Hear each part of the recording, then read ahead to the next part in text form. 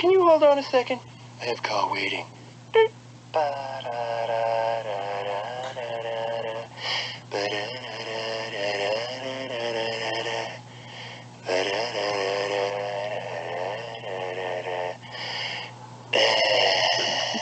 Knock it off. I know it's you. Sorry about that.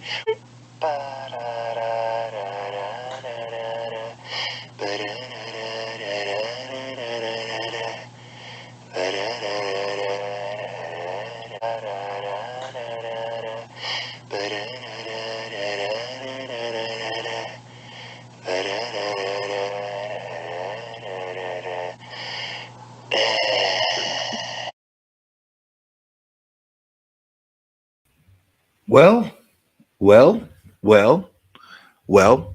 I think I'm live. I hope I'm live. I think I'm here. I think I'm live. I don't know what's going on. I'm live, not live. Let there be light. Let there be light. Kool-Aid, you sit down. We're not drunk yet. Dan, my friend, how are you? How are you? Good evening. Good evening, Dan De La Torre. Good evening, and for all the children of the night that are on at this moment, or perhaps will be on in one other moment. Good evening. Hello, Glenn. Hello, Glenn. Good evening. Good evening, my friend. Wasn't going to be streaming tonight, but I've been having a lot of technical issues and all kinds of weird shit going on my computer these days. So I'm doing some tests. Why am I doing some tests? Because I got big interviews to come up. I got big interviews. I got big things that I have to take care of this week. And I got to make sure all my equipment is working right. Us men, we got to always make sure our equipment is working right. So I got to make sure that my equipment is working right. So I'm running some tests. And I figured, hey, there's probably some children of the night are up right now. Why not stream and test my equipment while I'm live? And they could tell me if everything's working right. I'm hoping that the sound is working right. I'm hoping that the video is working right. If it's not, then I got problems. I got a big week. Like I said, I'm going to be on actual Dracula's channel this Friday at 9 p.m. with the Freaky Louie. We're going to be doing the casual Dracula, not just any Dracula. It's going to be the casual Dracula. So we're going to have that. And then at 11:15, it's going to be time for the hunt. And what's going to happen at the hunt? What's going to happen at the hunt? That's what's going to happen to the hunt. We're going to be undressing somebody. We're going to be ripping a dress right off of the Blue Hellion. And you're going to see what's going to happen. We're going to make a mockery of that Blue Hellion. And you're going to see what's going to happen. And then on Sunday, we have Fire Guy Ryan. Fire. We're gonna have Fire Guy Ryan, and we're gonna freaking, who knows what we're gonna talk about. I'm gonna have him on a one-on-one, no mediator, no comic time in the middle. It's gonna be just me and the Fire Guy, and who knows what's gonna be said at that point. And then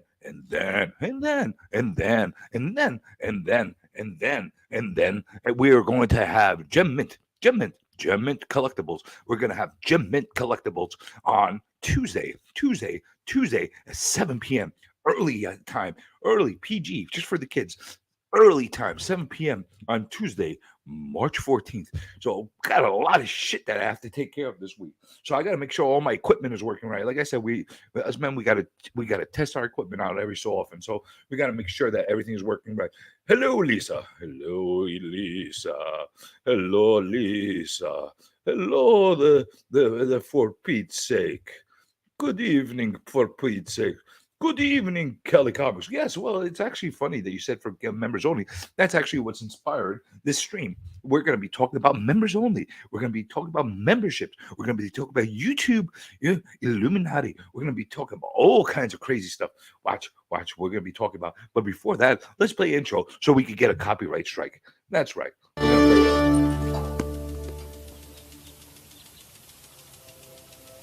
I caught you a delicious bass.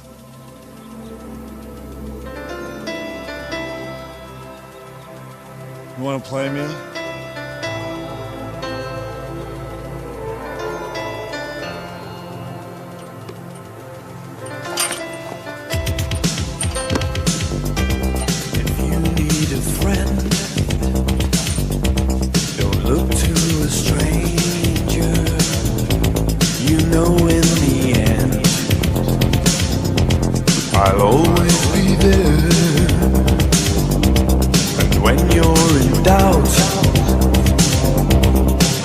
you're in danger, take a look all around,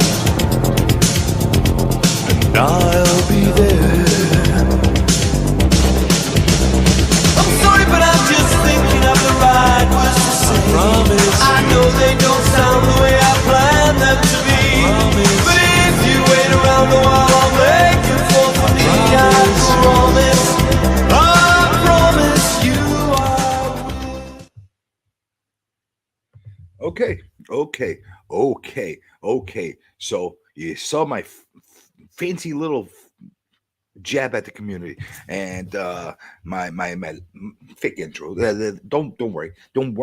I'm not going to be playing that over and over again because I don't want to get my freaking channel blocked again. And I don't want to get this video blocked again. I want to actually be able to actually have people see this and actually hear what I have to say. So listen. Yeah, I know you guys read what was in that video. And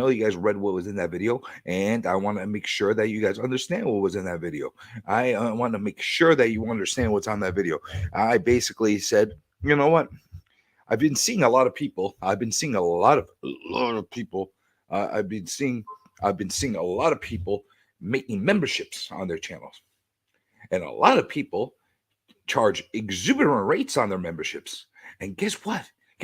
They offer you jack and squat.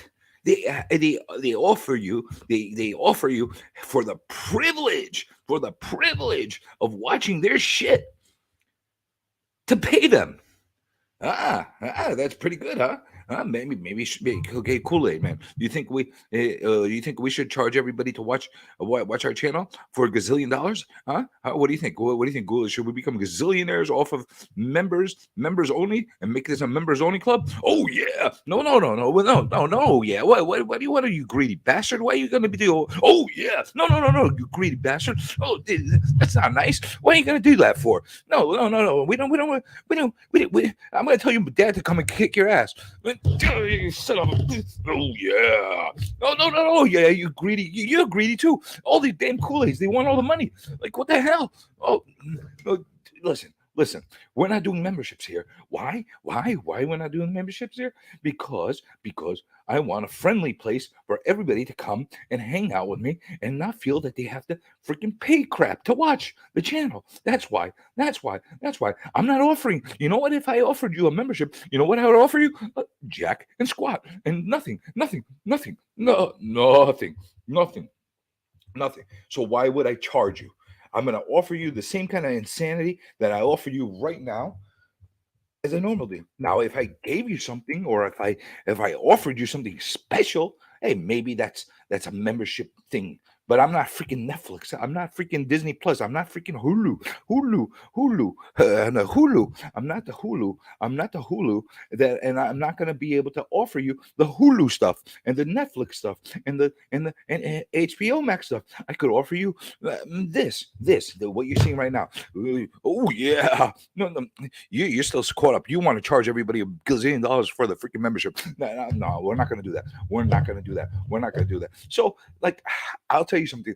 I saw something that Gary B had put out last night. I'm gonna play that during the stream so you guys get to see everything. Hopefully this stream works out, the camera works out well, the lighting works out well. Hopefully my computer is going to die. Hopefully nothing goes wrong and we'll be okay. Hopefully, I just put the link inside the chat.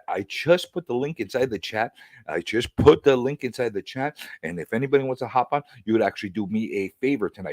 Usually I don't care. You want to hop on or you don't want to hop on? Actually, I am asking somebody if they want to at least come jump on for a couple of minutes so they could actually help me test out if everything's working with the like StreamYard and all that stuff. And I just want to make sure that everything is working. And but while we're doing that, we're gonna play some weird ass StreamYard music. Let's find some weird ass StreamYard music to play in the background, because that's what people do. We play weird ass StreamYard music. What are we gonna play? We're gonna play acoustic. That sounds pretty foot spa massages, kind of. What about dance pop? We're gonna play dance pop? I don't like that. What the hell is that? I don't like that. Hey, I could, maybe, huh? Maybe, huh? Yeah. All right. It's maybe this will give me energized a little bit. Maybe give me some energy. How about play that in the background a little bit? Why not? Why not? Let's play that. Let's play that. We're gonna play that for now. All right. Maybe I'll change it. I don't know. So. Oh, you want elevator and dentistry? Let me try to find on the StreamYard what they have loaded here. A little bit of music. I could do it.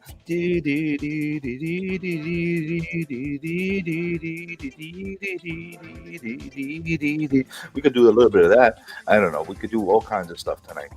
I don't know. Like I said, I'm testing it out. I want to make sure that I want to make sure that this doesn't blow up on me. Because now I'm a important person. I'm a freaking influencer, and I don't want to get embarrassed by my interviews. So I want to make sure that all my stuff is working properly. All my equipment works properly. That's how we're supposed to do it. We got to make sure that it works properly. So let me ask you people, what are your thoughts? What are your thoughts on this whole membership thing? I want honest opinions. And guess what I'm going to do? I'm going to put a poll in, because last week I discovered how to make polls. Yeah, I discovered how to. We discovered how to make polls. So I like polls. We're going to do polls. I'm going to do a poll. I'm going to do a poll. Get your mind out of the gutter, people. Not that kind of poll. I give Comic Book a hard time on the hub, but I respect this man. And I appreciated that, Dan. I do appreciate that, Dan. I do appreciate you respecting me. However, you definitely screwed me on that legal case. You definitely screwed me. I'm in limbo right now. I'm waiting on that recount. I have not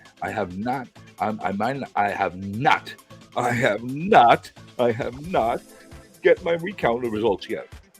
But we'll get there. We're good. Don't worry. I still got the Intergender Championship. Not Corona. I'm a smoker. That was not Corona cough. It was a smoker cough. Okay. All right. We got Buffluencer. No, listen, guys. I really want honest opinions. You know what? I don't give a shit. I'm going to put myself out there, and I'm going to say my thoughts about it. I know that some people are going to get upset with me. Some people are not going to get upset. I got my specific thoughts about things as far as with this membership stuff. And I want to make sure that everybody understands how I feel, and I want to know how the community feels. Maybe I'm the only one. Maybe I am the only one that's out there that thinks this way, and I'm a nut job. Tell me, hey, Journey, you're a freaking nut job. Everybody should charge $1 gazillion for the membership and give you nothing for it. Everybody should do it. Tell me if that's the way you feel. Tell me that. You know, just like all the jackasses that tell me you shouldn't say thank you in every video. By the way, it's starting to spread. By the way, we're starting a movement here, the thank you movement. How's it going, Nick? How are you, my friend? All right, let me see. I don't like this music. I'm going to change this music because it's annoying the shit out of me. Let's try this. This one's called Feeding Ducks. Let's see what Feeding Ducks sounds like.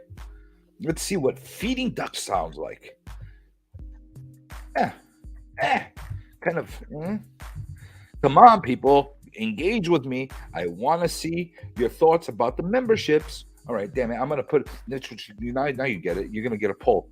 I'm going to give you my poll. Well, now you're going to see. Let me see. I'm going to give you a poll for you to feel my poll wrath. You're going to see what happens now. Nobody's answering. I'm going to hit you with my poll. All right. We got it. We're in duck mode. Well, there's an answer. That's an honest answer. And Joe, why aren't you paying for shit?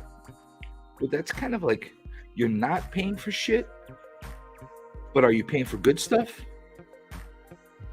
We'd like to know.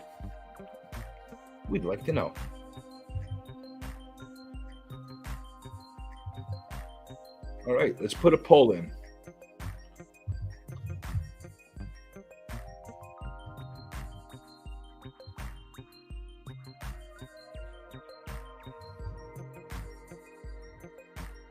Memberships.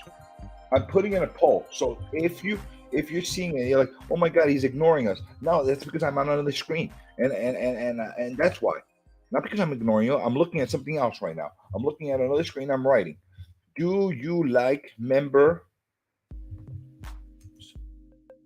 paid? Wait, YouTube memberships. Paid. I want to be clear. Paid YouTube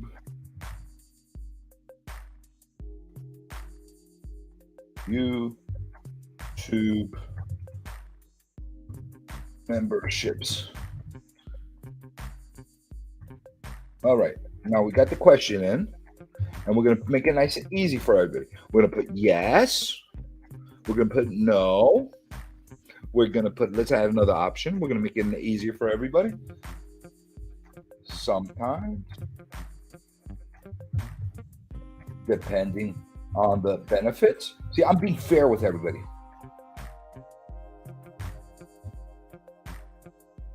Fits. Now we'll put one last option in here. We'll put one last option here. We'll hold on 1 second. I don't know if you're writing anything, people, but if you are, I will get to it in a second. Okay? Just in a second.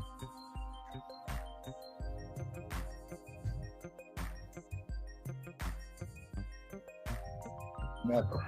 Okay.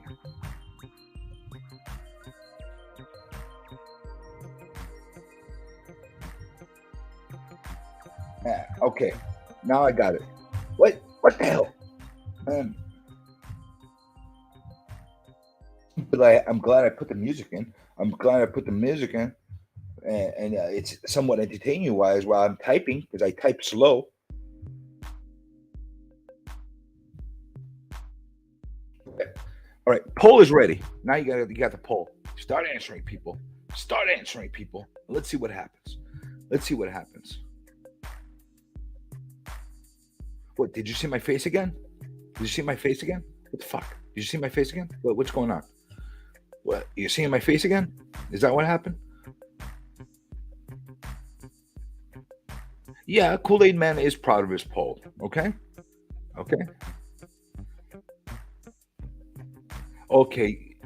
Callie, I didn't say that because I knew you were going to say that. So please, for everybody, because this is what we do on YouTube, we tell everybody to violate the like button. Please violate the like button and hump the subscribe button and make me a gazillion. Please do that. Please do that. Firmly rub against that like button. Okay. Oh, we got a guest. Hello. Hi. How are you? I wasn't expecting you to jump on. I thought you were going to pass out.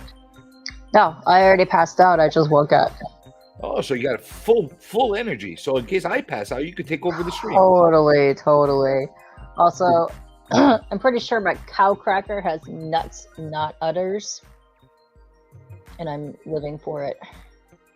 Cow with nuts? It's supposed to be an udder, but I'm 1000% sure that this is a sack. That is a sack. You guys can't tell me. Is it a transgender cow? It has testicles. But Delicious cows are testicles. supposed to be female, aren't they? There's no male cows. They're called bulls. It has testicles. So you just ate a transgender cookie. I don't discriminate. They're all tasty. All right, that's clarifying. That's what it is that you did. All right, so we got somebody that's actually right there. I pay for memberships when I have a cash to spend, support somebody. Okay, that's a fair answer. I got a poll in there. I got four questions, 4 answers on the poll. Pick whatever one works to your best benefit. All right, it seems like we got another guest. Hey, Worm, how's it going? Should I manipulate the poll? Thank you for joining us. Thank you. You don't sound sincere to me, bud. Thank you. Just Thank you. say it. Oh, I say it. I say it with You every don't mean single. it at all. You don't I mean it say- at all. Nobody's forcing me to say thank you. No, you don't mean it at Tell all. him. You could tell him thank you in Korean. Hmm? Oh, how do we say thank you in Korean? 고맙다. 고맙다. Yeah, 고맙다? it's like a to child. 고맙다. That's good. Was it 먹다? 고마워. All right, I'll say thank you in Korean from now on. 먹다. But just say if you want to do respectfully, 감사합니다. 감사합니다. 감사합니다. 감사합니다. 감사합니다. 감사합니다. See, not only you get to hear about me whine about the community and memberships and stuff like that, you learn to. This is the Rosetta Stone part of the show where we actually learn. Hello, words. Lisa. Hello, Nick. Hello, Kali. Comics. Yeah. Hey to everybody. Somebody missed in here. I'm actually really shocked that there's so many people up right now. I'm really shocked. I just did this as a test run. That's the usual time. It is, but it's Wednesday night. You know, I have to None of us sleep. tomorrow, so I couldn't stay too long. it's hump day. Did you get to Seattle well? No, I'm not tomorrow. Oh, you're leaving tomorrow. Oh. Well, there we go. Gonna do after COVID Con, after ECC COVID Con in Seattle. Yeah. Did he spell that correctly? Totally. Totally. Kamehameha. Yeah, it's totally. You nailed it, Kelly. All right, just making sure that we're respectful and we do it the right way. I like to teach people things. I like to. That's what you do. This is what's wrong. You try to teach people. We're all freaking grown-ups, man. What's wrong with me trying to light of the world and teaching people? We're all freaking grown-ups. You don't need to be mother to everybody. Well, that's not a very grown-up thing to say. That you don't want to learn things. No, I didn't say I didn't want to learn things. Well, that's what you I just didn't said. want to I mean, teach anybody. Pointed you a mother for all of us. Katie, didn't he just basically say he doesn't want people to teach No, him I didn't anything, say or learn anything? That's not what he said. He said he didn't want to teach anybody anything. Well, you don't have to. I'll do it for you. You know? So Katie, Nami, Yes. I need your help. How do you feel about these membership things that are going on? Go ahead, Nob. Honestly, I want honest, not because I don't want to hurt feelings. If you don't want to answer, just say, listen, I'd rather not answer. Rather than give me a bullshit. I'll fully answer this, but I'll let Nom go first because I'm gonna Still say, waking up. well, I mean, a lot of people do it. I think a lot of people do it because they don't quite understand what the membership is. So, well, why don't we do this? Let's define what a membership is, because this is what I've been seeing a lot from people. I've been seeing people charging for memberships for like $4.99, $6.99, $5.99, $9.99, all kinds of stupid things, and they offer you this. Is what they offer you? This drives me nuts. Exclusive content before anybody else can see it. Everybody gets to see it like a day later, but they give you exclusive content a day before, like your Hulu. Like you're Netflix, and you're gonna give special content to people. This is what I've seen offered. Another members thing, only content. Yeah. yeah, I seen another thing that I'm very perplexed about. They give you emojis. Like I give a shit about your emoji. Well, that's how it is on Twitch. It started on Twitch. That was the reason to sub somebody on Twitch. I subscribe to a friend, and she provides. She give you a better chance at winning stuff, and she gives a lot of prizes. But wait, I can't even use that emoji on other people's channels. I could only use it on their channel. Yeah. So what the fuck Well, do I do on with that emoji? Twitch, you can use it anywhere. So at least if I got a weird emoji that I can use anywhere, okay, there's some value in that. Yeah, I'll pay that's on Twitch, and that usually is it's been $4.99 forever. I don't know, but they'll do September is Subtember in Twitch, so they'll do half off subs. You just half want off. to support each other, They could man. have half I mean, off. Kiss my you don't ass. have to do it. That's what they Yeah. could have half off. But these are the things I'm seeing.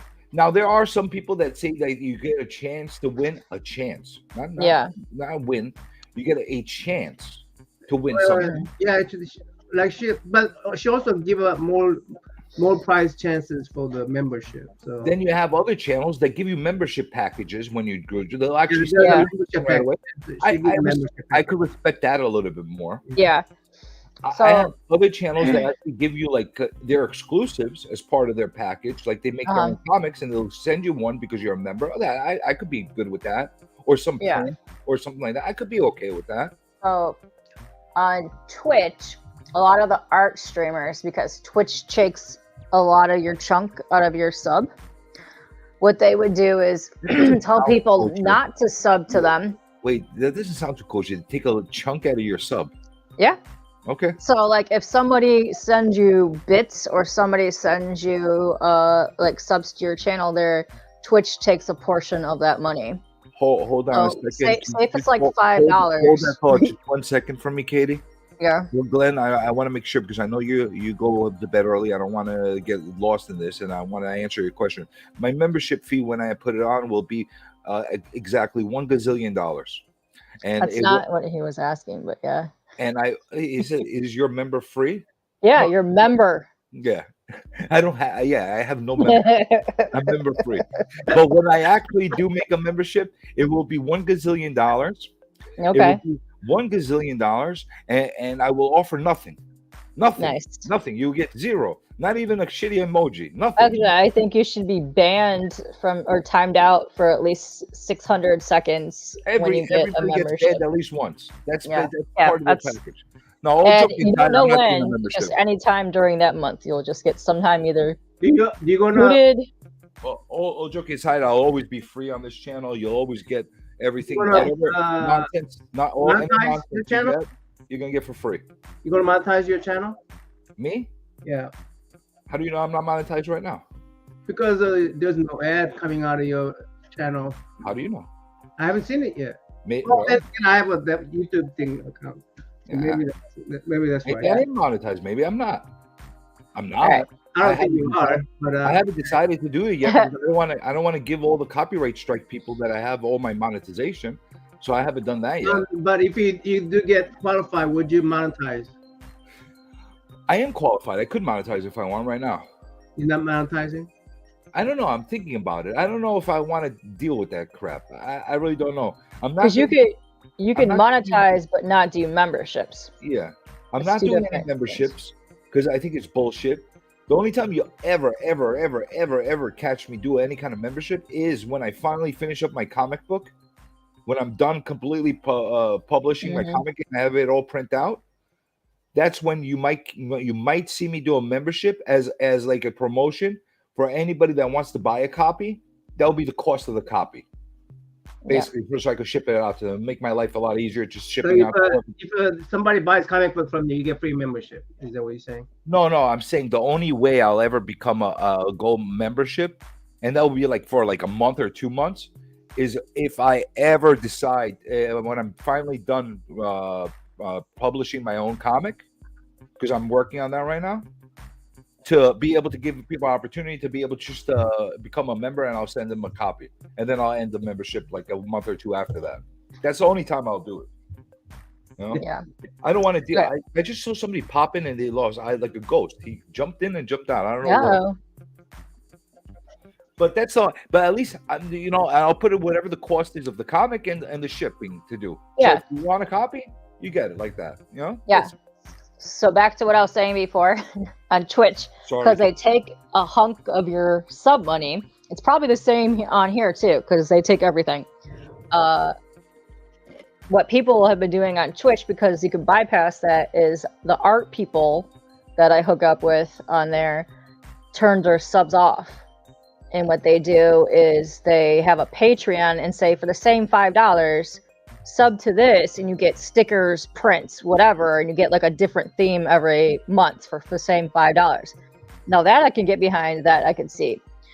Now, I have subbed a couple times to memberships on YouTube, but only for a specific event that was happening. Or like when I was subbed to Billy, then he would do like super discount for his store, or he would do like every month, and then he would do like giveaways for his subs or his members or whatever the hell they're called here. that I can see. But if I ever was monetized and I had that, you could set your limits low. So I don't think to Cali that they can be free, but I think they can go down to 99 cents. And then I know for $1.99 also, because some people have $1.99. But I've also seen some people charge $20 to $30 for the membership, which I think is bullshit because they only give you access to like a special section in their Discord or like video only content. That's bullshit. I don't know. Kyle, your thing is like way cracking up feedback. You're super. Hello, Kyle. Good evening. And hi. Oh, we lost him. But anything more than $5, I think is bullshit. Anything I really do. $1. Yeah. Like seriously. Like $1, sure. Like if you want to support the channel, but if $5, you should offer at least a like new member package. Say thank you for being a member. Say blah blah blah. You should get credits on a screen at the end of the month or something in a channel thing. You should have a recognition because I see a lot of people that do that. They'll like list off their people in a thing. They'll say these are my members, and they'll say go sub them if they have things. So it's kind of more like a promotion tool too that people use for that. So it's a good way to do that, but just to like get to 1,000K just so that people start paying you for You know that, TJ? Do not $5. I don't like that. Challenge a man with the palindrome name. What? What'd you say, Naman? Did you not see that? Dan Toro? Let me see. Not good idea. know. The man who has a palindrome nickname. Yeah, that's true. That's true. You can't mess around with Mr. Palindrome. Palindrome. What do you call it? I don't even know what the hell that means. Palindromic? I was gonna pretend like I knew what that means. But what did that mean? Man. Oh, I get it. It's the same word, front and back. Kayak. Mom, dad. See, now I learned something. See, I learned something, and I'm not against it. I'm not better, or am I bouncing off a thing? Come on, Kyle. Sounds better. Getting there, bud. You sounded like super glitchy. There you go. Now you're good. So, Kyle, before we get to your thing, I want to give Naman the chance to answer that question. I know that Katie just answered it, but I think personally, on what you just said, anything past $1, is ridiculous. Even like even $1, I feel like a complete douche if I'm asking for people to pay me to rant. But that's me. Well, I also don't like how some people, the moment someone gets to a membership, they join and pay whatever the fee is so that they have the green name and feel like an elitist in their chat. I personally would rather just throw them a super chat. Yeah. As like a congratulations for like getting monetized or whatever the case is, then leave me alone. I don't want to do this every month. By the way, on Twitch, you know that if you have an Amazon account, you could give a... Yes, Prime. You get a free Prime sub once a month, and they let you know when it's on there. But it could be effective giver in a Twitch if we have a Prime membership. Mm-hmm. What do you get? A free like fancy channel? No, you get the... You can sub somebody for free on Prime. Yeah. If you have Prime. Plus you get drops and yeah, but on Prime, what do you get? You get HBO, you get Showtime, you get these kind of channels on Prime. No? No. It's an affiliate with Twitch. Oh, I got you. I didn't realize that. For free. Okay, I didn't realize that. I'm not that familiar with the Twitch. I'm very I'm a virgin when it comes to... That's why I always tell people, if you want to be in the game for money, go to Twitch because you can really get it within 7 days. I did. I haven't streamed like 2 years on there, and I still make money off of residuals or whatever. But yeah, that's the way to go. If you want to make instant cash, just go to Twitch, get affiliate, just bank off of that. Because you can even dual stream from here to Twitch and build your channel at the same time. Jimny's still on Twitch doing drawings and stuff.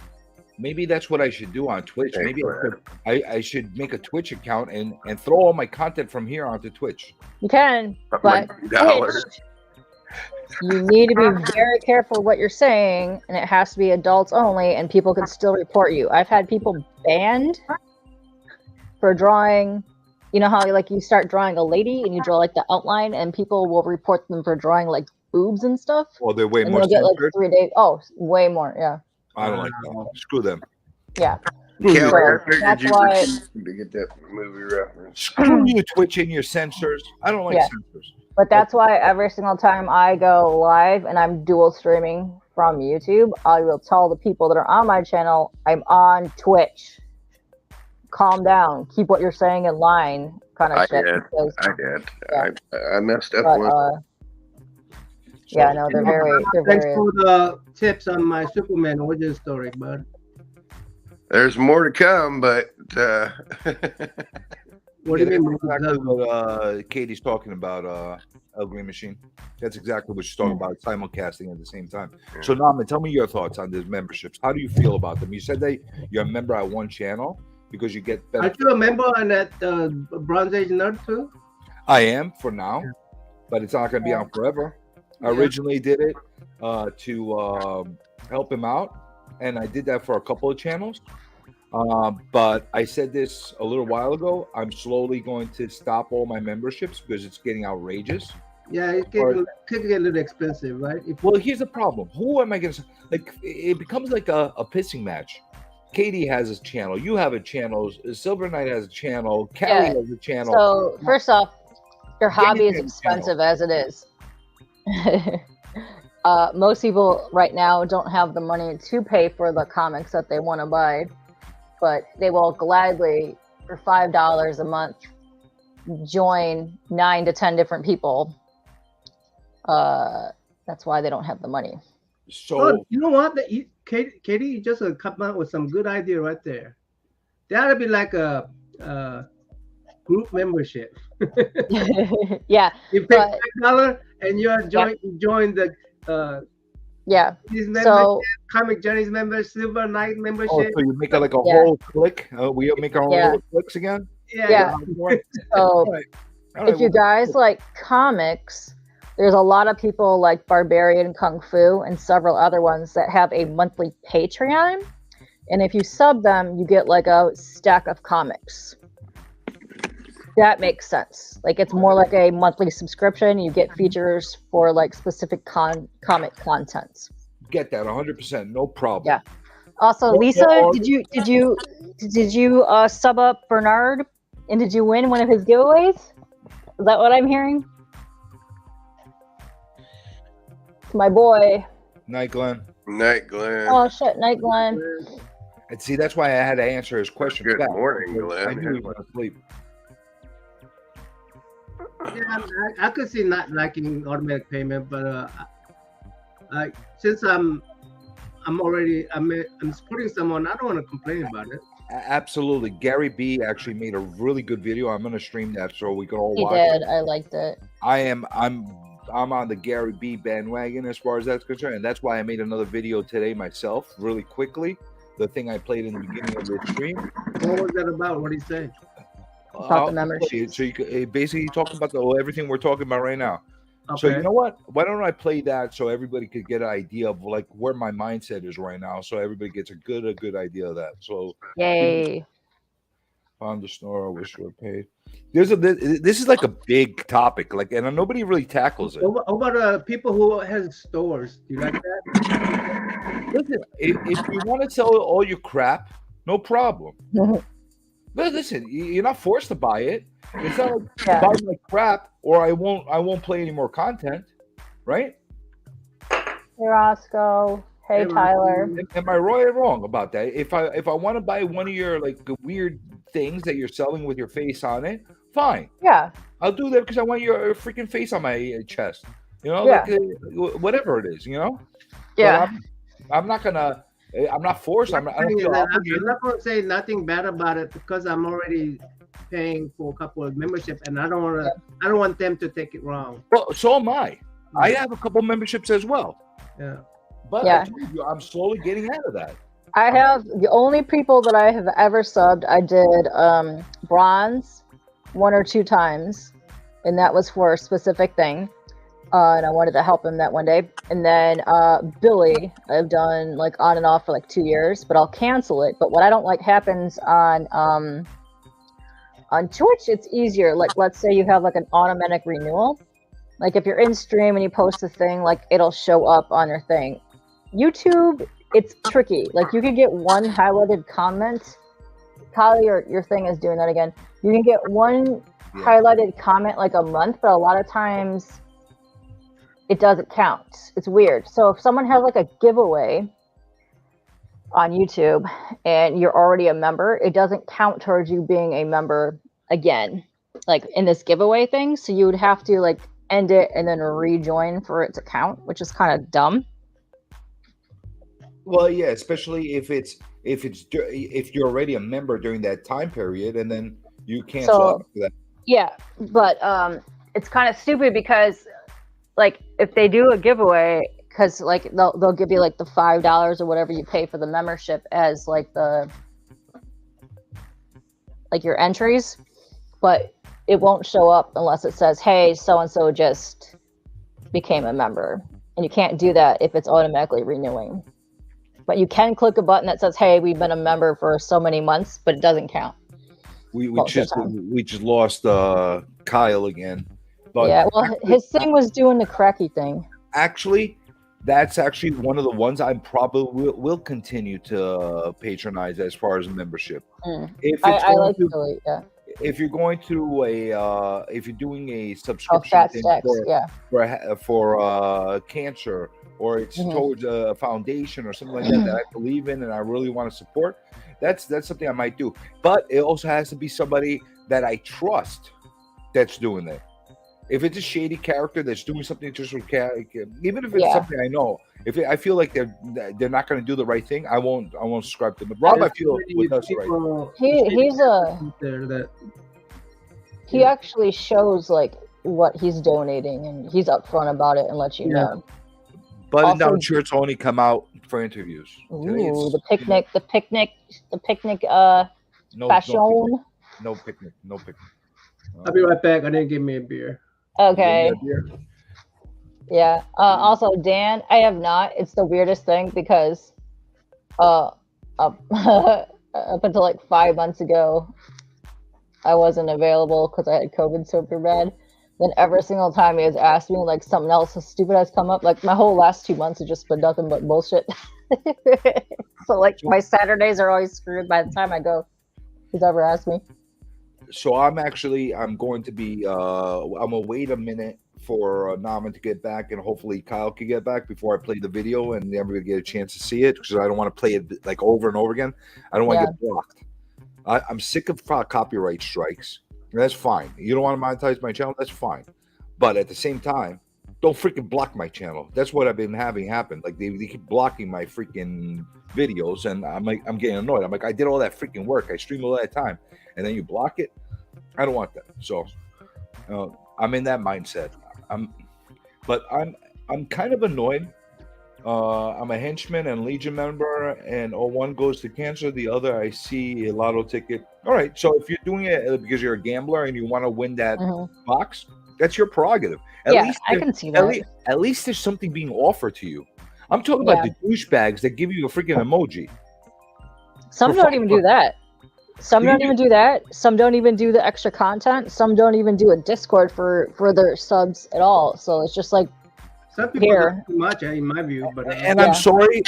I'm sorry if you're one of these emoji douchebags that just make people pay you to have the benefit of having your emoji. But you know who you are. I find that douche. Sorry. But what? So hey, CJ. So why don't you just decide on the fact that if somebody provides a service, join it if you want to join it, and somebody don't provide the service, don't join it.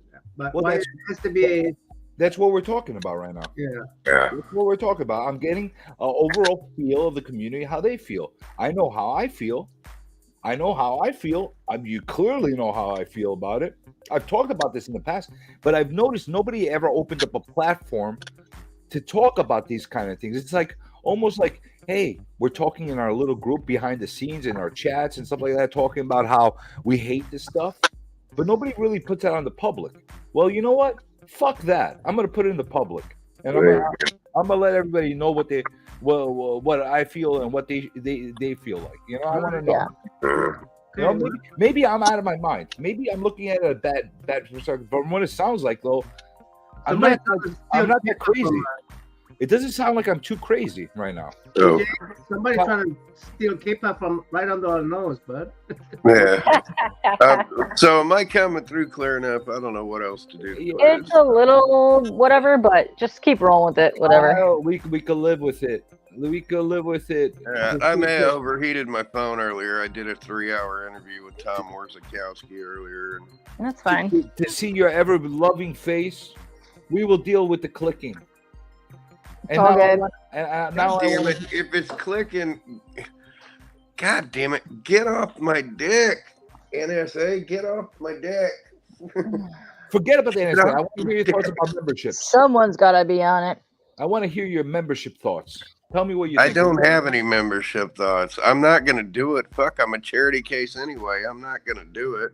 Hey, sicko. So you have no opinion on it, for or against. You just don't give a shit. Or, I can't stand indifference, but that is one of the things I'm indifferent on. If that's what people want to do, go do it. It's absurd because I don't see how anybody would sink money into it. But that's perfectly Unless fine. unless it was a gift out thing, and it's like that's kind of dickish to do it that way. You know, like you said it all. You know, Rob's goes straight to cancer research. So good. If you want to do that, jump on board. Yeah. If it goes to a project, jump on board. But if I ever had to pay to be somebody's friend, fuck them. I don't need to be. That's basically what it is on most of the channels. You Yeah. know? Yeah. It's like I'm paying to be your fucking friend. If you're not offering me anything. Yeah. Because what I also noticed too is some of the larger channels will only shout you out or highlight your comments if you are a member. So if you're not a member, they won't highlight you or talk to you in the chat, which I think is absolute horseshit.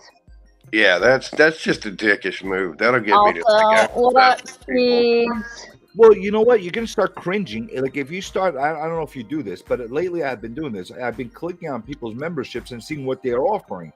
And Zero squat. Oh, a fucking emoji. Sicko. Well, and out of it, it's just emoji. It's like a picture of their self. It's an emoji. All right. Thank you. And I can't Hey, CJ, are you going to let Vic on tonight? I'll be well behaved if you let Vic pop He's on. not even on the chat right now. Yes, he was.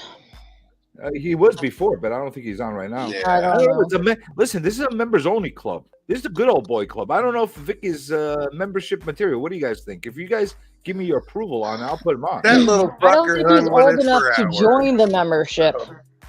He hung with us for hours. You know, kudos for him. Should we use ageism? Should we use ageism and basically discriminate on people's ages? If they're too young, we don't let them on. If they're too old, we don't let them on. What should we do? If we get too dirty and it's too late, you know, pick and choose your spots. But I don't think we're going to get too dirty, and I don't think it's too late. So I'll put Damien to work. I love Beef. He's so on the ball with the freaking putting in people's links. This guy kicks ass. Vic and Beef and What's going on, Sicko? What are your thoughts, my man? I know that you're a member in a couple of things. So what do you think? What are your thoughts, man? You tell me. Am I crazy? Well, as someone who has, very limited funding for these things, and you're right, it's like $5 to $7 a book weekly, and to ask me to basically put a book away in favor of your videos, I do question that. But Yeah. there are some people out there like Economics and Comics. Mhm. Yeah, that's the only that person would I said happily to. put a couple books away to, but the Florida trip, I haven't been subbing to them, but that's so, if you're gonna go sub to someone and get your money's worth, that is 1000% the place you need to go. Yeah. But basically, you feel that you're paying something, but you're getting something back, right? yeah. Right, and that can be Yeah. either charity or value as a collector. You're not You just as the you're customer, you're not paying just money getting to vote. an emoji of butter Yeah. from them, right? So Well, You get Billy's more- channel, you might actually get an emoji of butter. yeah. but that's not it. You know what I'm saying? That's not all you're gonna get. You can get other things. No, you're gonna get other things. Well, that's why I do like Billy, because he normally does a 6% code for free, but if you sub to him or whatever the hell the member thing is, you get 10% code to use in his store. He does the member giveaway, and he does a couple other special things for his members. Like he'll give you exclusive opportunities before an exclusive hits to get it first, type thing. So he actually has reasons for you to sub him. Or just to go watch them in general. Yeah. Yeah. Katie, I gotta ask, did you just have an earthquake? Were you rubbing one out as your thing on your bed? What the hell was just happening to your screen? What? Your screen was just bobbing up and down. The other Like thing you was is, rocking one I'm out. on my bed. Yeah, you just rocked back or something in your. I moved my leg. I'll be Yeah. in about a few days. the other thing that I noticed, about economics and comics specifically, he doesn't like to give you like the guilt trip about you sub to me and you're gonna miss out on all this crazy shit that I'm gonna do only for members. You get a good program regardless. You know, Yeah. I hate that shit. Like I hate it when they're like, oh well, you know what? Guess what? Here's a little bonus. You can get to see the video one day before everybody else in the world gets to see it. Because you know what? You're a freaking Hulu, and you're gonna put on Boba Fett for us, and I'm gonna be the first to see it. That's why you got Hulu stuff, and you got Netflix stuff, and all that freaking stuff. The prices that some of them are offering are on the same level as getting full-blown freaking streaming services. Some channel does make a content for their viewers. Oh, it's the same content. It's just put it for everybody. It's really kind of the extra content. No, I don't think Content like some news channel, like they have a more like if they're interviewing someone, you get unedited version or something like that. I don't know. Okay, so here's the thing. I wish that YouTube would allow me to do free memberships, because I would make a free membership if they allow me to do it for all the stuff that's banned, blocked, and censored off my channel. That way people can actually get to see it. But they won't do it. They won't let me do it. I don't know. If you want money, get a fucking OnlyFans page. That's it. You know what I'm saying? Like, there's other platforms. Listen, Patreon. If you got economic problems and you're like you need charity and stuff like that, I'd rather you tell me that's what you want rather than tell me you're gonna sell me bullshit for nothing. You know what I'm saying? Yeah. I need fucking charity, and I ain't asking nobody for a fucking penny. But you get what I'm saying? Like it irks to me to no extent. And you know what? I was so happy when Gary actually made that video. Let's watch that video. You've been promising that video. Let's do that. Let's watch the video. Hold on. Let me. Hey, Biggie. Anybody else we missed in the chat? There you go. Circle jerk. See the biggie circle word. jerks. Yeah, that's why I keep saying that phrase. Let's call these guys PBS. Embrace embrace the immortality, everybody. Biggie Shack is in the chat. Enjoy. Also sleepy. If you want to give me something for what I do, that would be great. I'm never sitting up. That's what a super chat is. Yeah. It's like giving you a tip for your services. If you're so happy about doing stuff for people like that, throw them a couple bucks as a super chat if that's what you want to do. Yeah, the super chat makes sense because you can actually help them pay for like the shipping when they send out items if they do giveaways. Yeah, or like get a new camera or get new microphones. Like that makes sense. That's what I like to do, you know. But I want to see having a good time in a chat. Content. If they're getting all right, let's see. I got it. You guys see what I see? No. You don't now see? We do. We do now. Well, yeah, I will take a beer. Right, so, I will take a beer. So let me I will work for a beer. So let me pause the music because I don't want it to conflict. Hold on. No more music. Yeah. He was on another thing. I'm not even gonna get started with the auction. But did you see what he says though? Read that. Got chance to agree with so good. Good, but I'm not getting started with that tonight. That's the topic. Okay, Maybe another day. I will. Maybe I will. I Okay. don't know. Maybe I will. But right now we're on memberships. Okay. Freaking memberships. That's the topic that's got me infuriated today. Okay. No, I can't get angry with multiple things at a time. You could only spread the journey that far. One at a time. Just keep playing Gestapo with my thank you notes. You listen. Don't get me started with the thank yous either. Okay. All right. Do a big Gary B thank you wind up, or you guys did for 10 minutes at the end of that show. Thank you. That's how it works. We say thank you because we're human beings and we show our gratitude to people. All right. I'm not a human being, you ass. Listen, Yay, I can't wait. No, Kyle, hashtag whales are monsters too. So listen, worms are animals too. Okay, so you should have some kind of emotion. Hey, man. All right, so you can see what I see right now. Yes. Okay, so I'm gonna play this, and I'm gonna ask everybody if you could possibly, if you agree with what he has to say, just go and throw a comment and show him encouragement for what he's saying, because I'm throwing my support towards him. If you're making a to-do list today, I don't want make it freaking easy on Reese's yourself. Pieces. Shut up, Reese's Pieces. I mean, that sounds pretty good right now, but you know. I do. I gotta connect this. You want me to freaking play it? So I don't. No, you don't have to get the no, commercial? I'm playing it right now. You're gonna not because you said that. You're gonna Sup, watch. Pit? You're gonna watch the first. I have to watch the freaking commercial, dude. Oh my Let the god. guy get How the much monetization. noise happening right now? It's only 15 If seconds. Let him you, get it. if you use hey Brave CJ, while browser, we're watching commercials, why did my poem not show up in your thread about that thing? I wrote a really good poem in there, and it makes me nuts. It didn't pop up. Hold that thought, and we'll go to that in a second after this done. Here and today, guys, I'm here just to have a general discussion with everyone that watches you guys my hear it? channel out there, all my subscribers, and even if you're not Zach subscribed, Owen. you watch a video of mine here or there. This video is for you. Now, I'd like to start this video out with a disclaimer, and that disclaimer is this: that the views that I present in this video are mine and mine alone, as they pertain to me and my channel, and how and why I produce the content I produce. And they are not a judgment or a reflection on how anyone else on YouTube anywhere runs their channel. How someone runs their channel is 100% solely up to them, as they see fit for their channel to thrive and succeed. And that is all this video is for me, is present my view on Thank you, Gary. That's monetization awesome. and what it means to my channel and to my consumers. Having said that,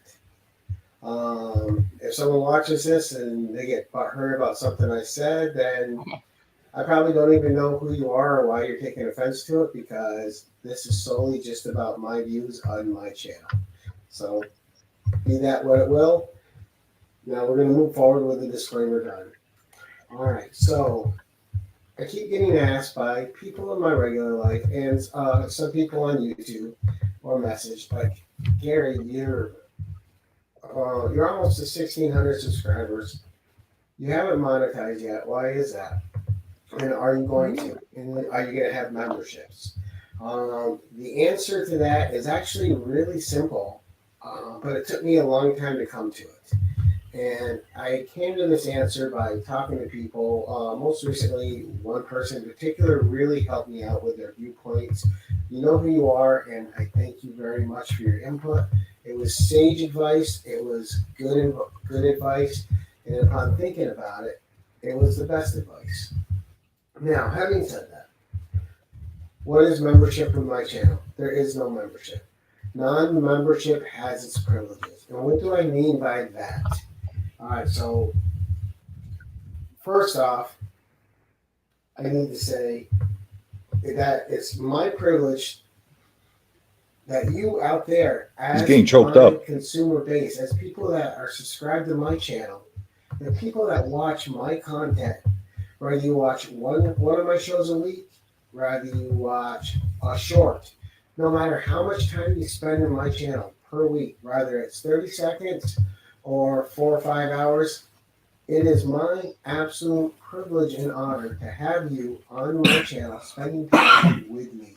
That is a choice you make amongst all the other content that is out there on YouTube to watch. So it's for me to thank you, not for me to charge you for that. All right, I want to thank you for spending any amount of time that you do on. Heard that? Thank you. Because my I say thank you to Gary, and it was sincere, but and choose to spend your time with me, with this personality, with this face, with this content. It's my privilege. It's not yours to be here. It's mine to have you here. All right. And every sub, every content watch, every comment, every like, every subscribe is a gift from you guys to me that I really appreciate. All right, I'm a guy that never thought I would get over 50 subs, let alone the 1,600 that I'm at now. So thank you very much. Thank you. thank you very much. Thank you. Also, so having membership comes with things that I don't necessarily subscribe to as a person, right?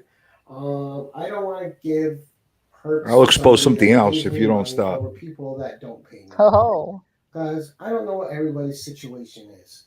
Rather, you can afford to have a membership. Rather, you just choose not to have a membership because it's not money that is that you want to spend. It's not for me to tell you how to spend your money. You earn your money, you spend it your way. So I don't like for my channel that I would have a perk for someone that spends money on me over someone that doesn't. If you're here, and I'm going to keep saying it, if you're here and you're spending time on my channel, that's my perk to me. Thank you very much. And, you know, I don't want any perks over other subscribers, over membership, who over the ability to pay, or the willingness to pay, or the want of paying. So that isn't going to be a thing. Now, does that mean that I'm not going to have big giveaways and stuff like that? There'll be giveaways for certain events, but I'm not going to have giveaways based on people who pay me. Okay, so that's just another thing with my channel. Number two, if you're a supporter of the channel, and again, this is just me reiterating, my thanks to you, and enjoy the content your way. Now, what does enjoy the content your way mean?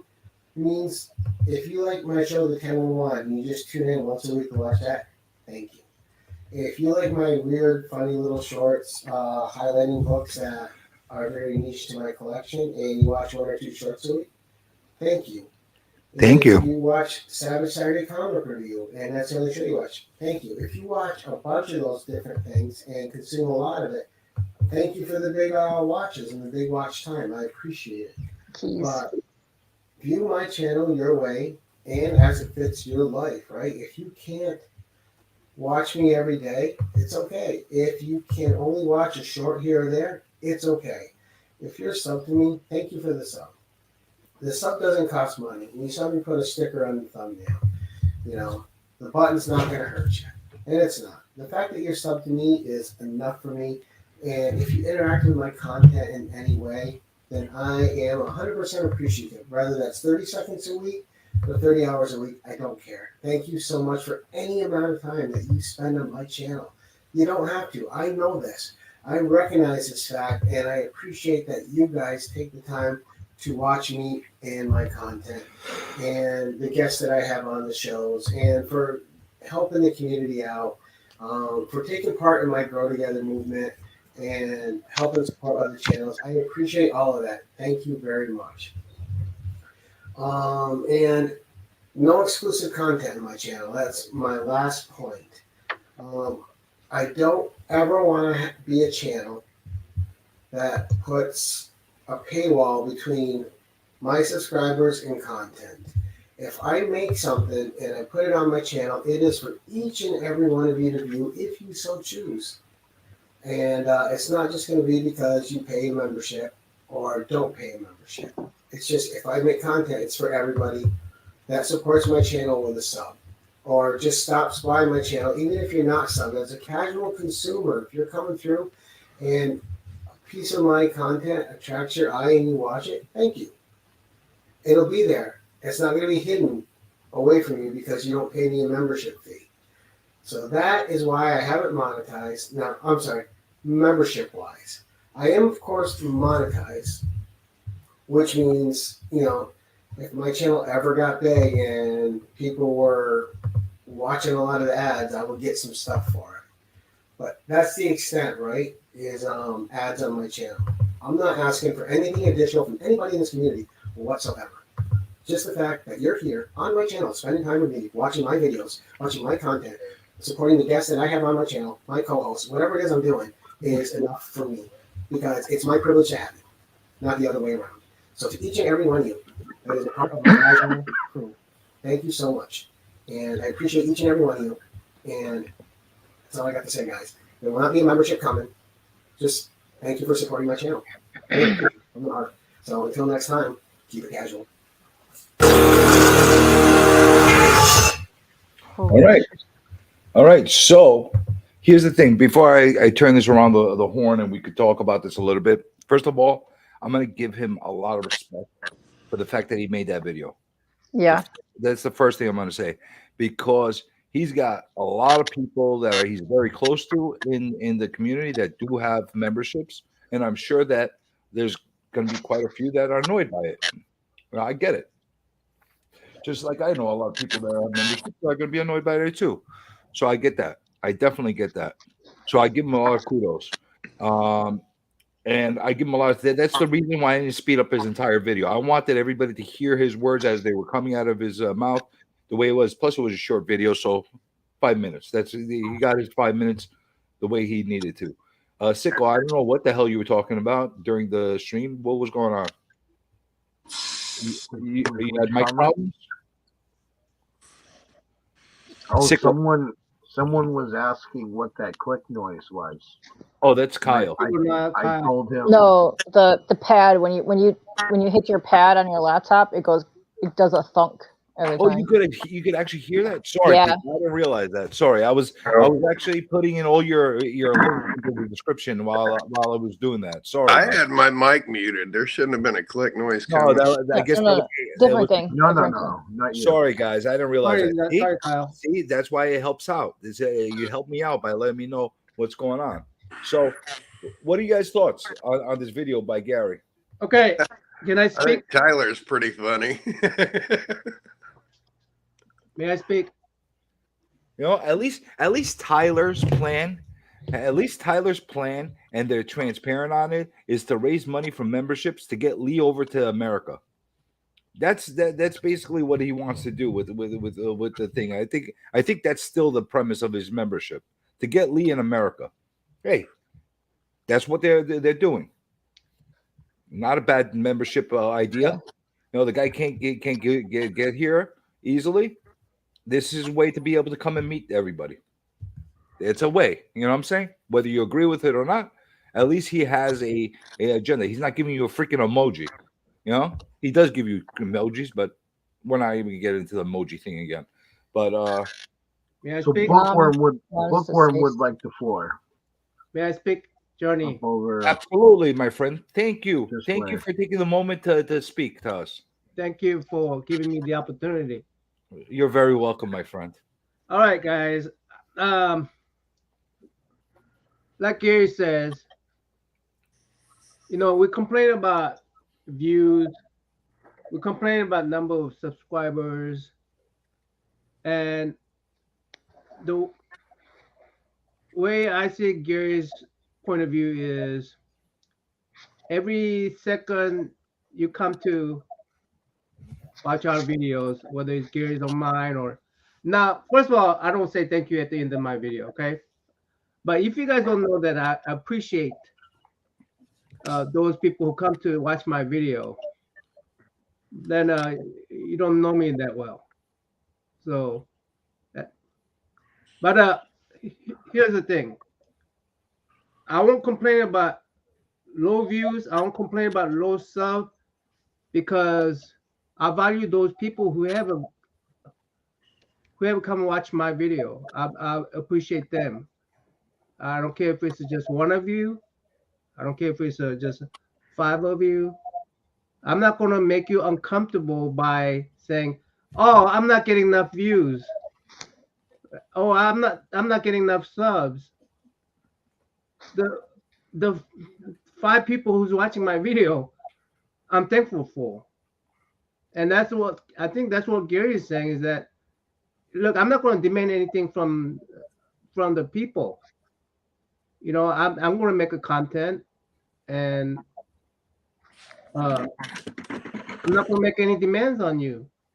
I think that's what Gary is saying. And if you come watch his videos, he'd be thankful for that. That alone is privilege. Yeah. Well, there's so I many. mean, I just hope that you know, the more we complain about it, the more we're making demand on our viewers. And well, we're not complaining. We're right now. I don't think anybody's complaining. I think we're having a conversation. what I'm saying is that I'm talking about when people are out there saying, "Hey, I don't have enough views. How come how come you don't do things that I want you to do and you didn't do it?" I mean, there are people doing that too, right? You know what? Besides that, why don't you join my membership? I have all this membership here. So basically, Gary's saying is what I get out of Gary is saying is that, hey, I'm not going to make any demands on you. I'm not going to put a little paywalls on my videos. I'm not going to make you and you my close friend because you pay for the membership. I mean, I think that's what Gary's saying, and I appreciate you for even if you spend 1 second on my video. I appreciate you. That's what he's saying. So yeah, you know what? For all the people that are the complainers and cry about not getting views and not getting channel subscriptions and all that stuff, that put out shitty content, here's the perfect phrase for you. I don't think anybody could sum it up any perfectly than what Callie has. Get fucked. Go put better content on. Yeah, I was gonna say anyone who's complaining about not getting views, it's just they're not putting in the work. I can guarantee you that it's because they're not putting in the work and they're not putting in consistent content. You know, if you guys, in our community, we need to put out things regularly, and I've learned that, and I know I'm not getting the views because of that. I know for a fact that's not why I'm getting the views, and I recognize that. So people need to recognize that also. They need to recognize that they need to put out the content regularly, and they need to put out stuff that's compelling enough for us to stick around. Here's my content conflict. Do I want to make a content that I like, or do I want to make a content that a lot of people like? And you have to come up with some kind of balance. For me, I want to create a content that I like. And if people are coming into and watching it and agreeing with my views, and that's great. If people are not not watching it, okay, that's also great. But if I shift my position where I'm gonna make a content so I'll get a lot of views, then I have to make that kind of effort. I have to make that kind of effort where I have to think about the viewers and what they want. I can't sit here and complain about people not watching my stuff. I need to sub up to Khan's Comic Pit Stop, giving away a Dale Keown signed Hulk book, but gets your teeth feeling better. Anyway, so that's I like doing my best work on other people's channels. People call me stupid for that. My best shows are always with Gray Manor on here. You know, I don't mind people hanging out with me, but anytime you make an appearance here, I can't. It's hard. It's hard to meet an engaging panel any better than you see here. I mean, it's hard, but I get it. No, honestly, you should do more stuff. I'm one of the people that constantly push you to put more stuff on your channel and less stuff on other people's channel, because you basically give it away. You give it away. I literally don't care. You're giving away your cookie. You're giving away your cookie. I'm fucking Santa Claus. I will continue to give it away. Ask Naman, do I give it away, Naman? I give it away. Biggie, I don't have my immortal lexicon with me, my immortal dictionary with me, so I need a little bit more definition on what the hell this means. Piss in your eye, sub my dick. If you piss in my eye, I will sub your dick there, Biggie. Is that what he's saying? If you piss in his eye, he'll sub your dick? Yeah. Okay, I just needed some. I think he's having a little bit too much fun tonight, but no, I bet I put my money where my mouth is. I put my best shit out on Gray Man's channel by far, and don't care. I literally don't care if I have 1,000 subs. I'm not gonna fucking monetize. I can't monetize. I want people I can do this with, and that's it. Do what you do. Do what Somebody you do. do me a favor and drop a comics pit stop link down there. Yeah, please, because I want to get in on that. I need to sub him up and get in on that Dale Q and signed art piece. I ain't had a Q signature before. Man, very well said as far as your aspect on the channels, and I give you a lot of credit for turning around and saying I need to be more consistent, because that's that I say that all the time.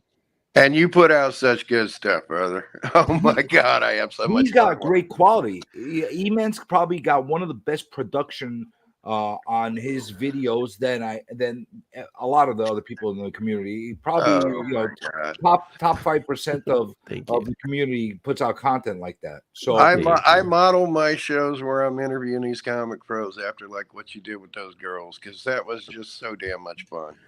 And okay, so that's funny because when it comes down to the interviews on the other channel that I have on the C-List Villains, it's I try to model those interviews off of like Hot Ones, you know, how they have like really deep questions and people actually dig into their past and stuff like that. Because like there's 4 guys on the panel, right, asking questions, and you're gonna get the, you know, how did things start? Who was your inspiration? The basic ass questions, right? There has to be that one person in the group that says, "Hey, look, I found this video of you. Can you give us some more context?" You know, and I like doing that on that show. And embarrass the shit out of the guest and that thing, and it was I didn't quit laughing for 20 minutes.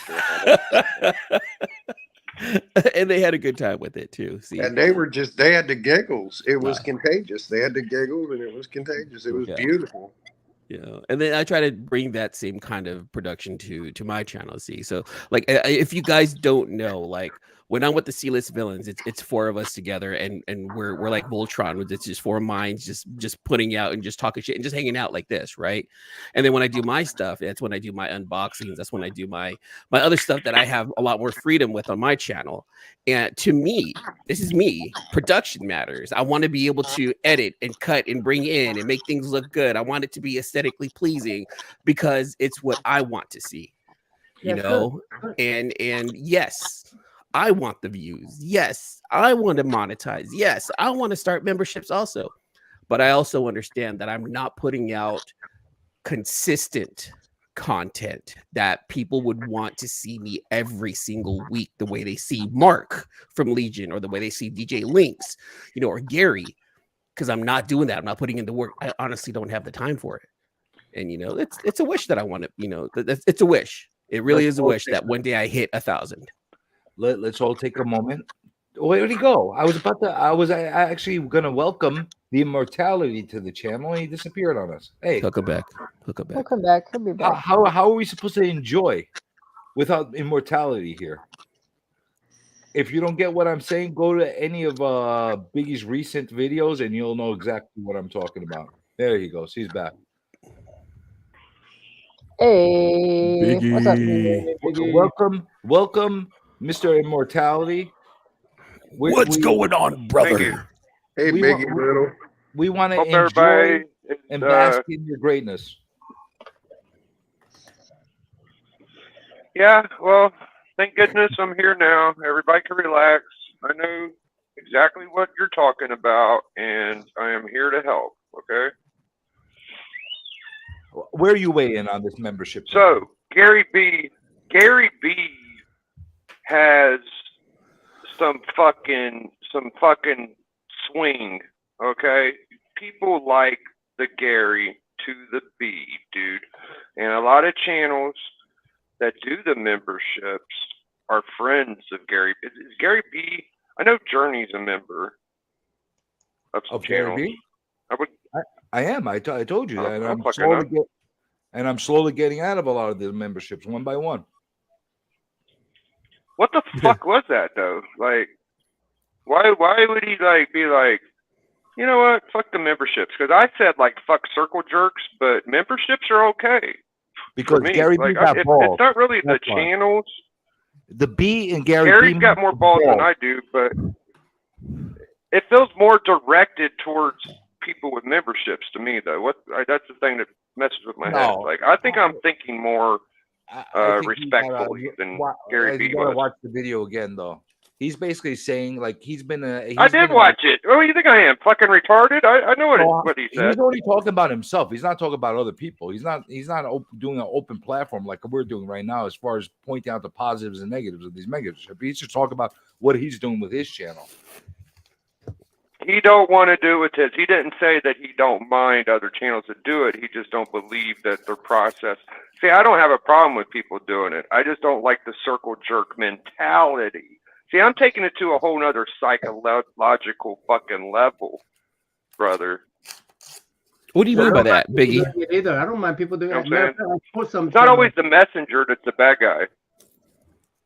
But I don't think Gary is saying that. Yeah, I don't care. It's totally fine.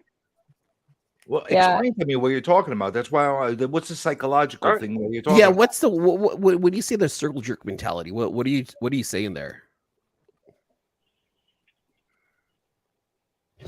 I'm sorry, you broke out, but I think I heard what you said. So the circle jerk mentality isn't exactly the member leaders. It don't even have to be members.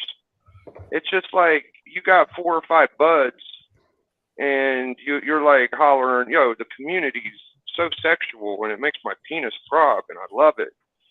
But you tend to only boast about your 1 or 2 or 3 buds.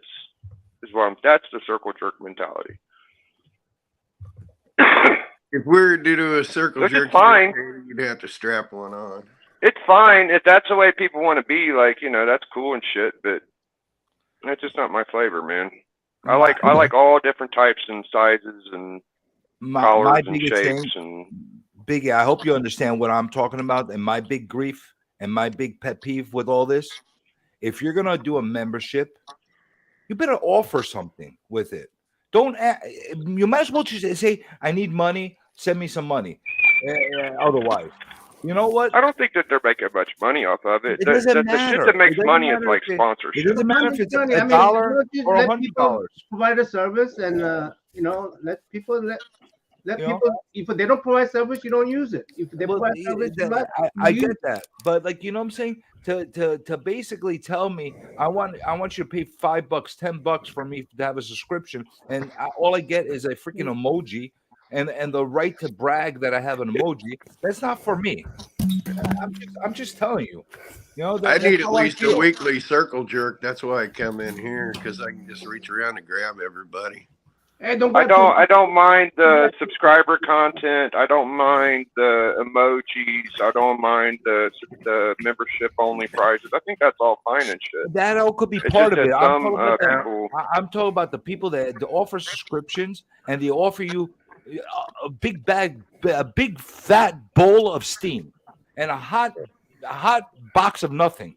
That's what they offer. Hey, we got a membership fan in there. Bronze, go ahead and jump on here for a little bit. Give you 2 cents on the pros of He's more than welcome, and he's actually one of the memberships I do have. But he does offer something different, with his membership.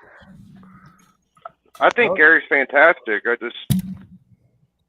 don't know. I think Gary's a great guy, though. Don't get me wrong. Gary. I think that it was something that was like making him. I think he wanted to speak out for other people too, is what it was more than anything. He probably just had this thing in his body. He basically said what I'm saying in a very nice way. That's the difference between me and Gary. I think Gary's just saying it for himself. I don't think he's really trying to speak for anyone else. I think he's he made it clear in his first video. He said, "I don't care what anybody else does." He's like, "I'm just talking about my channel." Yeah. That makes a whole lot of difference. Saying it nice way makes a whole lot of difference, dude. Yeah. He was saying that he just doesn't want anyone to feel obligated to pay for his content, that he wants everybody to enjoy. Yeah, exactly. Yeah, that's what I got out of it. Gary just wants to put out content and have people come by and enjoy. He doesn't want anyone paying him for the content that he's giving. In fact, he sees it as he's the privileged one to be able to share with with us, what he's bringing, right? He doesn't want people paying for that. Now, this is just for him. This is what he's saying for him. A lot of the other guys in the community who have channel memberships, yes, they're getting paid. They're they're taking. I don't want to say they're taking our money, but yeah, we're giving them money for their content. But in turn, they're flipping that around and using that for giveaways and not all. Most of them. A lot of them. Not all. I mean, the one that I joined, she's giving away good stuff. I mean, yeah, a lot of them use that money and turn around, flip it, and they purchase certain things, for giveaways, for monthly memberships, and you know what? For me, I'm giving my little $4.99, $5.99, $6.99 a month to some of the buddies that I've made while starting YouTube. I'm glad that they've reached certain milestones, and I'm supporting them in this. I'm not really this is just me. I'm not speaking for anyone else, right? But I want to show them the support, give them the money, let them know that, hey, look, you know what, I'm a member and I'm happy to be a part of this, and here's my $20 a month just for you and the channel, and just keep making awesome quality content. I definitely get that perspective, and I definitely understand it completely. My pet peeve is not people that are trying to improve their channel, putting money into their channel, actually offering something different, they're giving mystery box or whatever they're offering. I get that 100%. It's or saying, listen, I can't I would respect the shit out of somebody if they turn around, listen, I can't afford to upgrade my equipment, I can get a new camera or a new microphone, and I'm just putting the membership to help me actually supplement that. I would respect the shit out of that so much more than turning around and having a membership chat that basically says, here you go, you got a shitty little emoji on my channel, and that's it. You know what I'm saying? And believe it or not, because I thought about this because I spanned a lot of channels today and a lot of different places where I looked at their membership channels, and I saw what they were offering, and you know what they were offering? A big dick in the ass. That's what they were offering. Sorry, Katie. Some people pay a lot for that. Oh my, tell me more about this. Who the fuck is doing that? I didn't know anybody was doing that. Yeah, well, that's what. Now I'm interested. I think I need a membership in my life. If that's what you get, I'm sorry. If I was gonna do a membership, I'd be straight up with it and be like, hey, if you want to be a member, great. All it's gonna do is pay for shipping costs because I'm fucking Santa Claus and I give stuff away. But if you're a member, sure, I'd like to think I'd give you something out of my library. But mainly it's just to cover shipping costs. But I'd feel like a cheap whore if I did that. So. I think it is 99 cents. I think it is 99. Yeah, it's either 99 or $1.99. And I wouldn't have a problem if there was like the little channels that would just do 99-cent subscriptions and they're asking for help to keep the channel going. I wouldn't have as much as a problem with that than the ones that are asking $4.99 and $9.99 and $14.99. I even saw offering shit. Here's the kick in the nuts for the privilege to watch a video that's going to be released of one day early, and then everybody's going to get to see it anyway. So you got such hot shit. You're fucking Hulu. You're Netflix. You got HBO Max, and I'm going to see your content before anybody else because I'm a freaking member, and I got an emoji to tell everybody. Exactly, Joe. Exactly. All right. Yeah. Like it gets me animated about it, but at the same time, I don't. Hey, guys, tell me, am I that crazy as far as what I'm saying? Maybe I'm not saying the nice. No, you're not that crazy, and you're getting too animated. Let's talk about some other fun shit. E-Man, how you doing? Biggie, how you doing? No. This is great, man. But DJ, do you realize that you're going to give a lot of people complex? Yeah. Now let's keep it a little serious for a minute. Biggie, how are things going? Like the complex I gave you about saying no thank you on everything. That kind of thing. Is that kind of complex? Yeah. I don't want to be forced into say thank you. Yes, you should be forced to say thank you. I don't want to be forced into saying I don't want no. Sorry, Norrin. Go ahead, buddy. My ass you finish up, bro. I mean, listen, guys. This is somebody. Hey, you gotta tell your kids you love them every day. Yeah. Well, I'm your kid, Norman. I'm your son. But Biggie, for real, how are things in your neck of the woods, buddy? How are things? Look, guys. This is what's going to happen. Okay, guys. So we're all just going to have to blow the fuck up and act like what that couldn't do that. foretells is we all need to just fucking get on our shit and pump it out and promote the shit out of yourself. Quit all this fucking circle jerking and making all these guys bigger and holier than thou, and saying, you know what, I know something about comics and I fucking love them, and people are going to love me. And that's just what you fucking do, man. And then you fucking enjoy life, and you have time to talk about shit like this. There you go. So I think all of y'all are very talented, and everybody in the chat and the panel is just as good a human being as any other motherfucker. Actually, maybe better than some of the bigger channels in my mind. So there you go. There you go. But Biggie, for real. Hey, Spidey, hop on here, buddy. Biggie, how are things? How is your water? How is your power? How are things? They're good, man. I've been bathing like a normal human being again, and I've been eating more groceries, and I feel pretty good. My mom's feeling pretty good. I'm feeling pretty good. Good. My kid was borderline autistic, and I was fine with that. You know, I'm not a big pussy. I'm not gonna cry about it. I love my kid. And now they're saying, oh, no, he's too fucking smart to be autistic. And I'm like, I knew that from the fucking beginning. Okay, you dumb fucks. My kid's smart. Autism, and, you know, autism makes me even generally happier. makes people smarter. The smartest people in the world who are autistic are on the spectrum. That's I mean, he's either is or he ain't. But I know, yeah, he's a fucking good kid. I mean, he don't go to sleep sometimes. Like I'm up right now trying to get him to go to bed, but that's about it. That's the biggest problem. He's Autism, ADHD, ADD. Honestly, it's just a different way of thinking. Johnny is pissed And off that those channels these doesn't offer these anything kids are for gonna the last.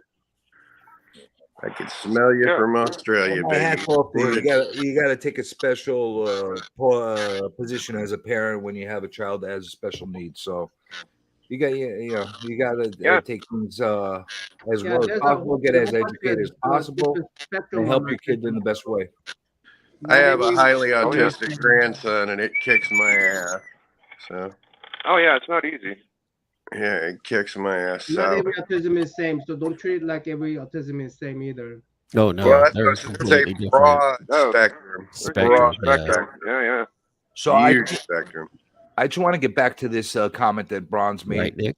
as far as what the point of contention is with memberships exactly and locked content. Okay, so there's not really a point of contention. I got a couple of my pet peeves as far as what some people do, but the thing is, what we're debating right now is membership that are being offered as far as giving some type of value to the people paying the membership or no value. Now, if you have exclusive content that you're doing specifically for your members that can't be seen ever to the public, I get that. Okay, if there's something special that you're doing just for them, whatever the case is, maybe it's something that should be censored on YouTube that can't be seen. I get that. Maybe you're doing some kind of content or some kind of like giveaway, or you're doing something special for the people that are willing to support your channel. I get that too. Like Bronze does his movie nights. Correct. Because there's a limited space in there already, so that makes sense. I look at memberships like just another form of Patreon, just to try to get some extra, to pay for some extra content. Some people get, content early. Some people get, drawing. Some people get like other things. I look at it as another form of Patreon. But isn't that a direct kick to your nuts? If you're paying for membership and for special content, if they actually post that content one day early because you're special, and then the next day the people are not special, they get the same content anyway. It doesn't bother me because again, I look at it as my nuts. The way I'm doing it, honestly, is just supporting the friends of the community. That really is it. I don't expect anything. Say that. Say that you're asking that as support. Don't make it sound like you're basically doing something special for me. You're not. Comic Johnny, isn't it a lot of people's getting on YouTube because they think they're going to make money from YouTube? Absolutely. Yeah. So Everyone wants to be a YouTube famous.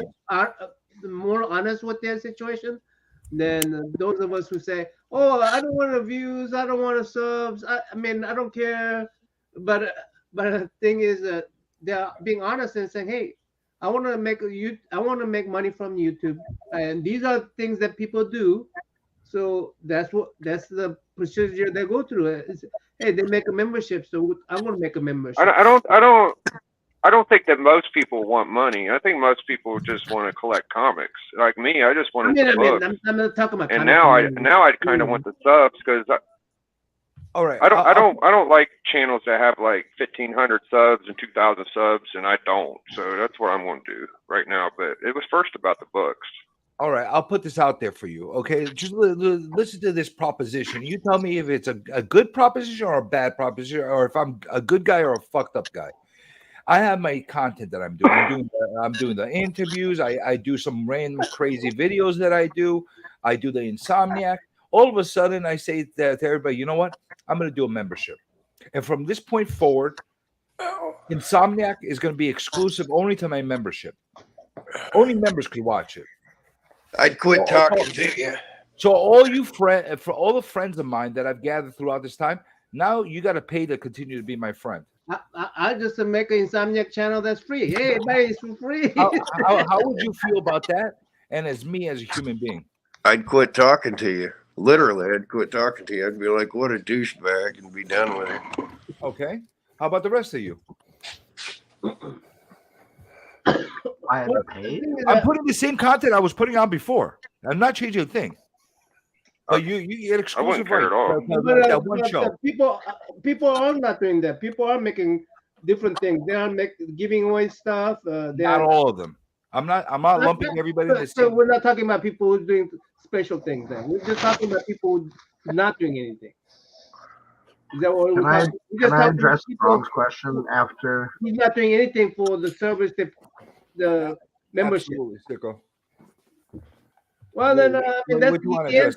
That's an easy answer. If people are offering membership and then they don't give you anything, then I'll let him finish. Yeah, you don't just join them.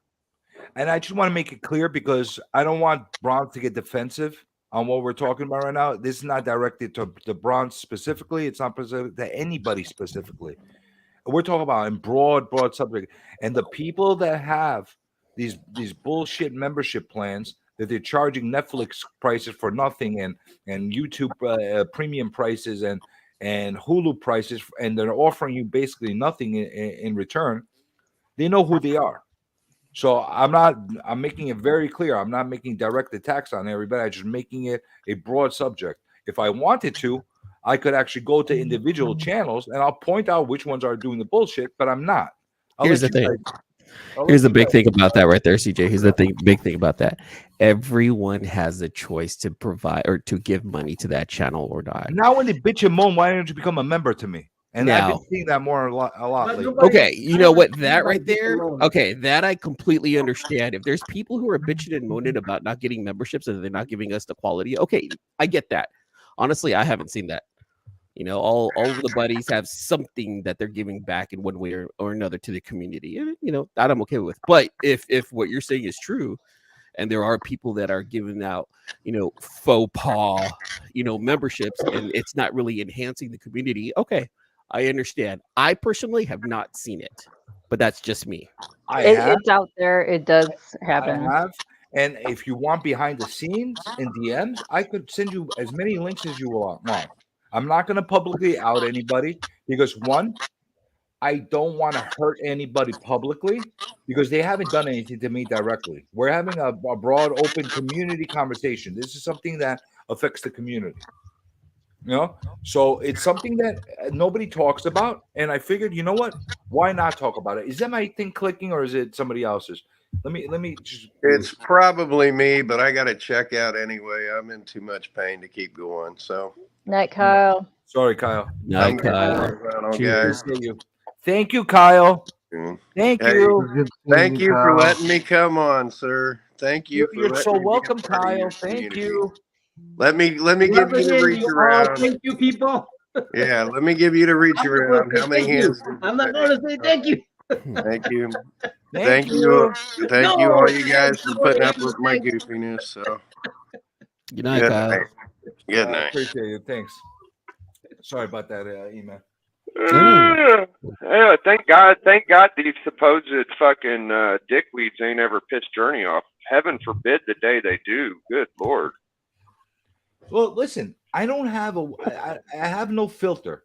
If you're gonna say something to me, listen, I'm the kind of guy that I'm gonna say the same exact thing behind a camera and a keyboard that I would say to you if we met face to face. I got no problem telling anybody how I feel. I don't think you wouldn't. I'm about on the same page, but I really can't direct my finger towards like dirty birds right now. Like I can, whatever, dude. But I won't because, like I said, I don't want to hurt anybody.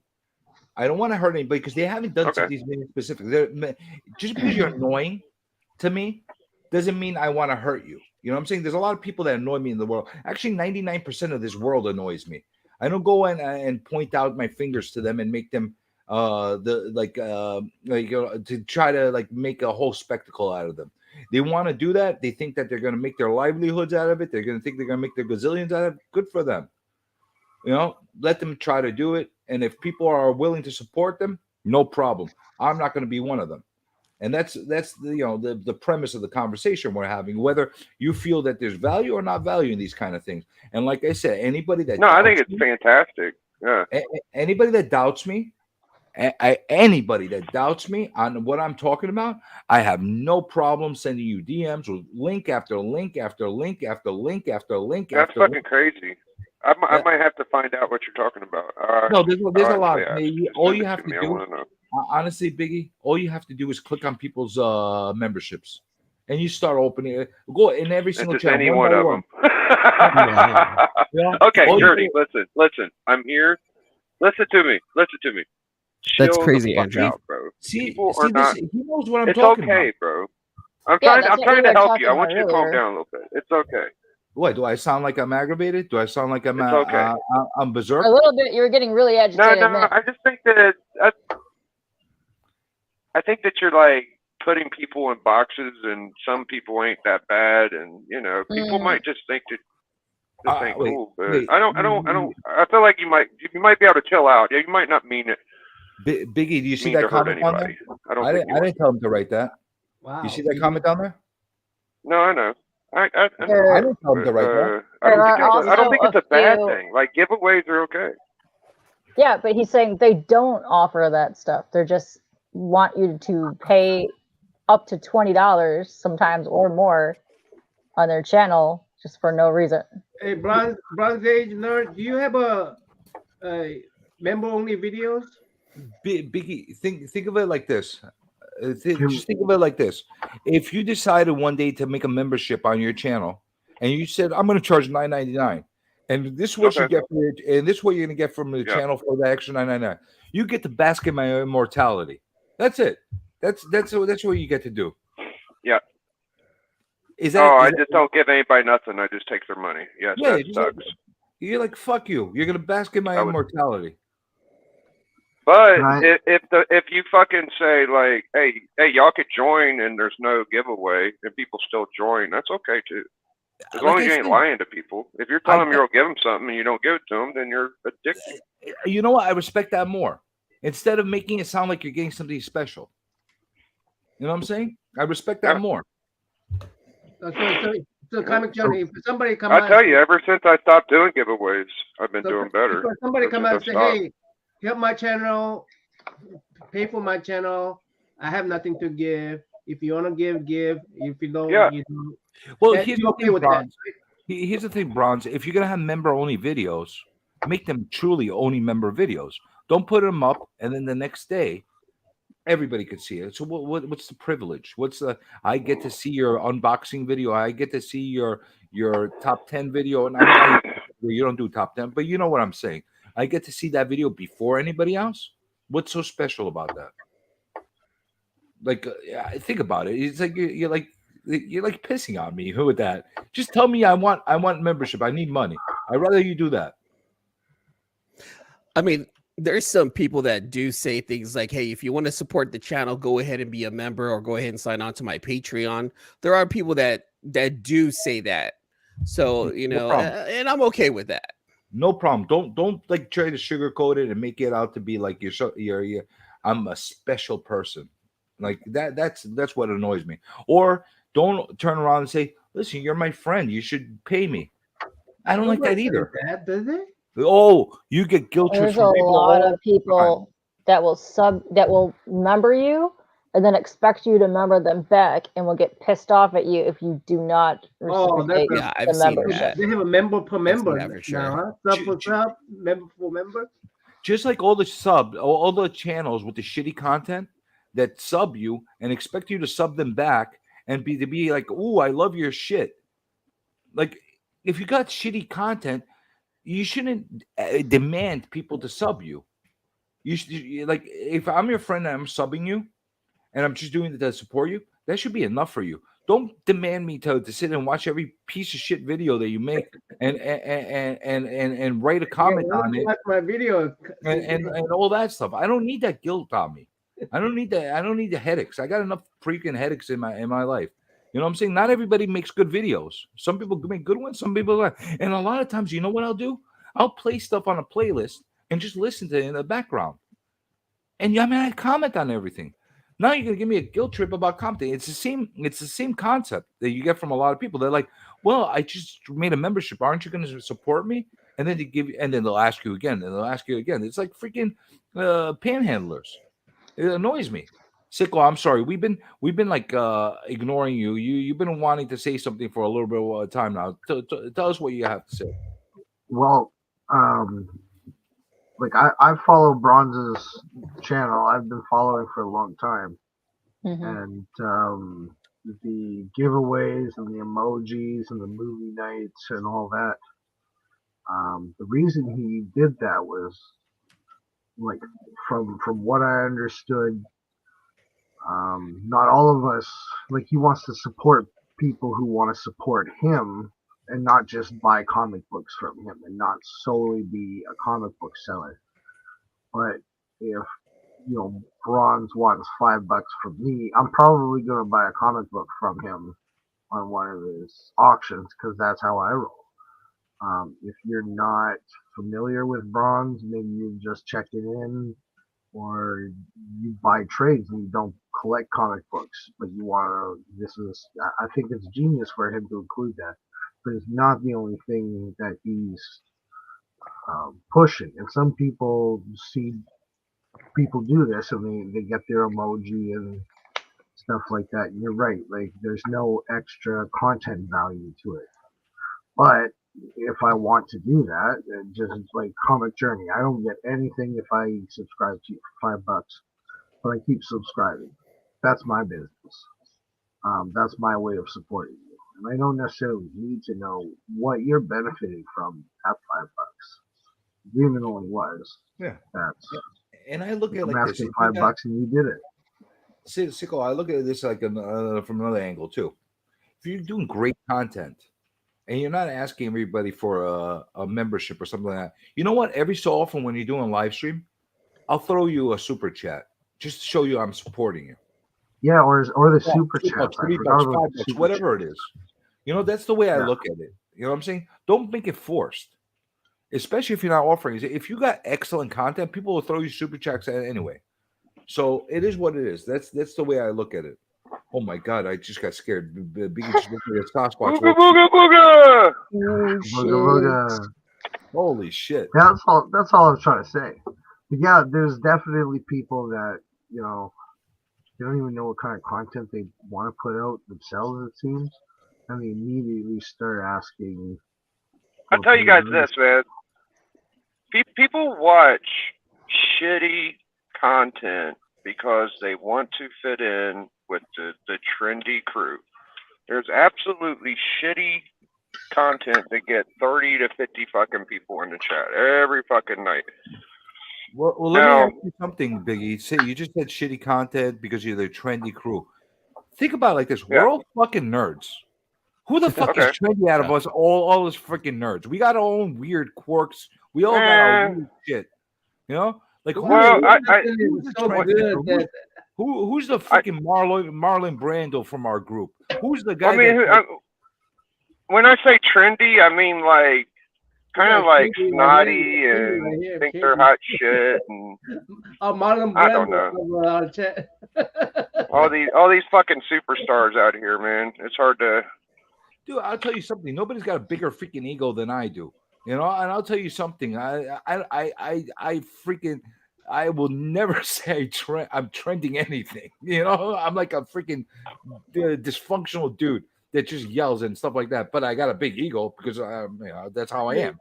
Some guys are fucking really entertaining. Click by nature. I mean, we're just this is click too. You guys, this is click. This is click. Not really, because you see where I drop my link. Anybody that jumps on here, they're more than welcome to come on here. Yeah. When you first on the on my channel, click, but it's click. You know, did you ever see me ever? Unless you're a freaking degenerate and you got some major issues. Did you ever see me deny access to anybody? Or if you're like a little minor in like adult rated stream, sorry, Vic. But I like the kid, but I just don't want his dad to come and kick my ass. But unless just a specific reason. Have you ever seen me say to anybody you can't jump on? Even if you're dry, even if you're the most boring, you're the most dull person, I'd rather watch dry paint than that. I will let you on.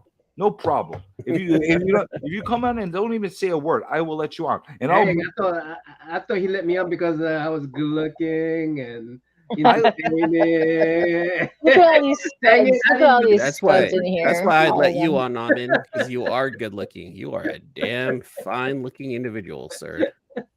No, so I'm the anti-click. If you want to label this channel, you want to label.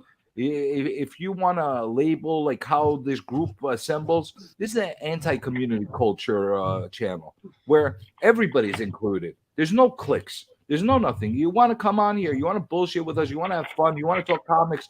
You want to talk about whatever crazy shit you want to talk.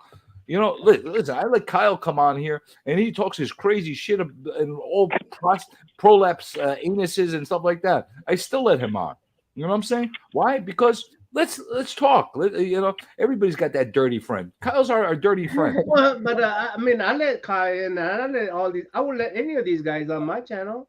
I mean, but isn't that sort of like we seem to get along with each other in that way? I mean, you know, and another thing, that's why I keep emphasizing, I keep hitting this against the head. The reason I'm doing these influencer type of I call it these influencer type of interviews. The biggest reason I'm doing it, I'm trying to get past this whole click thing. I'm trying to bring bigger and smaller channels together in a way where, you know. How's that working out for you? You know what? I've been a lot more engaging with a lot of the larger channels ever since I started, and I But how's the little channel joining them? Are they jumping for joy? They met all our little fucking channels. I don't know that. Well, you know what? A couple of them. I'll tell you what. Fire Guy Ryan is coming back on Sunday. Well, yeah. But why would he come back if he wasn't having a fun time with it? Oh, Fire Guy's always in small chat. Fire Guy is actually one of the guys that do fuck with all of us, so I don't have no quarrels with fucking Fire Guy. Comic Tom actually hops in some chats every now and then. I know that Comic Tom, if I ask him, he'll probably come back on. You know what I'm saying? A lot of these guys that have been on already, they'll come back on. Swaggle's gonna come back on. We had a good time. Those guys are nerds too, by the way. Those guys are nerds too. Well, yeah. No, I think it's cool that you're doing it because you fucking can, and you might as well, because you know, why not try? So good for you, man. I also get a kick out of like people tell me, yeah, right, you're gonna bring them on. I'm like, all right, I'll bring them on. You'll see. I'll bring them on. Why? Because I'm a freaking egotistical bastard that say, okay, now you tell me I can't do it. Now I'm gonna do it. That's just how I said you couldn't do it, CJ. Why are you making up these enemies that doesn't exist and say you attack these enemies? What are you talking about? I get people like that all the time. They tell me. I never told you that you can do it. I never said that you did, but people, Biggie used to tell me all the time. Yeah, right. You're gonna bring Comic Time. You wanted to do a bet with me. You No. Yeah, I would have won the bet if I would have bet you, but I didn't feel like betting you. What are you talking about? I brought him on. How would you? No, motherfucker. I said, I bet you won't have it. You said I'll have him on next week. I said, I bet you won't. And you go, maybe not. And I was like, well, you want to bet? You said, do you want to bet? And I was like, not really. And then a week went by and he wasn't there, motherfucker. So tell me I'm lying. Never coming back, Bronze Age nerd. Don't ever come back here. What happened to E-Man? We lost him. He said he had to leave. In the private chat, he said he got to go. Good night. Ah, shit. I'm sorry, E-Man. Private chat. E-Man's a really nice guy. I like him. I actually hang in a lot of his gaming streams also. He does a lot of Apex. Bronze, I love having him on. I tell you, though, Kyle, if your name ain't Kyle, what is your name? Journey. Anyways, Journey, if you're like aware of like tomfoolery and dickery, and you could send links to these fucking things, I would just get the fuck away from it and get that out of my fucking mind if I was you. Just don't even fucking look at it if it's that annoying. Well, I block people because they harass me consistently. They keep sending me DMs. I'm not joking. They send me DMs, and this is what their DMs are. Send me videos of themselves so I could watch them over and over again. And like, and I gotta watch this thing, and now I gotta prove to them that I watched it by writing something down. That pisses me off. Oh my god! Like, who's this I watch a lot of your shit, Biggie. I don't write on everything I watch. I watch whatever. If I feel like it, I write something. If I'm in front of my thing and it's easy, I'll write something. But if I'm watching on a playlist or something like that, you better believe I'm not writing shit. Biggie, if you want CJ to comment on your video at the end of the video, don't say thank you, okay? Okay. He's already got me saying enjoy and all types of shit, so I'll work on that too. If you don't say thank you, he'll come in and say, "Hey, you didn't say thank you." I get other types of dick pics, but anyway. Probably gets more dick pics than I do. Yeah, people for some reason, some people think it's fucking funny too. They do. They send a man a dick like that. Like that's gonna be like fun. Like that's fun. What makes it fun? What makes it funny? I mean, I think that's the same mentality as somebody scratching your car with the key. You never see what's. Oh, you equate it even more viciously. I look at Tyler, it as I can see that happening. But think about it. They freaking send you shit consistently. They harass you. They're like, why don't you love me? It's like, look at me. I suck, but look at me anyway. Why don't you love me? Katie, how much would I piss you off if I sent you every single video that I did, and I sent you every stream that I did that's like 9 hours, and I said, could you please watch the entire thing, and I want you to comment throughout the whole thing? That would be fun, right? You would love that, right? I don't know. I've never had anybody in my life ask me to do that. That's really fucking weird, man. They're scared of you. Oh, I get that a lot. Do you? I get that a lot. Yeah, and I watch get, all of my video and comment on it. I never fucking ask anybody to do that. I will get people from you know how I have not really been in auctions for a while, but I used to be. Yeah, the worst. I have people send me every day links to the auction that they're going to be on 2 weeks from now. Oh no, I do get that. 2 weeks from now, and they'll be like every day. Yes, I get fucking links to. And they're like, you better be there. You better be there. You better be there. I always thought it was nice. Me. Yeah. I always thought it was like, okay, this is a nice. They don't really say nothing. Well, what do you mean? And then they want you to go spend your money with them. That's what they want. Like, for example, no. Fucking TM will send me a link to like one of his videos, and I'll be like, oh, that was nice of him. Does he send you every single one? He sends me a few, like maybe 2 or 3 a week, but I don't think it's bad. I think it's pretty cool. I'm glad he does sometimes. Well, multiply that by 100, and every time you go onto your IG, you see everything filled up. It makes me not want to go on my IG. You know what happens every time I go on my IG? People see I have active status, and they fucking harass me. They're like, send me like a million messages. It drives me fucking nuts. Leave me alone. I do get for a second to no look wonder at you didn't want to. No wonder you didn't want to. You weren't answering my DM. Because I get like a million of them. I don't see them. That's Hey, the problem. come on, man. Let's meet up. He goes, I do get links to auctions, and people know I don't buy anything. But Yeah. I don't think that's that bad. But I'd rather get a link to like a normal show, probably. Yeah. Here's perfect. Lisa's in the Bronx. She's right by me. Lisa, how would you feel? Because we have our New York connection and stuff like that. I feel more confident with you. I'm just gonna harass you on a daily basis because we're both New Yorkers and we gotta connect, right? I'm gonna send you all this shit and garbage I put out every day and tell you to go and love it. How would you like that? No, I bet you she would. She would freaking block me. I bet you. I could have sworn I've seen fucking Journey's name on like Patreons and memberships and only on OnlyFans. OnlyFans. Bullshit. You know what kind of hand fetishes people have? Hold on, slow the fuck down. You are in memberships and fucking Patreon. Don't fucking lie. What are you talking about? I don't even have a membership in any Patreon. I could have swore you was in like Raw. You've done some fucking thing or something. I don't know what the fuck I never even logged into a Patreon. So okay, I have a question. On Discord and Instagram and all of the services, it shows that people are active. You guys get more incoming messages because it shows that you're active? Yes. Not only that, my ex finds me because I'm online and will immediately text me because he sees a little green dot to matter me what thing I'm on. Here's another thing that irritates the fuck out of me. There's some kind of giveaway or something on the IG, and I get fucking tagged by like a gazillion freaking people to go there and comment on. You can turn that off though. I don't.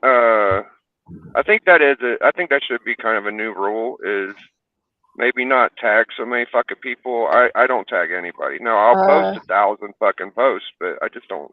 I think tagging's a little. There's a couple people that are like in a group that if you want a contest, just to enter a contest, they're okay with tagging, but you could turn the tagging off so you don't get that like 9 million times a day. Because it used to be crazy nonstop, like over and over and over again. And then like the same like giveaway, it would be like 50 people tagging you like 50 different times because they're trying to win the same thing. I will message anyone whenever I fucking want. I don't care if I got the little green thing up there. I'll just punch the message out 2 o'clock in the morning, 2 in the afternoon. If I see that you're active 12 times between the time that you answer it, I don't give a fuck. You answer it 3 weeks later, okay, you answer. People got shit going on. I don't understand this. I saw you on Xbox. I demand your attention. People get now. so butthurt about that. What was Nam's? Nam was saying something. What were you saying, Nam? Well, you guys get annoyed by those price tags. Well, price tags. Price tags where somebody tag you, then they tag you, and they tag you and tag you. Well, you know how many? Yeah, that's what we were talking about. Yeah. You guys get annoyed by that. You get annoyed by that because if you get annoyed by that, I'm gonna stop. Oh, you can tag me now. I don't care. I just. I haven't seen that many from you. I haven't seen money for you either. But if you need somebody to tag for, just go for it. I don't care. I've seen ones come from people same people multiple times in a day. All they do is freaking scrounge up for prizes on IG and tag people. When somebody tag me, I just tag 3 people. Like in the beginning of my IG life, I just tag those people just pop up in the beginning of my IG life. I thought that was what was supposed to do, and I used to like go enter contests and like I'm like, hey, maybe they'll like it. And I tag them with it, and then I would get 1, and then I would get 2, and I would get 2, and I get freaking 50 of them a day. I want some good books, though. I want some good books from one of those. And I'm like, you know what? Enough. I'm not gonna tag anybody else, and I'm not gonna do it. The only time you'll ever see me tag somebody on a post is if there's something specific to that video or that post that affiliates with them. Let's say I took a screenshot of something funny that happened tonight. And we're all in there. I'll tag all the people involved in there so they could see that something funny. Yeah, just don't send me your nude photos. That's all I ask. Well, no, we this is a ham meat free stream. TM Nutty, just don't send me. I have all I ask. I You have can send me anything I have you want. 0%. I'm sorry, Norman. Go ahead, Norman. No, No, we're I'm waiting for you. telling TM Nutty Okay. to not send me nude photo of his. That's all I'm saying. TM Nudie. Yeah, see, they do that. They do that with Bronze all the time. They tag him. I have. He's popular, and they want him to take attention to him. That's basically what they want. That's why they tag him. I have zero fucking percent face in stupid ass Instagram giveaways. I've probably been put into at least 200,000 of them motherfuckers. And I've never won any of them sons of bitches.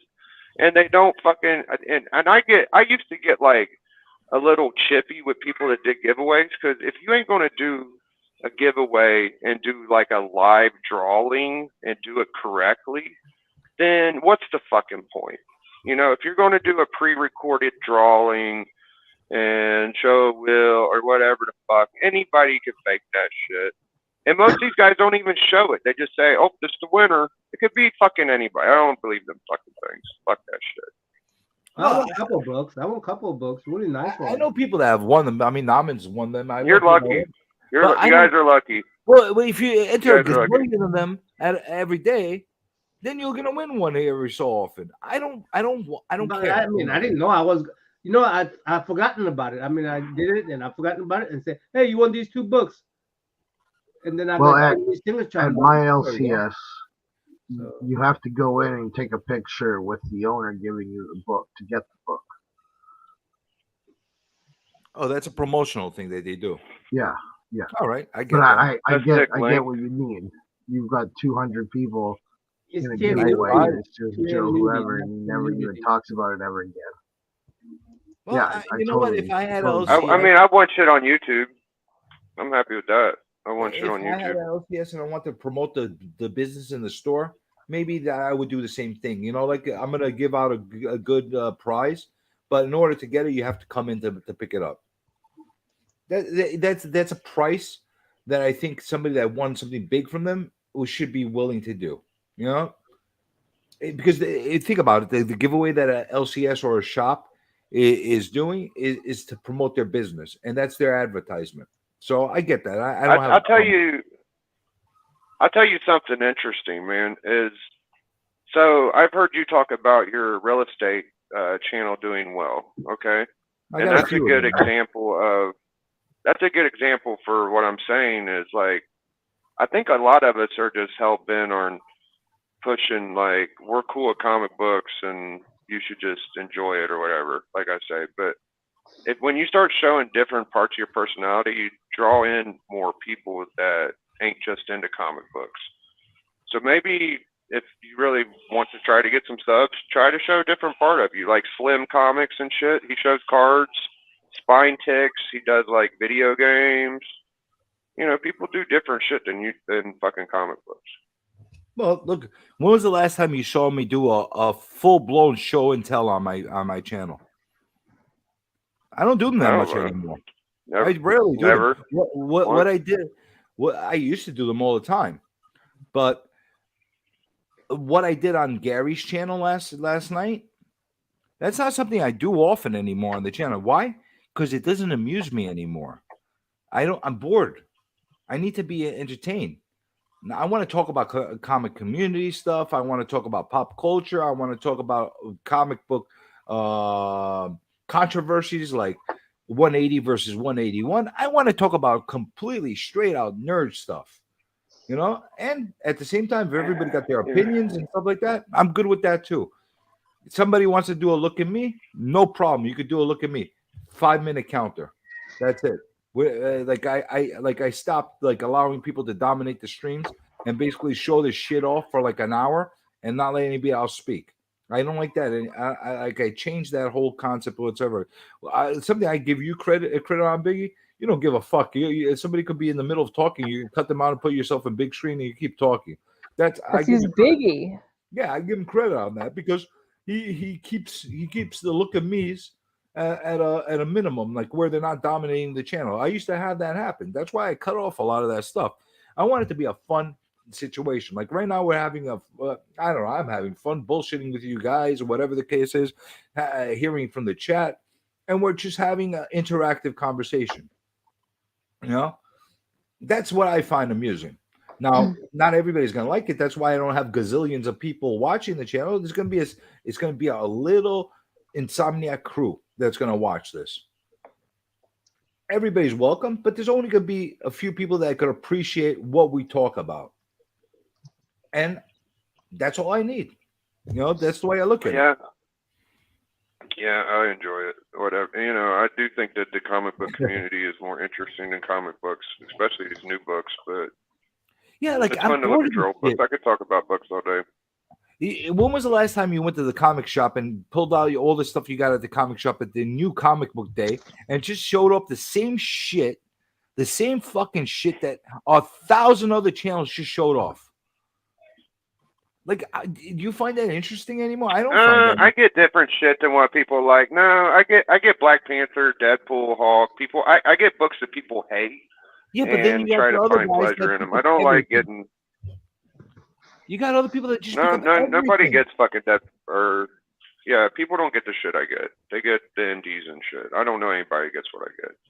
Maybe Durs had a Black Panther issue, I think. Maybe, but I'll tell you something, Biggie. I don't remember the last time I saw you just do a straight on new comic book day video or stream. I don't.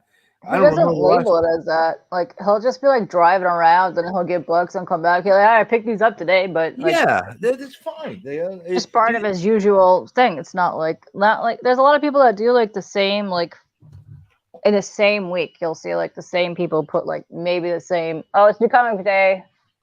I will see 10, 20 freaking videos drop at the same hour, and they're all new comic book day. Yeah. What did I pick up?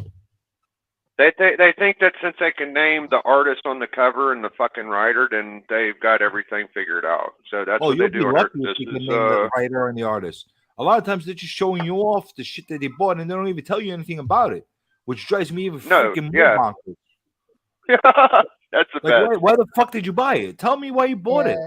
What's special about it? It's the cover of the week. It's the cover of the week.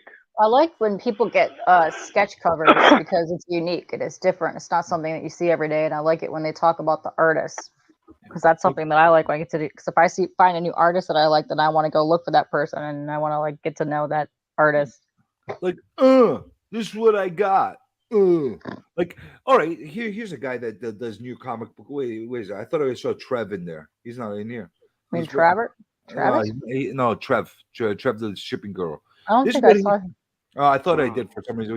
I probably scared him off. Whenever I first started on comic book YouTube, dude, you think these motherfuckers that do new comic book day now get a lot of books, dude? When I first started watching it, there were people that got literally $300 to $400 worth of new comic book day books. These motherfuckers crazy. ain't touching nothing close to the way it used to be.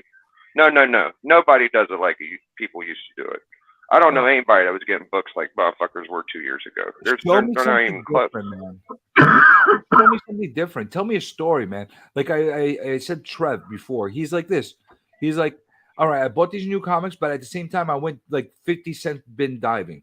He started showing me all the crazy shit he got from his 50-cent bin. All right, that's something. That's fun. I like when people do that because I like the weird bullshit. That's where I live in comics. Or even this jackass right here, TM Nerdy. He shows at least when he shows off his shit, he gets like all orgasmic about his like Star Girl and his like stupid DC books, but he loves them at least. He's like sitting and telling you stories about them.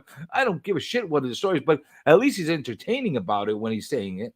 You know what I'm saying? I don't mean to give you credit, but at least I'm giving you credit of being somewhat entertaining with your weird shit. You know what I'm saying?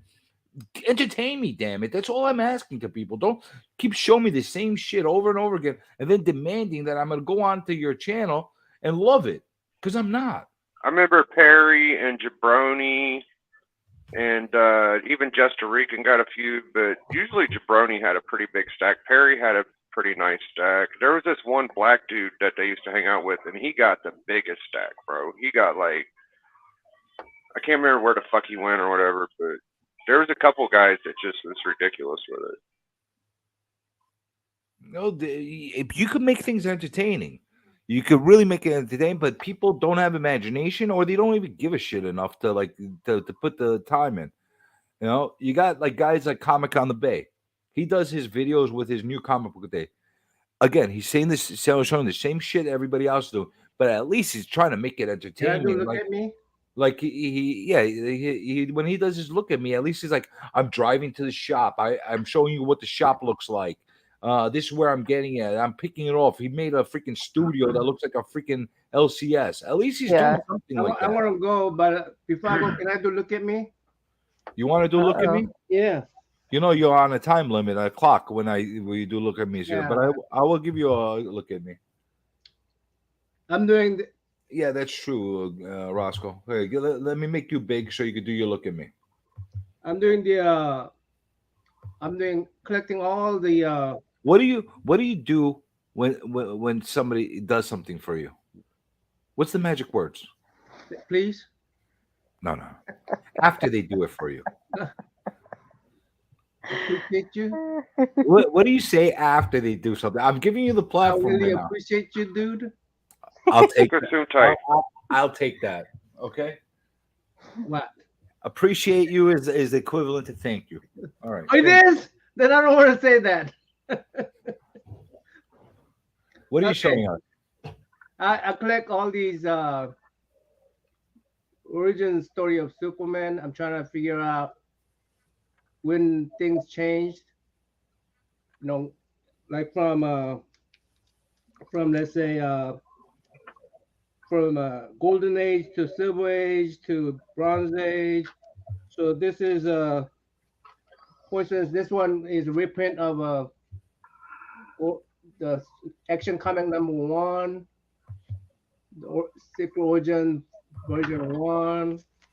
Yeah, that looks like Carmine Infantino or Neil Adams. That's some classy stuff, Thorne. That's good stuff. Yeah, and then this is like a reprint of Comics 101. I like that. It's the Superboy origin story.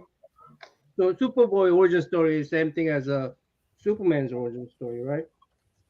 And then you got the modern day origin, retelling of origin stories. So I'm just trying to figure out, what are you guys changing? When is Superman? I mean, before Superman was just they didn't even mention the. Do you understand what kind of rabbit hole you've jumped into trying to collect all the books from any time that there's a variation of Superman's origin?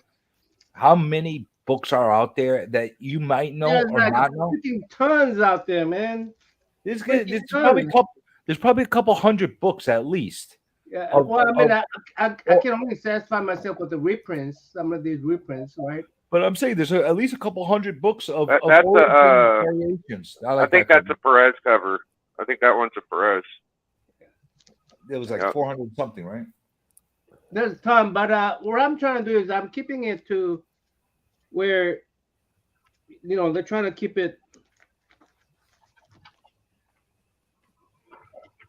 from bronze. I mean, when they try to distinguish between bronze, silver, and okay, this is what I'm talking about with the look at me's.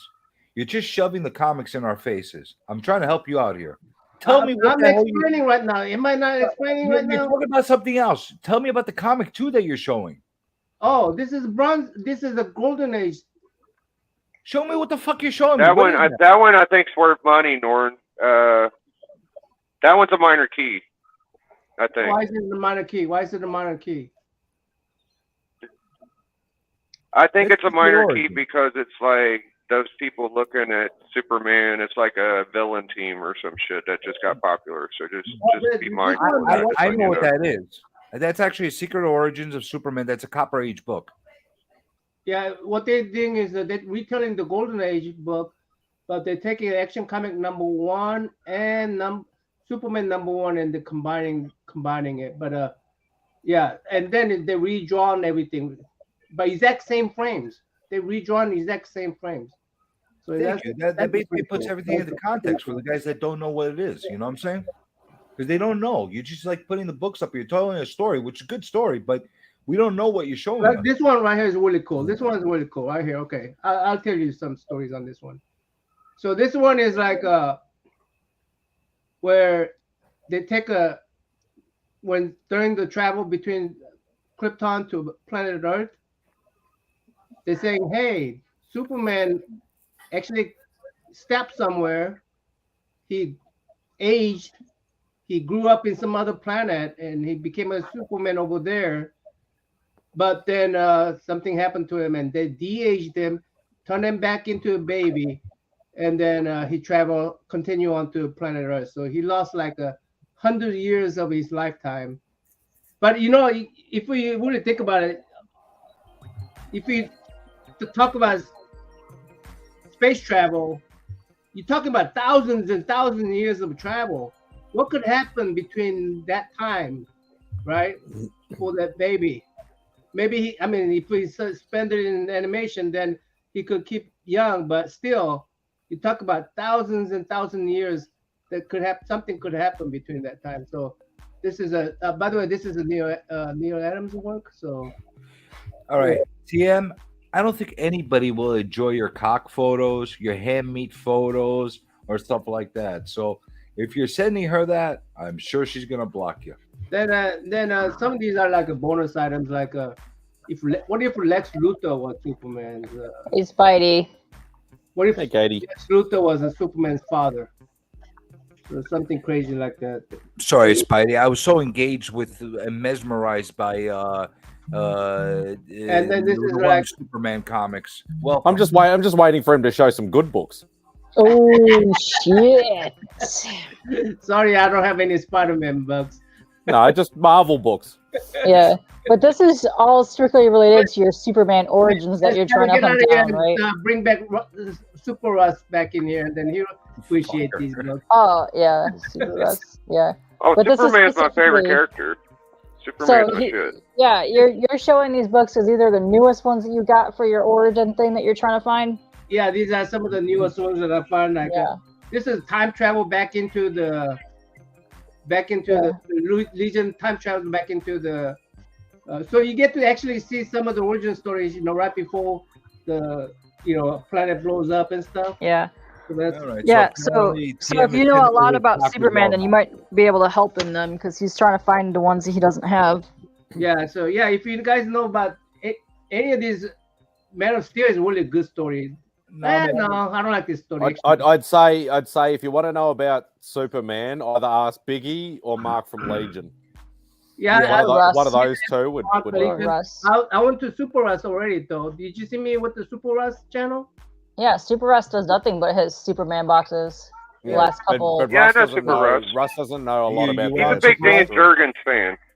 Oh, yeah, he likes the 80s, 90s. He's a 90s Superman fan. He likes the melody one. So the Action Comics started with one-page origin story, one page. Now, modern books, I think this is 2004, 12 books of origin stories. So one page, 12 books origin story, but it's pretty good. It's actually pretty good stories in there. You might want to talk to Kyle too about the older Superman stuff. He knows a lot of the Kyle, age stuff. I talked to Kyle, and he gave me direction to some newspaper prints from 1939.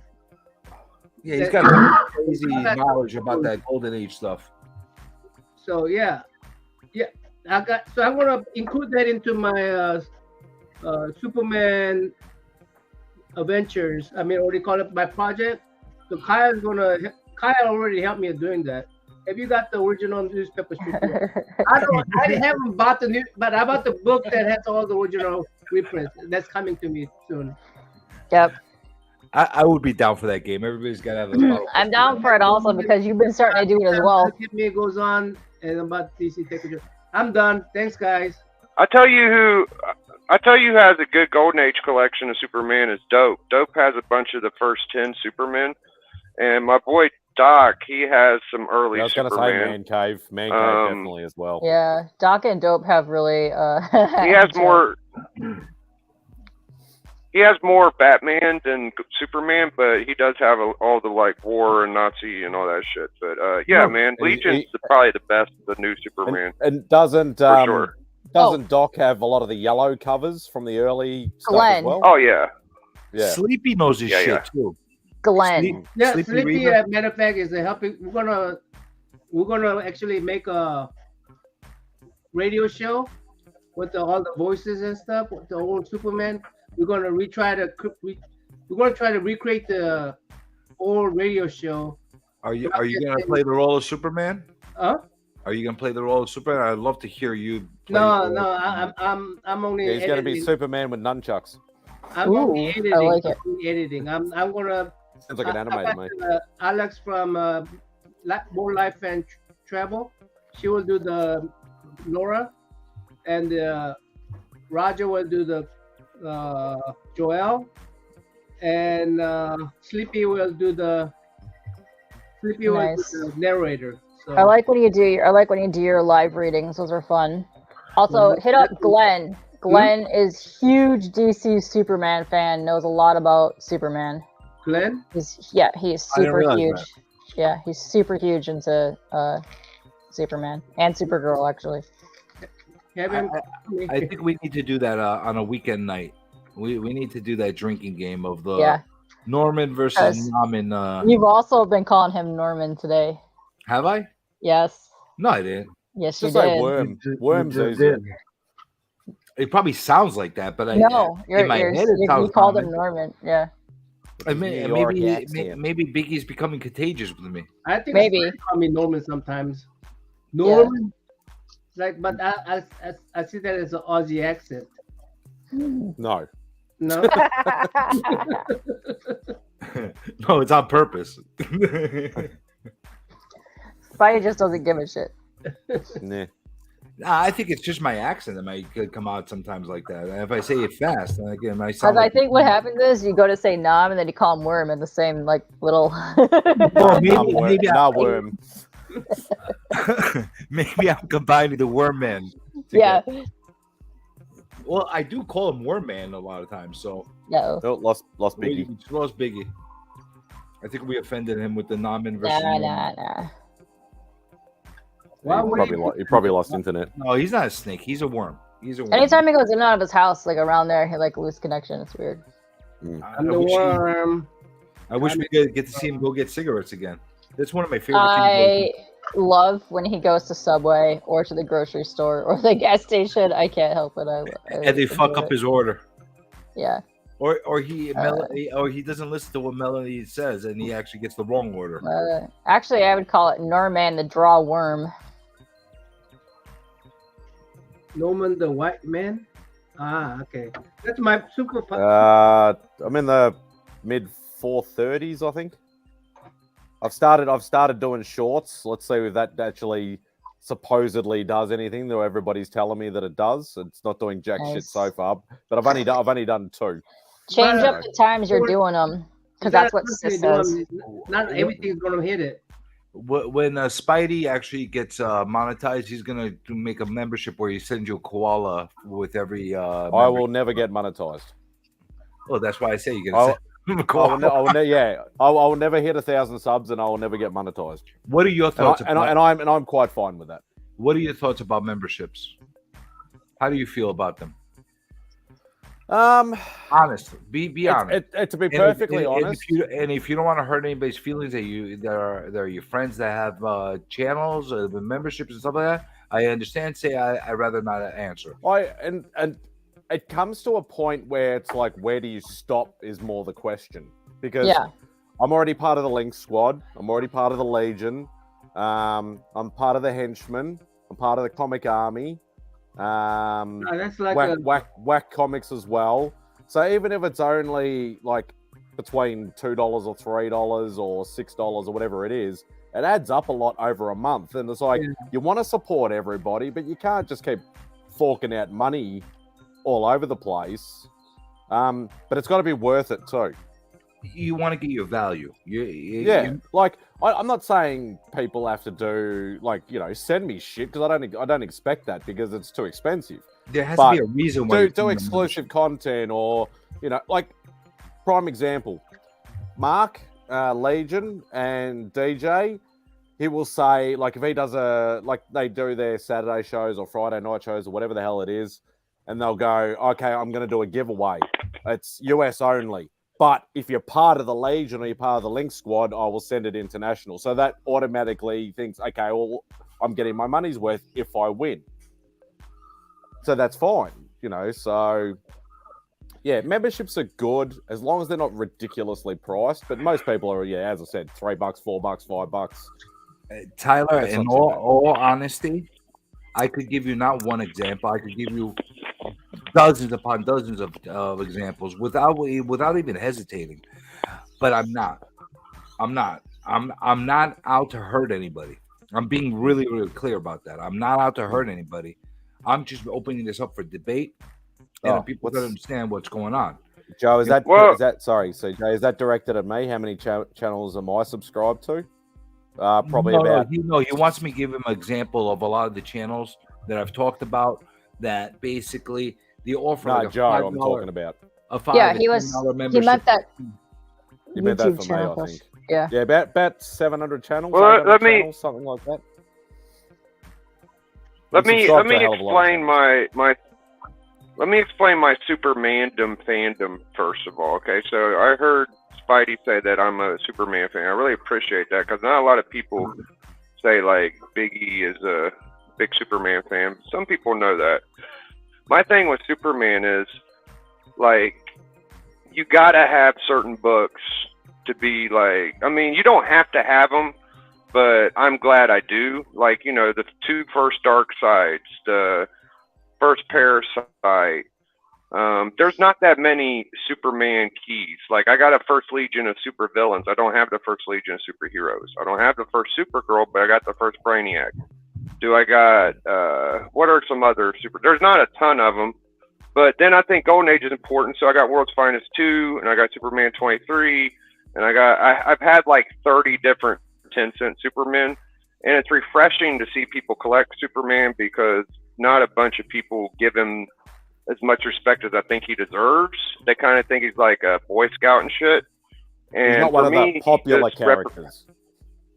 Yeah, he represents like everything that's good in the world, and I just appreciate that. But that's all I got on Superman. Thank you, guys. Yeah. Let me tell you why I collect Superman. I collect Superman because Superman was known when I was in Korea, and when in Korea you don't think about owning books like this. At least it was the time when I was there. You don't think about owning books like this. You rent them out. You borrow time from them, and you go to some comic book store, and you pay a certain amount of money, and you get to stay in there for hours, 2 hours, whatever you want to pay for, and then you read them, and then you put that book back. You don't get to own them. You don't really get to own them. I knew Superman existed when I was in Korea. Then when I came to the United States, they tell me I could go change my Coke bottles or beer bottles or whatever I got. I could go to some 7-Eleven stores and change for one of these for a quarter, and then maybe if I have 5 of these, I could get $1 something. Then I could have my own Superman book. That's what started me collecting Superman books. So I don't have any key per se in my collection. I just have books that I picked up from the rack, and that's why that's why I'm a fan of Superman. Not any particular. I thoroughly enjoy Kurt Swan, and he did like from Golden Age to Silver a bunch of Superman, and people think that he's hokey, but there was a point when Adventure Comics had Jim Shooter writing at a young age, at like 14 or 15. He's the guy that wrote Secret Wars or some shit. So, you know, like they've had different interesting storylines, and I just enjoyed the simplicity of you could pick up any Superman Silver Age book and you get a complete book. It don't feel like a piece of a story. It's like it has a beginning and an end in it. This is really, it's kooky as heck, you know, but it's a really, fun. Yeah, Dale Adams. Yeah, Neil Adams did a lot of Superman too. Yeah, that's a good point. Yeah. I'm gonna sidetrack for a second, guys, because what Lisa actually mentioned is something that happens a lot. You're sitting there being subscribed to somebody. You're a supporter. You might be the person that actually goes there every single time they're on a stream, put a comment every time, and all of a sudden you stop being a membership member, and they unsubscribe you. Something not right. Oh yeah. Yeah, that happens a lot. It happens a lot. Yeah, I don't want to get you guys off topic. I just want to talk about Superman for a second. But this whole membership talk is kind of cringy, man. It's like I got no problem going back to the Superman talk, but I didn't want to go back. I don't want to forget about that, because that actually was a really important thing that we didn't really talk about. That happens a lot. When I tell you a lot, it happens all the time. So it's not a cool thing. That's what I'm saying. No. Red Sun, is that a Superman where he's a Russian? He lands in Russia? That's Red Sun. There was a red and an electric blue Superman. The red didn't catch on as much, but the blue, they're going to have a new Superboy as the electric blue. And at the blue, it's just basically they were dulling him down to where he didn't have as many powers. Biffit has, you read Superman Red Sun, man? So Red Sun is the Russian one. It's the Russian one. Even I know that. Oh, I didn't see that. the I'm Marvel sorry. guy I with the don't see knowledge. that. Yeah, there's one. There's one Superboy story where he lands in Africa, and the Superboy is beating up on some big old ape, and so Hey. That's fun. Not a cockatoo, it was a magpie that time. I'd love 10 Cent Superman, dude. Stories, Silver Age stories, Superman as a baby, Superman getting adopted, the world's finest, where their kids are involved. The Super Sons didn't start in 2013. They started in fucking 64, first of all. So there's all types of just weird shenanigans. Lois Lane is the biggest asshole in the history of any partners of boyfriends and girlfriends. She's fucked the devil. She's fucked Big Ugly Executioner. She's fucked Batman. I collect Lois Lane too now. I collect Lois Lane. That's what the part. I do too. Yeah. So you're saying yeah. Lois Lane is a skank? Is that what you're saying? Oh, she's the worst girlfriend of all. There is no worse girlfriend than Lois Lane by far. You heard it here, people. Superman and all that. You heard it here. Lois Lane is a skank. I didn't say that. No, look, it's been verified by Biggie, and then you agreed to it. No, I didn't say I agreed to Biggie. I just did you say she was? No, she was a jerk. She don't have to be a skank, but she was pretty mean to Superman in some of them issues. She is a jerk. I accept that. But all right, she's a jerk. First being skank, I don't know about that. I will say something else, both to Lisa and with the Beef and everybody that's been commenting on the whole membership thing. Another thing that disturbs me and really irks me and gets under my skin is when they put membership privileges.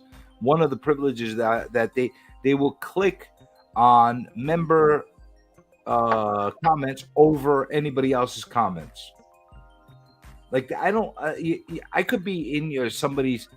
I could be in everybody's chat every single day, and I could comment 1 million times, and you can basically ignore my my comments because I'm not a member.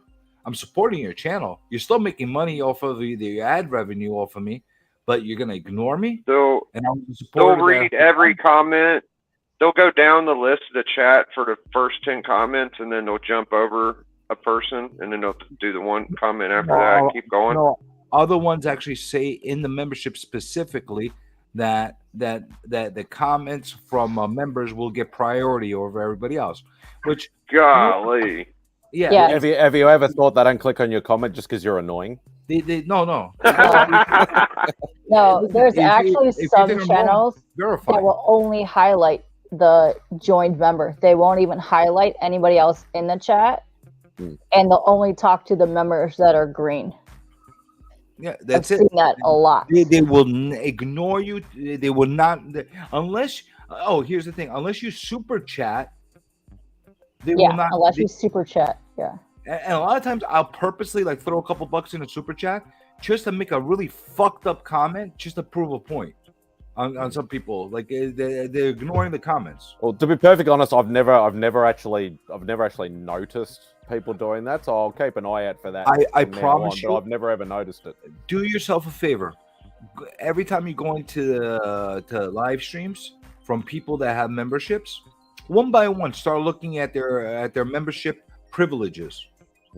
Start But looking. in saying that too, I'm only watching a lot of replays of live streams anyway, because as everybody knows, I'm usually during the day at work when all live streams are happening, so I usually miss them all anyway. See, that's fucked up on YouTube. Why are they suggesting that? Because they're getting revenue from the people regardless. Yeah, they're not going to get super chat revenue, or they're not going to get membership revenue, but they're going to get revenue from that person. And you know what? The true heart and the core of a channel is not the ones that are always going to be members.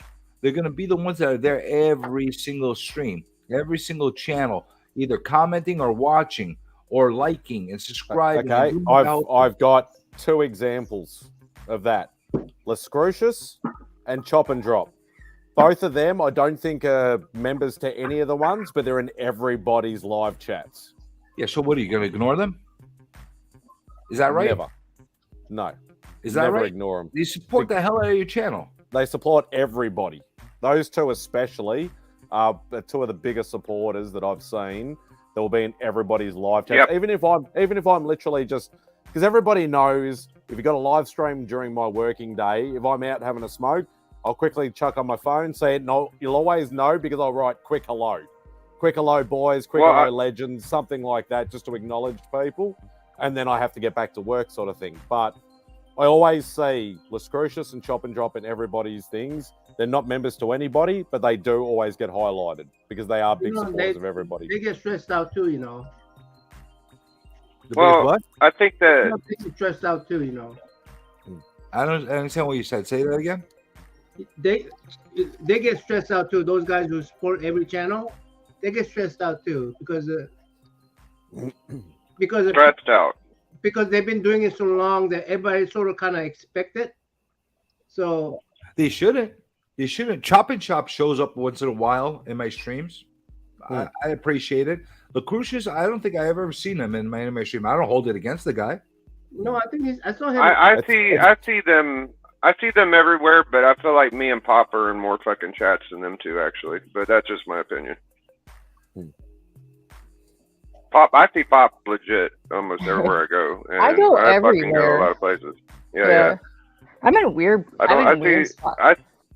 I see Las Cruces and GTK a lot too, but they are fucking loyal as shit. But maybe it's either not that or they have some channel. little Asian sweatshop with like 1 million computers and everybody's just typing and everything. Norrad's another guy that he freaking supports every freaking channel. He's in here all the time. He supports everybody's channel. I see him pop up everywhere. Everywhere. There's definitely Chat All Stars. There's definitely Chat All Stars, dude. Yeah. No, that's a perfect name for him. I like that. Yeah, but I just have so much variety of weird tastes that I like. Like I hang in gaming streams, I hang in card streams, I hang in like anime, weird like comic streams, horror streams. So I find people, it's so weird because Real Rude hangs in my LCS's live chat.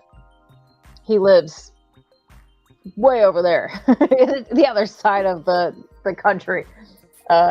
And then I'll find a lot of my Twitch people, like Inaman stream, because he had an artist on there. One of my really good Twitch friends that I've known for years randomly popped into Nam's stream one day. Like, it's just weird how that works. But yeah, I'm pretty much all over the place. I need to do that. Katie's a live stream slut. K-pop, but I'm not into it yet right now.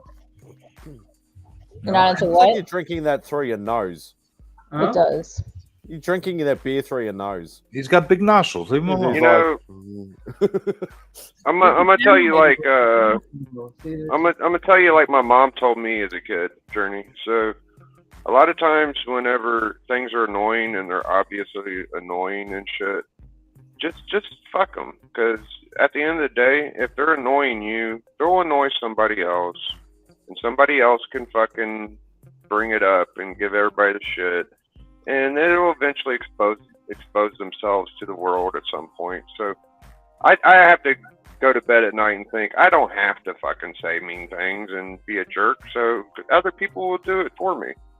Wait, do you find what I'm saying to be a mean thing or a jerk? I mean, it could come off that way, to be honest. I feel like some people that may just be innocent of circle jerking and are just in this mentality because it's the way they were fucking genetically birthed. It may not be their fault, and I definitely don't think that the guys that have memberships are bad guys. I just think they're just trying to have fun. So I don't know that you're. You never heard me. I don't say think that you're. I said some. I didn't say everybody. No, I know. I don't think that you're specifically aiming at anybody or whatever, and I think that it's good that you're bringing up thoughts because I enjoy that kind of content. That's why I'm here. But I am a member at multiple channels. It's not like I'm. That's what I fucking said, you motherfucker. I said you were a member Patreon, and you said fucking no. You said Patreon. I don't have any. Motherfucker.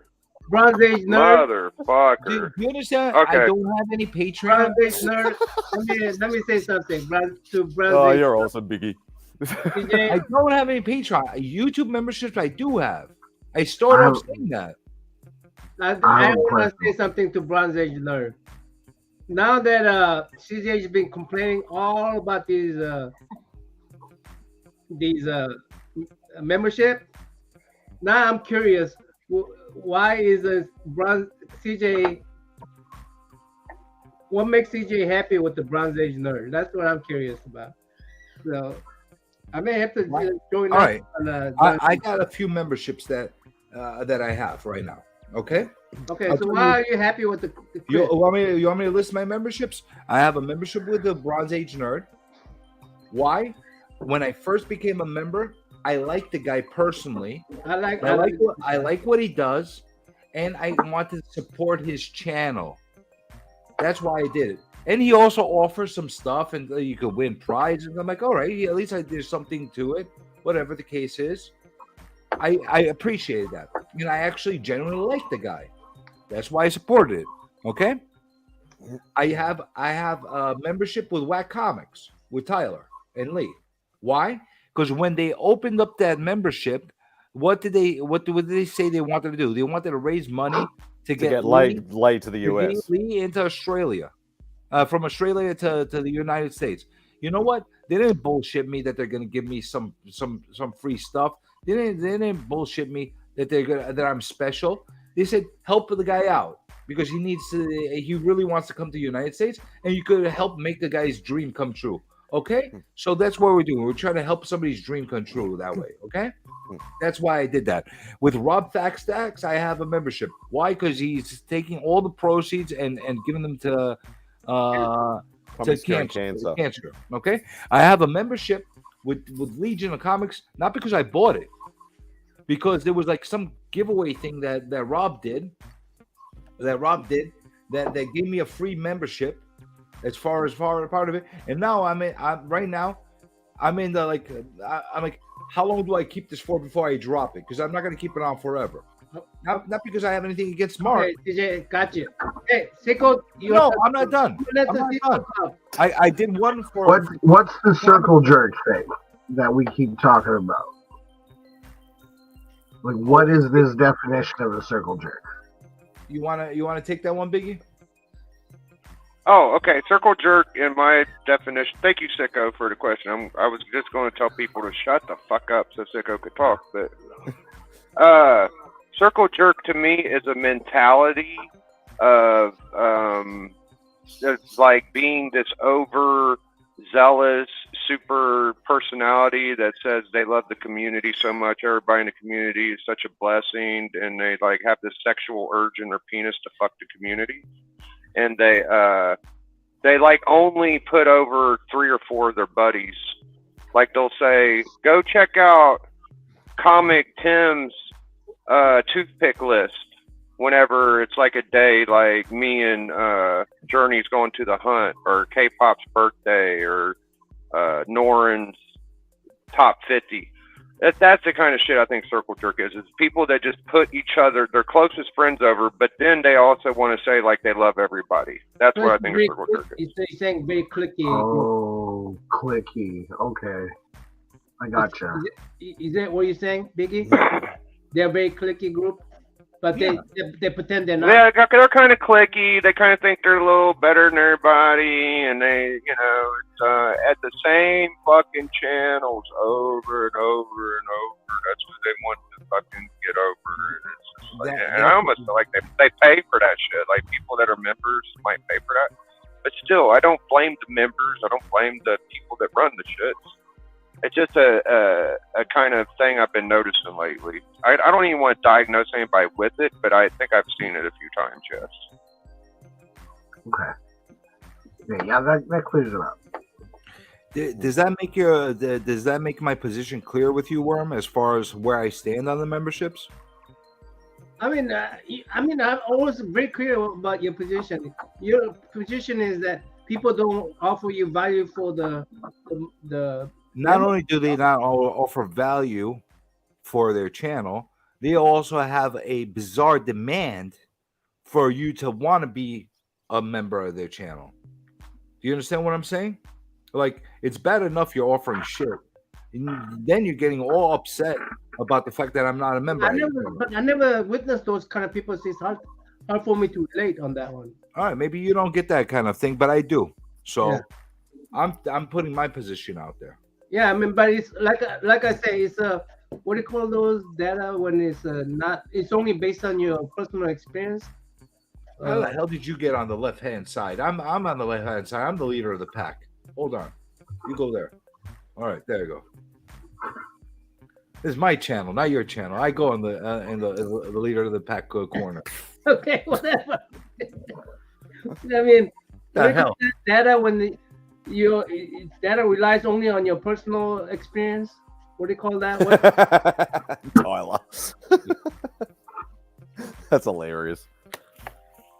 You know, if I had tier memberships, I had the fuck you membership. I have you get nothing membership. I would make a whole bunch of memberships.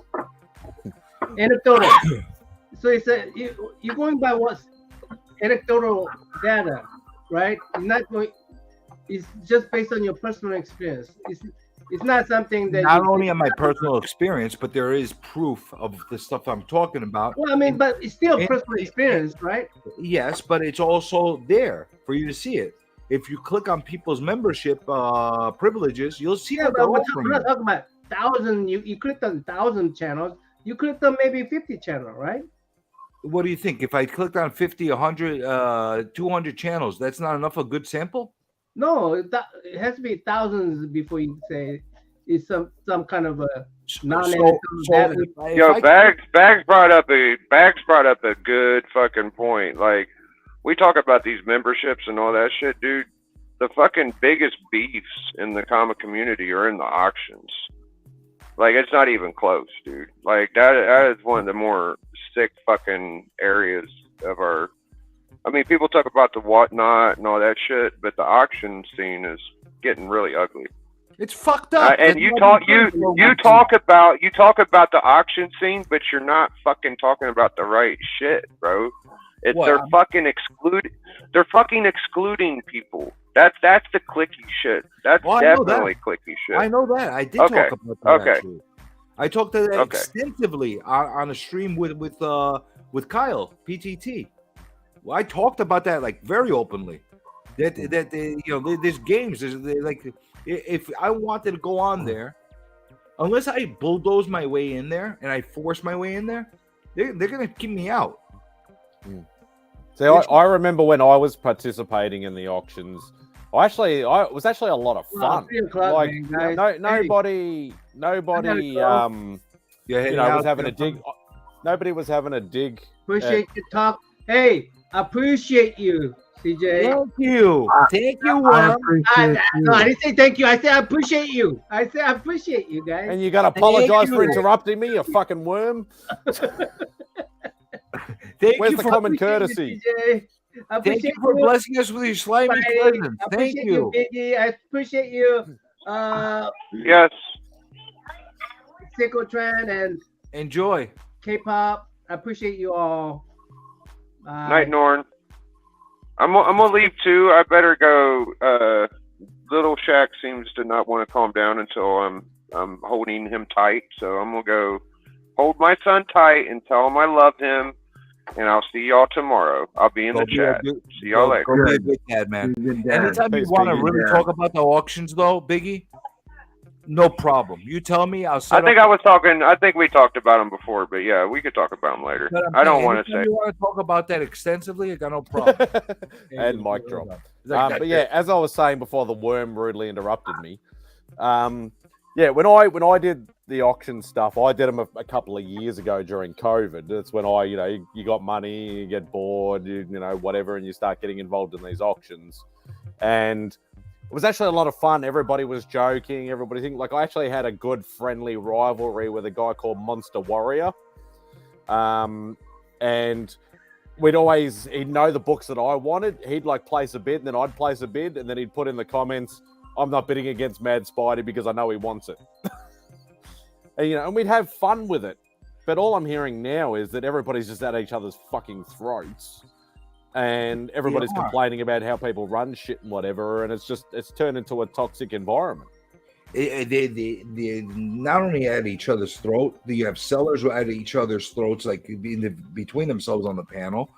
They're coming on and they're bidding up against their own buyers, which is a fucked up situation, in my personal opinion. I've talked about that extensively.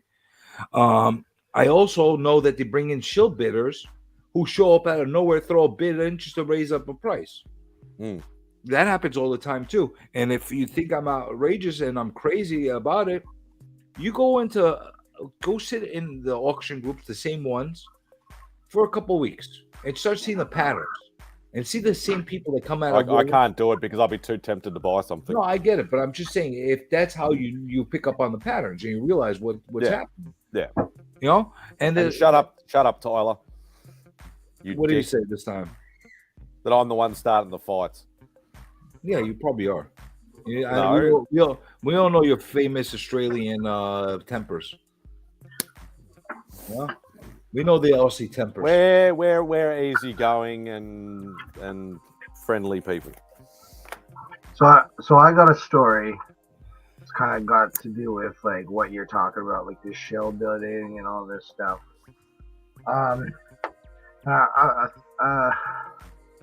Excuse me. I thought about this a little bit, and he's a local comedian. And I was just chilling out on Whatnot. This is when everyone's talking about whether or not they hate Whatnot's guts, and I'm just like, still trying to catch up with everything comic books. And in the middle of the night, this guy's running a test stream, and I just do my normal thing. I go in there, I say, look, I'm looking for Venom books.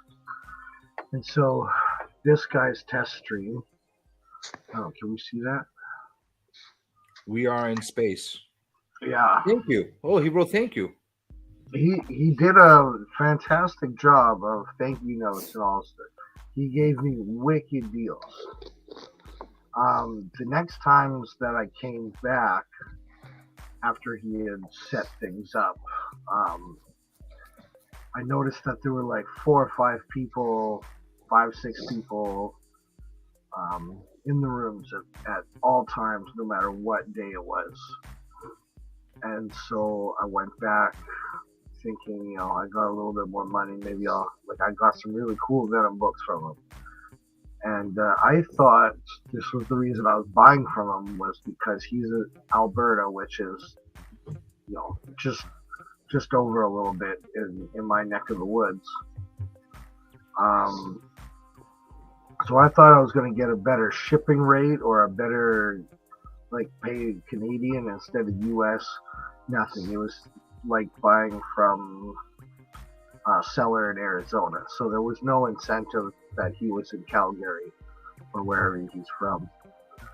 So I kind of just lurked in the back, and I noticed that certain people would always bid.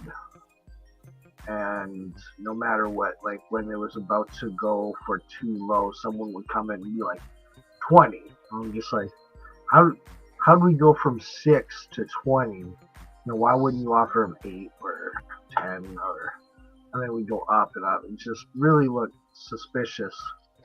But because they had known that I previously bought from them, you know, they just really honed in and, you know, it felt like an old boys club, you know, like name dropping and I was just like, okay, well, how, like, throw up a book and tell me how much you want.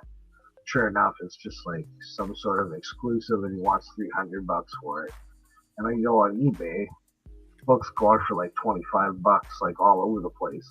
And not even those are selling. I'm just like, you know, so there are people out there that they want to give you a deal and then they want to turn around and screw you. See, it's like they didn't get enough money from you. And I'm just, you know, my continued business has nothing to do with our previous deals.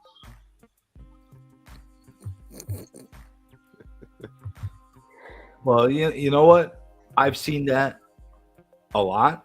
I've had that tried to be done to me, but I'm a little different. I'll call people out if I hone in on something like that. I'll make a whole spectacle of it. I'm noticing that, yes. But yeah, it happens. It happens a lot. They'll key in on somebody. They're like, okay, this person spends money, and then let's gauge how much we could push this person up. Let's see how much we could push them up. Let's see how much we get them. And you know what? If you end up folding and dropping out of a certain bid, and the shield bidder is actually stuck with it, no harm, no done. They're not going to buy the books anyway from the person, and they're just gonna put them up again on another auction at another time. And I just discovered I had more copies of these. How many times did you hear that? Oh, I just discovered I have another box full of them. You know, I have a whole crate. I have a whole crate of them. You know, which some people they might, but you know, it kind of ruins the whole. These are hard to find, because that's another trigger sentence that I hear from people. Oh, these are hard to find. And then all of a sudden next week they have more, and then next week they have more, but they're hard to find. I'm just a super genius that could find them all. You know. Right. I know K-pop's seen these situations up front as well. I mean, you know, I'm not gonna put you on the spot to call anything out. Oh, I've had all kinds of shit happen to me in auctions. That's why I don't buy anything from auctions anymore. It's a bunch of horseshit. What? 90% of the auctions I get good stuff. Hello? Like I snag stuff. Hey, hello. Oh, then you there's little other bitch. places. Oh, I love your also shit, buddy. I can't believe there's 300 people. She's a in this psycho. street paying Come on, money. hiss. Come on, you little fat shit. Come on. That's a really nice way to talk. Oh, she's I don't a know about- psycho. She's an absolute psycho. I don't know about Lisa, but let me tell you, I was actually harassed for almost 2 years by just about everyone in the auction community because I was a girl and they wanted a girl to be on their panel, and they would get pissy at me and bitch at me and tell me how I have to sell my personal collection because they wanted a girl to be on their auctions. And I would be like, no, all the books in my collection are mine. I don't sell my stuff. And they would unfollow me. They would get pissed off at me. And if I would ever go into their chat to even bid on something, they refused to even accept my bids because I wouldn't sell on their stream because they wanted girls to bring attention. And I'm sure that's happened to Lisa. Absolutely. I've seen a lot of this shit happen. Like I've heard it from a lot of people. It's not like I'm, all joking aside. Hey Ben, how you doing? Hey Ben. I'm glad that I'm glad you're appreciating, because most of the people are getting angry with me that I'm bringing these things up. But you know what? I'm bringing them up because these are things that nobody talks about. Simple as that. And going back to Tyler, as far as me making no sense, maybe I'm not making any sense. Tell me, guys, if I'm crazy. Sometimes some people, like I never like creating waves or anything like that. Like I just want to be, in my own little world, do my little pissy channel and just have fun and Yeah, I would all that Ron. sort of What the stuff. actual fuck? And but sometimes, these things need to be brought to light, because then hopefully, like I'm not saying it will make a difference, but hopefully somebody might notice and somebody might change their ways to include more people, or not be circle jerks, as like Biggie was calling them and stuff like that. So if it can influence a little bit of change in a positive way, I'm all for it. As long as it's constructive and it's not demeaning or anything like that, then no worries. You know what? Maybe I'm being a little blunt about what I'm saying. Maybe. But that's just you too. No, but maybe I'm just being a little blunt about what I'm saying. But at the same time, if I don't say something, somebody else doesn't say something. You know how many of this stuff is talked about behind the scenes, being between people all the time, and nobody. The amount of conversations I've been about things in backstage, like after a stream or before a stream, would make your testicles curl up and go up your ass. And a lot of the times people do things that they're not even aware of that they're doing to violate other people, whatever the case is. So unless somebody actually publicly turns around and says it, this is a very specific reason why I'm not calling out people specifically and saying names specifically. I don't want to harm anybody. I said that already. But it's a topic. People on the internet that'll go after them. No, this is a specific topic that should be discussed in the community. Whether we're talking about the auctions, whether we're talking about the memberships, whether we're talking about all kinds of stuff with the auctions. I've called out people specifically because they actually did something specific to me, and I got no shame, and I got no problem calling somebody out that did something specific to me. I'm not saying that they're going to do it to everybody else, but they did it to me. So I'm telling you guys my story. What you do with that story, that's your prerogative. What you do with the story and what we're talking about as far as the membership, it's your prerogative.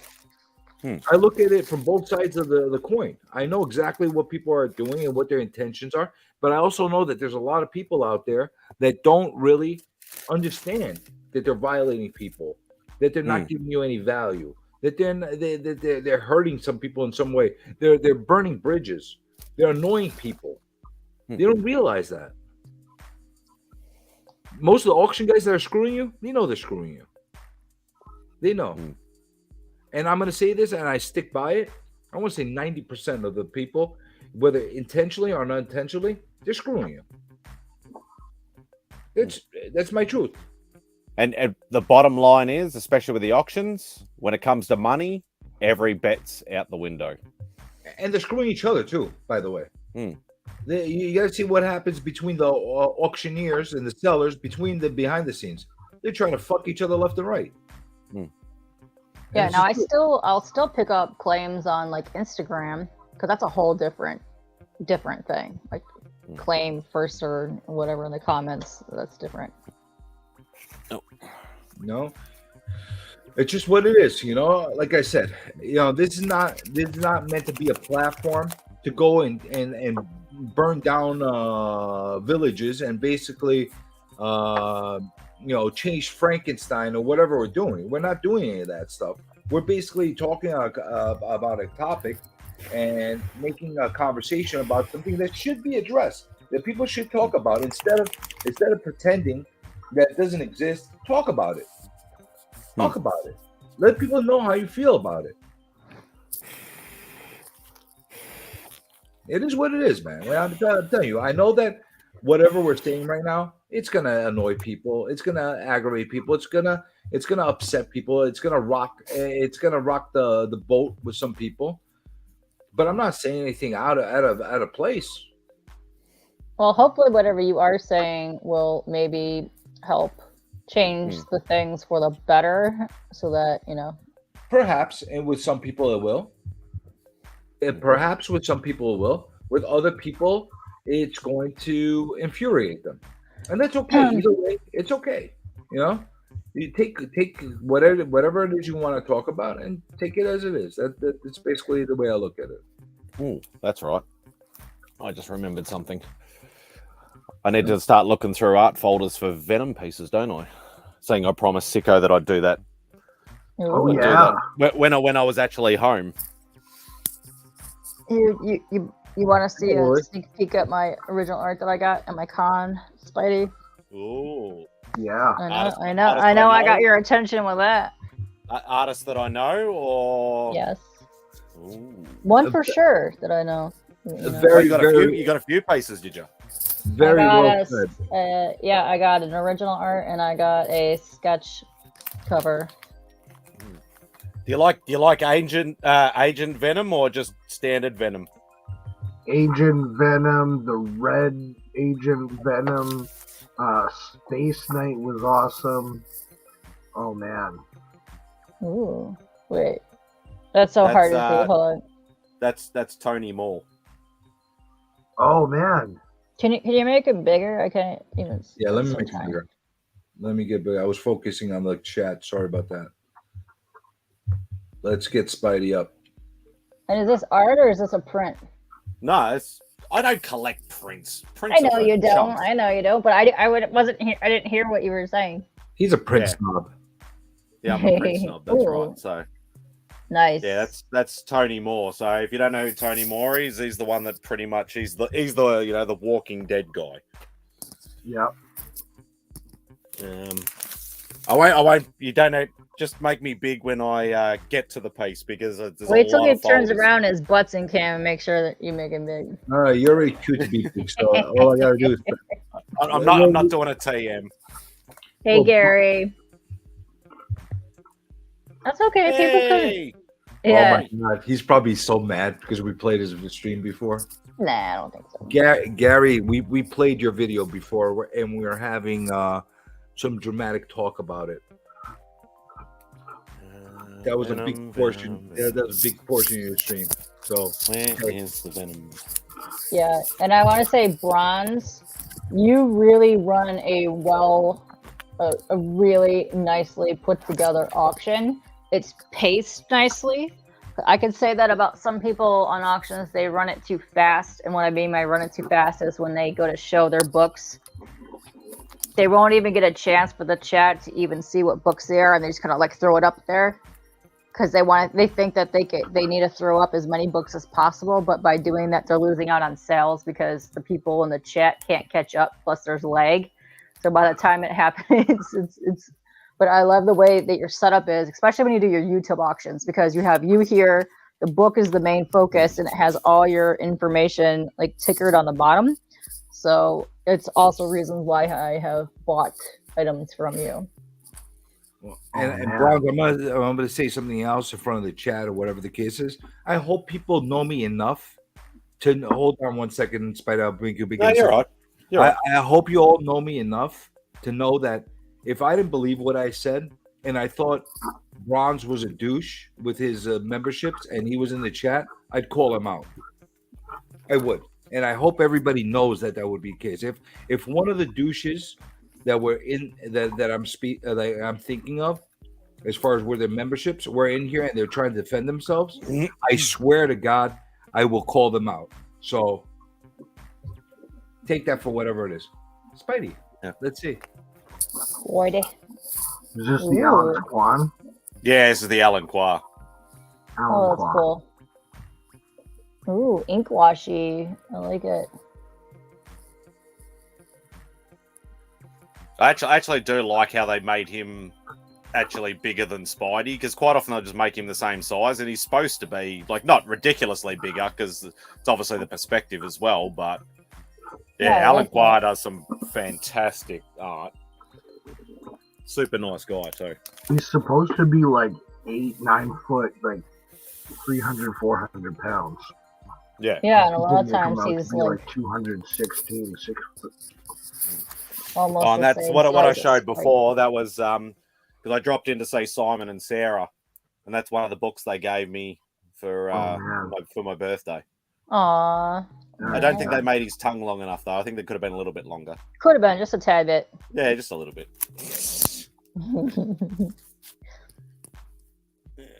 Yeah, it's still the best hashtag around. Hashtag get fucked. I love your sheets. What do you got on Oh, this? the X-Men stuff. Yeah. I couldn't tell if it was X-Men or Thundercats. You got those similar colors. Actually, Katie, you might know this because you're a bit of a card person. Card or cart? Both. Card, actually. D card. The Marvel Legendary card game. That was actually one. That was actually the box art. Oh, like the over. What was it? Overpowered or over?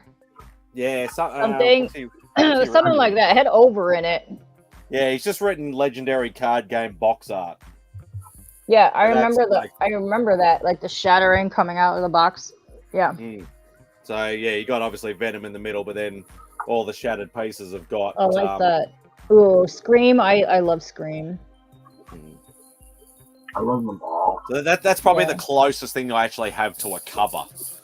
I suppose, like, you call box art is probably close enough to it. So. That's pretty sick.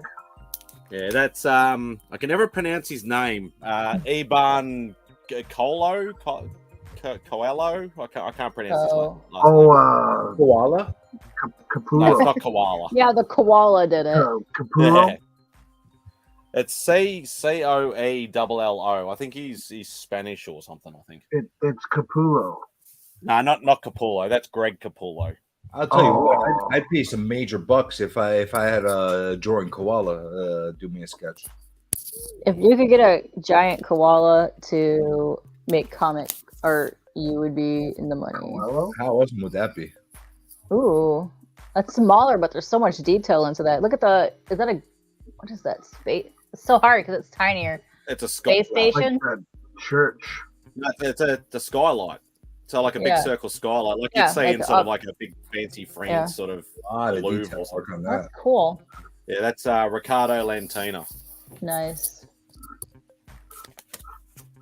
Because I don't have like all my folders and that. None of them are like themed or anything like that. They're all just like as I get them, I just fill up folders. So, Yeah. so Spidey, do you get like repulsed if anybody ever offers you a print? You're like, what the fuck is this? I still take them. Like, because I know, like for argument's sake, when Michael Golden came out here, he took my name, took the money, and said, "Look, I'm not going to get to it, but I'm happy to ship it out to you. Do you want to take some free prints? To make it worth the wait and all that sort of stuff." So I just took a couple of free prints, but I just give them away. I don't actually keep prints, so I've still got a few random prints floating around, but yeah, I don't generally keep them. Well, I'm looking at the poll right now, and it looks like it's like really like dead heat between a lot of the options that I have in there. I'm actually surprised to see so many mixed emotions as far as how people feel about the memberships. 3:30. Enjoy. I just love the way he says that.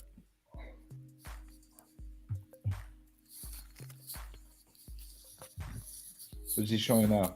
What do you got? Oh, here's a cute one. Have you ever heard of Agnes Garbowska? No. She does a lot of the like My Little Pony stuff, but she does all the like the cutesy sort of stuff. Oh, cute. Oh, it's like my favorite artist. Your favorite, like Roscoe.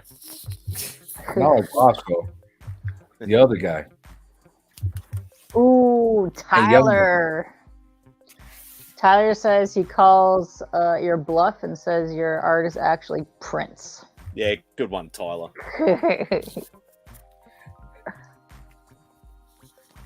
Tyler's Tyler's the biggest shit stirrer in the community. You think Comic Journey's bad? He's just as bad, if not worse. Yeah. What I like to do is I'll grab prints from like artists that I find for the first time, just so that I remember what art it was that I liked from them, and then I'll hunt them down later on to find original art. That's probably not a bad idea, actually. Yeah. Katie, I think we got a conspiracy here. I think there's a conspiracy that Spidey's whole aura of having all this original art is all horseshit. It's actually all prints. I mean, Tyler wrote that down. A real art lover or a real artist would notice the difference. That's what I like about art. When it's up in front of you, you can see the brush strokes, the pen strokes, and you can see the different layering of like the ink and the whiteout and all that stuff. That looks good. I like that actually. Is that acrylic wash or is that just pure pencils? Who did that? Mike Choi. So that's actually all graphite. I was about to ask, is that graphite or charcoal? Yeah, it's all graphite. Real nice. I like it. Real nice. He's breaking Spider-Man's wrist. Does your stuff, when you get it, is it already come like sprayed, or do you spray it when you get it? That's the funny thing that when Esad Ribic came out here, he was like, because he does watercolor, obviously. Mm-hmm. Yeah. And I got a piece from him, and he's like, "Oh, I don't have any spray with me. When you get home, spray it." And I'm like, "Spray it? Spray what?" And he goes, "Yeah, you should spray it with, I can't remember what they call it. There's a finish that you put over them in order. It's like an acrylic clear spray, but you have to be very careful of it because it will ruin the art. Like you have to do it outside and like tilt it and then do a couple layers of it. And that's why I've never done it to any of my pieces. Luckily, none of them are in frames; they're all in folders. But yeah. I'm scared to do my own art. He's like, well, I said, what about pencil? What about pencil and ink? What about Copics? And he goes, you can do it all to preserve it. But yeah, I'm too scared to do it, to be perfectly honest. I'd say anything I would do, always like depending on what your medium is, do a small little test paper, because depending on the paper and the ink or whatever that you use, it'll change it slightly different. I would even recommend, if you got something that's super valuable, that a professional do it for you, that will insure it as well. Like the chalkier based ones, like if you spray it, sometimes it'll blob it and kind of like fade the color out. So you need to be very, very, very careful if you ever do that. Yeah, and you have to do it. That's why. Like I keep them in folders. Like eventually, try and frame them all, but I'll frame them in like the proper glass and stuff like that. The UV and all that. Yeah, but I will not obviously fixative. That's the word. Thanks, Beeford. But I won't be putting them in like any direct sunlight or anything. I'll be framing basically in just a lit sort of area, not a sunlight lit area. No, not fixative. Fixative is more meant for mounting. If you're doing like mounting on gallery style framing. Some of the spray is called fixative. They actually call it fixative? Because some of them are called fixative. There was a specific name that he said. All mine's upstairs, and I forgot what it is. But you need it's a fixative. Back in the day, they would tell you to use hairspray. I do not recommend hairspray. Hairspray will actually ruin the piece more because it'll make it runny and it's kind of blobby. Yeah. Krylon, I know, has a few different things that they put out on the market for these kind of type of things. Well, let me grab my art pieces and I'll show you. This is a sneak peek because I'm going to do a con unveil haul, whatever. I was going to do that today, but I fell asleep. So I could go through the rest of my folders and find more Venom art, but it just takes too long. I'm sure Cyclotron is loving that Venom stuff. I do. I love it. I did promise next time that I was actually at home. If Sicko was on, that I'd show him some. So it's great stuff. It's stuff you don't see every day. Unless you go on Mad Spidey's channel, you can see it all the time. Yeah, and I'm so glad that Sicko even started to pop on here. I'm actually looking at his channel over here. Nice. By the way, everybody's links that have been on the panel do have their link inside the description. I think there's one that I'm putting in right now because I haven't put it in there yet. But other than that, you could go and click on everybody's links and discover their channels and love them. I love the Witchblade art behind you. Oh, yeah, that's my whole Top Cow wall. Top Cow / Aspen comic wall. So this art I got is an original sketch cover from Jason Moore. He does Elvira, Halloween books, and Gates of Hell. And I got the name does vaguely sound familiar. This is all stuff that you got from the con, right? Yeah. Awesome. Ooh. Yeah. Nice. You sure you want to show it off all here? I just gotta do a sneaky peek. All right. You tease. You're gonna tease A everybody. sneaky peek. Then my other one, which is really the reason why I went there. Bow down, bitches. Ah, James O'Barr. Yeah, James O'Barr. That was original sketch. Yeah. $200 But bucks. yeah. No, 100. Oh shit, that's nice. 9x12. Yeah. And that's not a print, right? No, Or is it? it's original art piece. He actually let me film him doing it. So That's wild. For $100 only? That's for pretty $100, yeah. I probably spent like 2 hours with the dude over the weekend. Yeah. You think he did it because he liked you? Maybe. It was the first one he did over the weekend, and I noticed that the other ones that he did were smaller and not as nice, but we talked about his art a lot, and we talked about the process of how he did it, and yeah. So, yeah. Nice. So I think he gave you a break because you're No. you're not as smelly and ugly as most of the people that come in.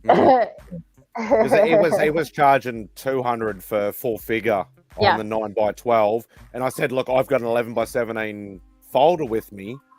Mhm. Can you do it on that? And I'll pay the extra." And he didn't charge me extra. Really? Yeah. That's awesome. Yeah. So he signed so much of my stuff. I got prints. I got book signed. So his thing was, he would do if you brought him a book, he would sign it for free because it was just a book, and anything else like you paid for that. But he, yeah, the dude was just so nice. Like we talked about his technique and like just how he was just like going into like art and doing it and what you should do to keep doing, like just keep at it basically. So his was $100 for headshot, $150 for like bust up, and then $200 for full body. But he only had like whatever the 9x12 was. He didn't have anything else. Oh, you want to see that real quick? Hold on. I also, I did a lot of shamingling at this con. Is that your word? Shamingling? I just made it up. All right. Yeah. New word for like small Shamingle. Hashtag Schmingleys. shamingling. Yeah. Oh shit! It's in Mylar, which is bullshit. I hate Mylar because it always cracks. As you can see in the corners of this, it's all cracked. Yeah. Schmingling. Schmingle. Yeah, I am actually looking forward. Is that a 10 center or a 12 center? Oh, 12. 12. I couldn't say because of the stupid Mylar. I know, I hate the Mylar. It's actually coming out of the Mylar because when I got it, it was already cracked in the corners, which is why I hate Mylar. And it's why I hate the top loaders because eventually the glue will wear out and they will crack and bugs get in there. So, because I used to store my art in those. But yeah. I knew Biggie would like that. Yeah, I was talking to him about it the other day. His thing. That's not a book I would expect you to pick up. That's actually Kaiju. I pick up weird shit, just depending on what I.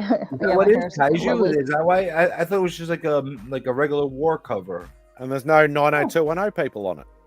There isn't on that. No, see the submarine? See the submarine, and they're fighting him and shooting him. I thought it was like a dinosaur coming out of there. It's like a dino lizard, dude. He wanted 30, and I did not pay 30 for it. Very cool. How much did you haggle him down? I got it for 20. You kicked his ass. Good. I did. I would have got 25, but he caved in. I was playing tricks with him, but yeah, no. I'm excited because the Tom Waltz from the last Ronin was there, and we hit it off. We were talking for like the whole weekend, and he had one of my friend's covers, and he put it aside, but he left it in his car.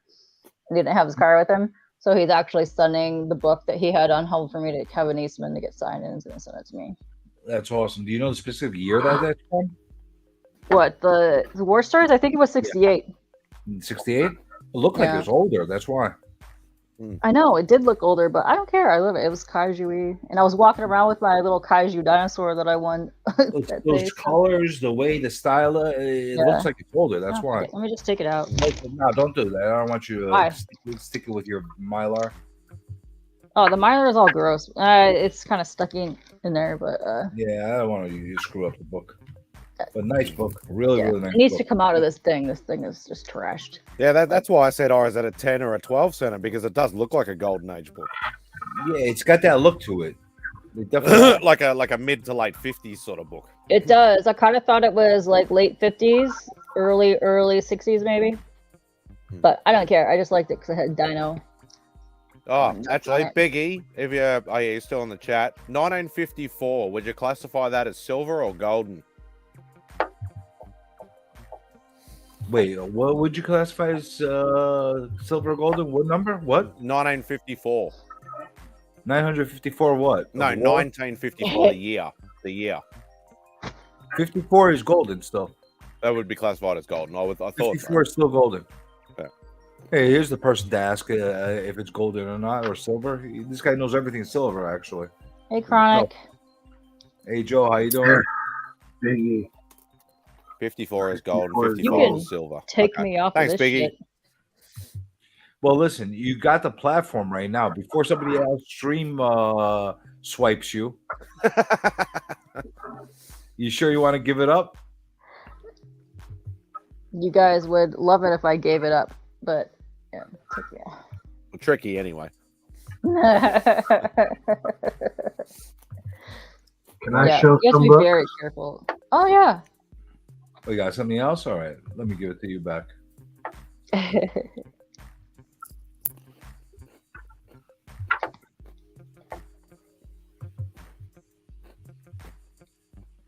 Wow, I'm so shocked at the poll. There's a poll. Yeah, you guys don't know about the poll? We can't see the poll in the stupid. Oh, thing. you know, yeah, well, I told everybody about it. I just left it up. I haven't ended it. I love polls, by the way. Now I'm the poll guy. Put Sicko on the big screen. Sicko, what you got to show us? Wait, is this official? Look at me. Because like This is my first look at me. Yeah, this is your first time doing a look at me on this channel. Yay. So I think we need to like give it a full formal introduction. Hold on.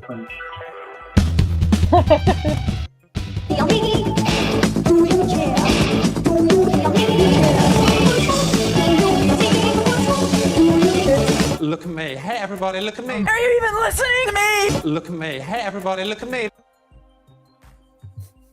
There you go. So I was looking for this one, Carnage number 10. I don't know. People picked that one up fast, and I didn't know why, so I'll find out why. I was excited for this new one, number 17. That's not a very special book, but You left a receipt in that one. There we go. It's a bookmark. It's part of Providence. This one got away from me, but I got it at a good price. Okay. And then I'm big on the Carnage variants. So got Some of them are Iron really Man. cool looking. Yeah, I love this one. Like you generally literally love Venom. I live it, man. I live it every day, all day. I'm not joking. It's an obsession. Have This was my you have you and Eddie ever done a Venom off? His Venom is pretty top tier. He's shown me some pretty cool books. And I was just like, dang, he's got I got all the covers, but I didn't get the 150s or 100s just because. Yeah, he goes way hard on Venom. Keep an eye out for the. I saw it pop up on an email. There's a big time collectibles exclusive for it's a Doctor Doom Venomized cover done by Miko, and it looks awesome. It's coming out. Sweet. Actually, let me see if I can find it. I'm all over that. Wait, how do say that again? Sorry. Hang on. Let me see if I can find it. Was that it, Sego? That's all I got. Yeah. Nice. Thank you. All right, let me give everybody a update on the poll. So while Spidey is looking up his whatever he wants to show. Hold on.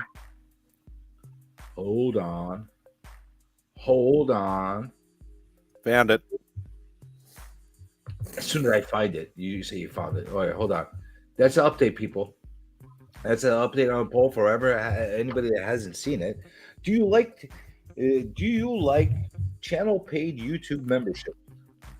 Answer 1 is yes, 17%. Answer 2 is no, 29%. Answer 3 is sometimes, depending on the benefits, 34%. And number 4 is never.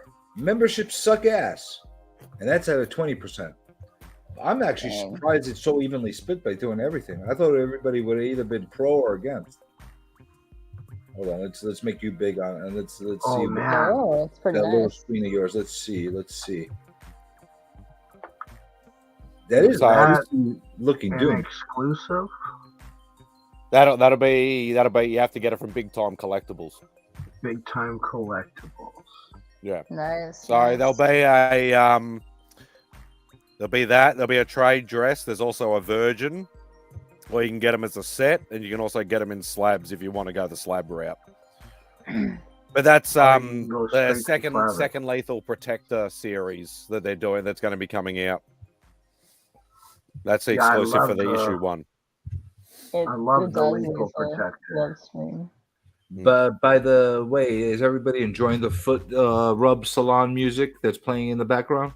Yeah, I actually have my foot up. 70s Bond music. Well, yeah. If StreamYard gave me that option, I'd play that too. You know. Oh, hey. Yeah, Hey, Biggie had a long day of streaming. Yes, he did. Yeah, I'm really enjoying the unkind smack talking back and forth rap battles that are happening. So that's making my week go pretty awesome, actually. Yeah, Love Stream does sound dirty. Is this still the Ducks? I have the Ducks one that plays on my stream, and I like that one. You know, the funny thing about Biggie, he's like this. I've never met somebody that is like such a sweet guy that's so rough around the edges. Like he's like the most like big teddy bear. He's like the biggest teddy bear that like you feel like if you touch, you're gonna get pricked by some kind of shard sticking out of him. He wants to be the tough guy, but he's so sweet. So, and sometimes he doesn't want to be the tough guy, but I like him. He makes me laugh. Makes the silence sound not so awkward. Yeah, that's right. Although I will take pride on this channel and these streams that do happen.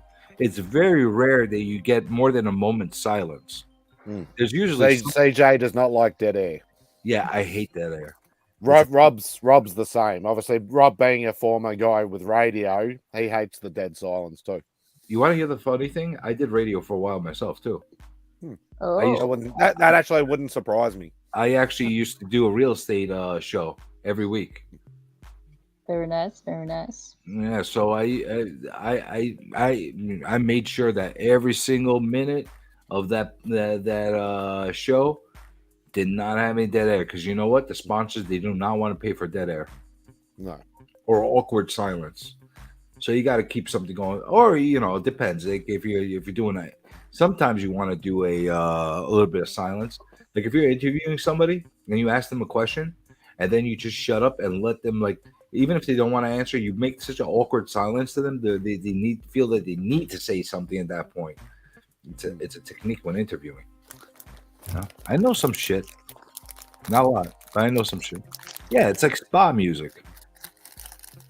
I was gonna say elevator music. No, but it sounds like I go to like this foot rub place every so often, and they cut all the freaking skin off of my bottom of my feet, and they soak my feet in like a big tub, and like they cut my toenails and stuff like that. It's so nice and refreshing. I do like every. I thought you were going 6-7 to say months. a Thai massage with a happy ending for a second. Then That's what I told him the other day. No, if it was that kind of place, I tell you it's that kind of place. No, this is actually a true like foot spot. Actually, yeah, you'd be proud of that, wouldn't you? Well, listen, I wouldn't deny it if it was really one of those places. What am I gonna do? Deny it? You know? But they do, and they take and they carve my feet into like a normal looking foot. So I like it. I like it. It's the best feeling for like the next couple of weeks. My feet feel like rejuvenated, like I'm a new person. And then they start getting shitty again, and then it's stop trying to kick people in the ass. Then stop trying to pedal. What? I said stop. Oh, I got the wrong fucking headphone in. Stop trying to kick people in the ass. Then. Ooh. Well, somebody's got to do it. Somebody else does it. You know, somebody's got it. Here's my thing with Venom is someone's like, man, you gotta go check out this exclusive because my next favorite character is Dr. Doom, and so getting the Venomized Dr. Dooms is kind of like a holy grail for me. And so I hear about the Venom exclusive, and so I'm on this big time collectible, and there are and you say a whole ton of shit that you want to buy. Ages, and I'm just like, look, I've been here 30 seconds. I'm already at like 2G. Like, Oops, sorry. But no, I'm going for that one. But I kind of gotta put my blinders on here. There's a lot of cool stuff. Actually, what you should do, you're gonna go down to MegaCon in a couple of weeks, right? Yeah. All right. Big Time might actually have a booth. Look up if they actually have a booth there. You might be able to haggle with them a little bit about it when you get down there. Yeah, also sign up for their newsletter thing first. They don't haggle on exclusives, though, I wouldn't think. Sometimes they go on sale. You could haggle on anything, Spidey. I swear. No matter what, no matter what anybody tells you. When I was at the con and I bought like from some vendors, some people did the price is the price on an exclusive or con exclusive or something like this. But other people, if you go there and say, listen, I'm picking up some stuff. I told them that like once in a while I sell on Whatnot or whatever the case is. I got a YouTube channel. Like, all right, I'll cut you a break. You know, it doesn't hurt to ask. It doesn't hurt. To like all they can say is no. So yeah, well, I'm gonna be like devastated. No, all right, I gotta buy it at the same price everybody else buys. But why not make and some people actually gave me a better deal. And even if you don't have anything to tell them or anything to offer them as far as like what you're doing and stuff like that, say, listen, I want to buy all these things. Can you? What's the best you could do for me? Yeah, always do that. That is the best line to ever put somebody in a position to actually give you a deal. Instead of telling them, I'll give you this much, or I want a better deal, or how much can you cut off for me? Say, what's the best you could do for me? In a nice way. You more times than not, they will give you a significant discount without you really fighting them. Yeah. Okay. All it took is asking, and that's my haggler tip of the day. So here's something that I'm trying to find out. Sounds like CJ's looking for an influencer hook up to me. How do guys find out the con exclusive before they go? Well, they usually put a list of them on the con channel, on the con website. Usually they have that. I know for the bigger cons, they definitely do that. 100%. What were you saying, Spidey? What insulting comment? No, I was just reading Bronze's comment. Sounds like CJ is looking for an influencer hookup to me. You better believe it. I wish I could find an influencer hookup. I'd take advantage in a heartbeat. Yeah, it's actually not too bad today, Gary. It's not too hot, not too cold. It's actually been a reasonable day. Are the cockatoos out? Cockatoos. No, I don't get cockatoos here. I told you that. I gotta go to Beck's. But I was gonna tease you about it. Actually, I don't think there are any birds around. We always look so chirping. We always look so forward to the cockatoo show. I do, yeah. That's crickets or cicadas. You spoiled us by showing them off the other times. Yeah. Yeah, Like, all we day, wanna like, a see little is- bit cloudy, but it's not raining or anything. So All we want to do is see beautiful white birds that could claw your eyes out at any given minute. I want to. I then should have whenever- gone at the front and see if any of the pretty birds are in the front bush. Ooh. The cockatoos are not the pretty birds. There's prettier birds than that. Yeah, it was like rainbow lorikeets and rosellas and that's stuff, cool. and they love the bush on the front lawn. So Honestly, I am so envious. Cockatoos do love the bush. I am so envious of the amount of nature they have around you, and you get to enjoy. I it. opened that up, didn't I? You did. Katie, out of the park. Wow. Do you guys get magpies over there? Yeah, we get a Magpie? beard birds. Yeah, we've got magpies. Yeah, 'cause, I magpies. don't know I if thought they're the magpies same were kind. indigenous to Australia only. I don't know what a magpie is, but I could tell you where my mind goes what a magpie is, but What is a magpie in Australia? I've never even heard of a magpie. It looks like it's about the size of a crow or a raven, but it's white and black instead of just all black. Oh, it's a we've bird got- that we're talking about? I thought it was like we've fruit got that we're lots talking of about magpie. So I Can you run poke a a budgie funnel web rescue. spider? No, they're in Sydney and Queensland, beef. They're not in Melbourne. Thank God, because they are fucking deadly and scary as fuck.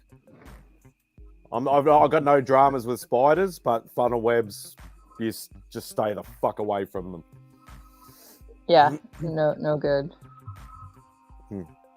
They're a But I different really thing. am envious of the nature that you have all around you, because the shit we have around us, unless I'm going upstate or I'm going on the island, I don't get to enjoy any of that. I got Well, it's even concrete- like because I think we actually had the discussion. You even Googled it. Like your possums over there look freaking fierce and scary, but ours all look Nasty cute fuckers. and fluffy. Yeah, and yours are little adorable little biatches.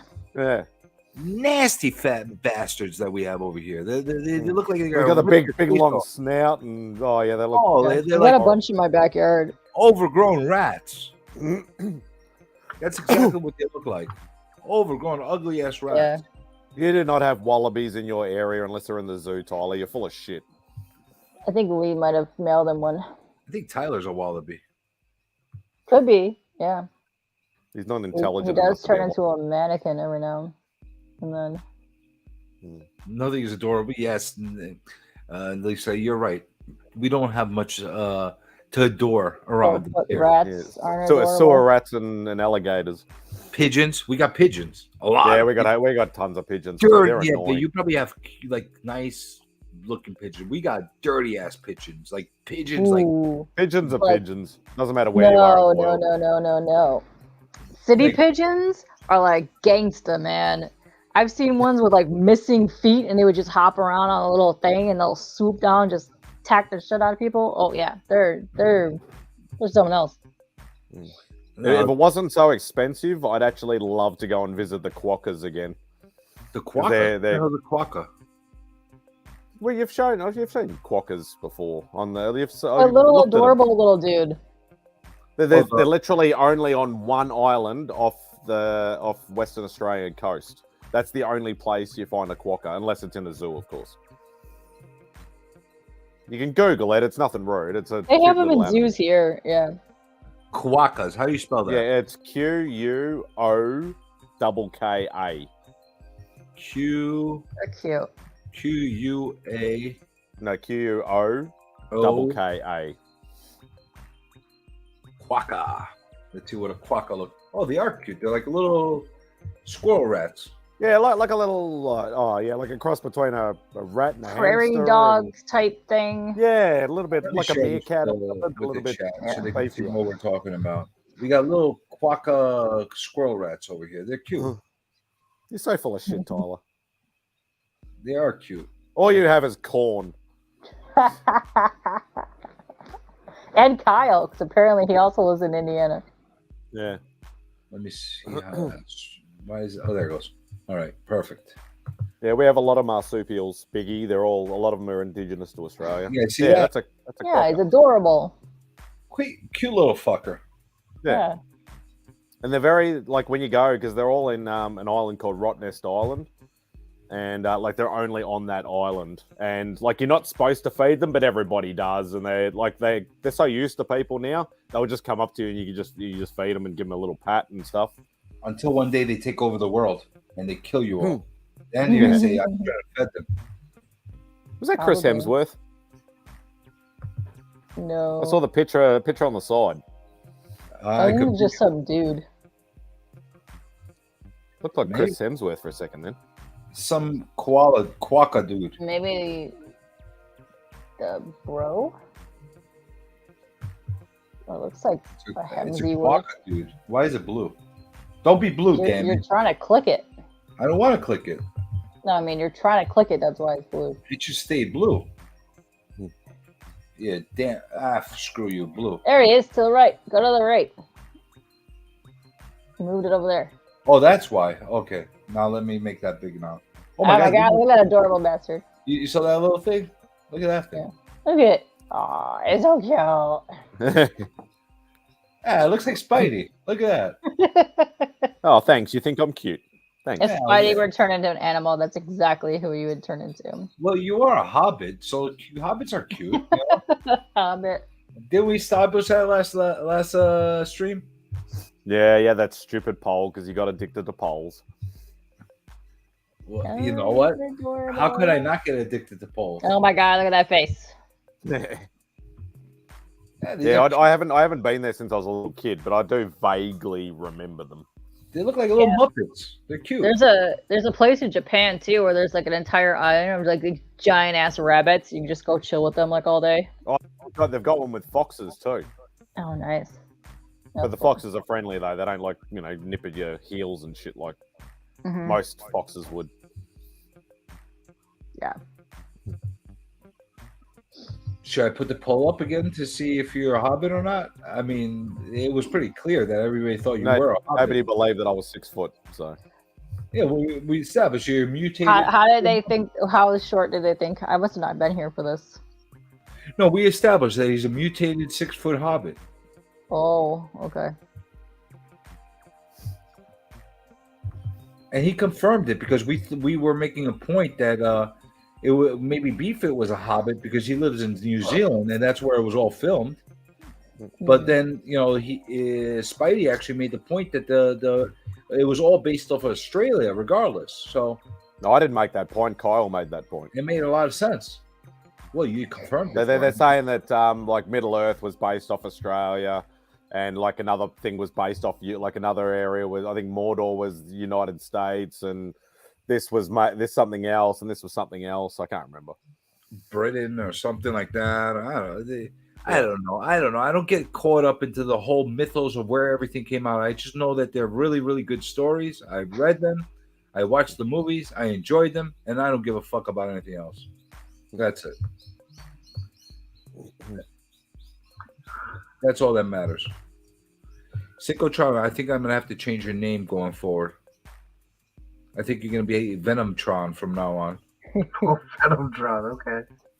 You know, Symbiotron or something. Because you're that guy. You're the Venom guy. You know, everybody. Yeah. I gotta have a thing. You're that guy. You know, we got Koala Man next to you. We got Venom Man right here. You know, you're that guy. I've always wondered about the Turd Ferguson reference.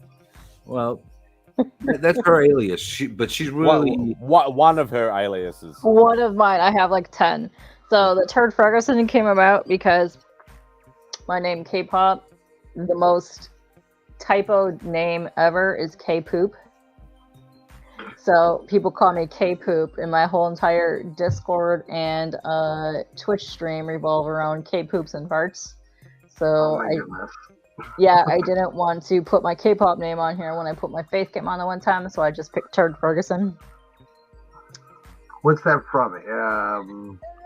Here, let me. Anchorman?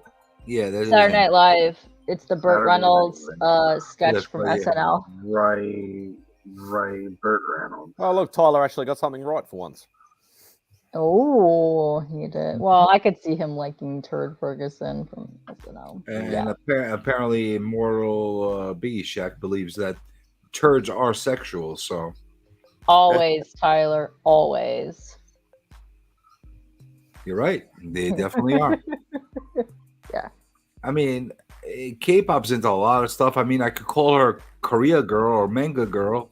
Oh, it's hilarious because I made my K-pop junkie name as the first name I ever made online, and I've had it 20 some years. People will think I'm either a 12-year-old chick, a dude. Like, it's the weirdest shit. I've had people fight me over BTS and times where I wasn't even listening to ETS. It's hilarious. Does anybody ever question your fandom because you're not Korean? Yes. Oh, they do. We got into this on Nam's channel when I did his interview, but back in the day in the 90s, when I was getting into it, because I've been into K-pop for nearly 30 years, I would go to the Korean stores to buy stuff, and they would tell me to leave the store because I was a white person trying to buy Asian music. How dare you buy our stuff? Yeah, they didn't understand it at the time because it wasn't popular. It wasn't a thing. They didn't understand how I found it, whatever. I actually have an older brother that's Korean. So. That would happen to you in America? Yeah.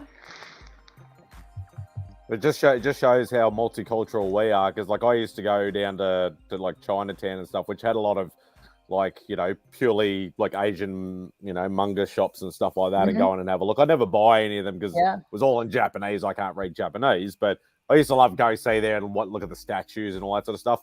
And they'd be just like, oh, you know, can I help you there or something like that? You know, they didn't look at me twice or anything like that. It was just, you know, what do you need a hand or? I had the same thing happen to me in a Japanese bookstore. They had for $100. This was back in like '96.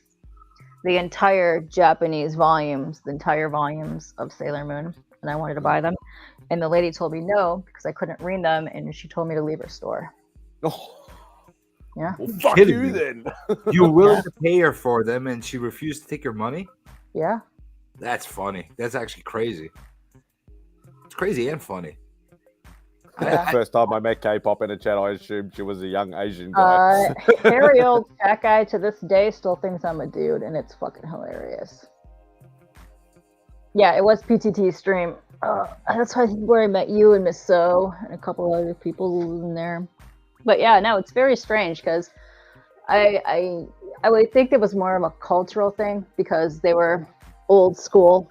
The sellers of the store that were actually from there, and they spoke not a lot of like the English, and I think they were more protective of their culture type thing. But yeah, no, I've been, you know, every possible thing freaking ever happened to me. Yeah. I don't think I've ever had an experience where somebody didn't want to take my money for any reason other than they like my face or something. But like for cultural reasons, that's weird. It's weird. Yeah, I don't know. But yeah, that was like mid 90s-ish.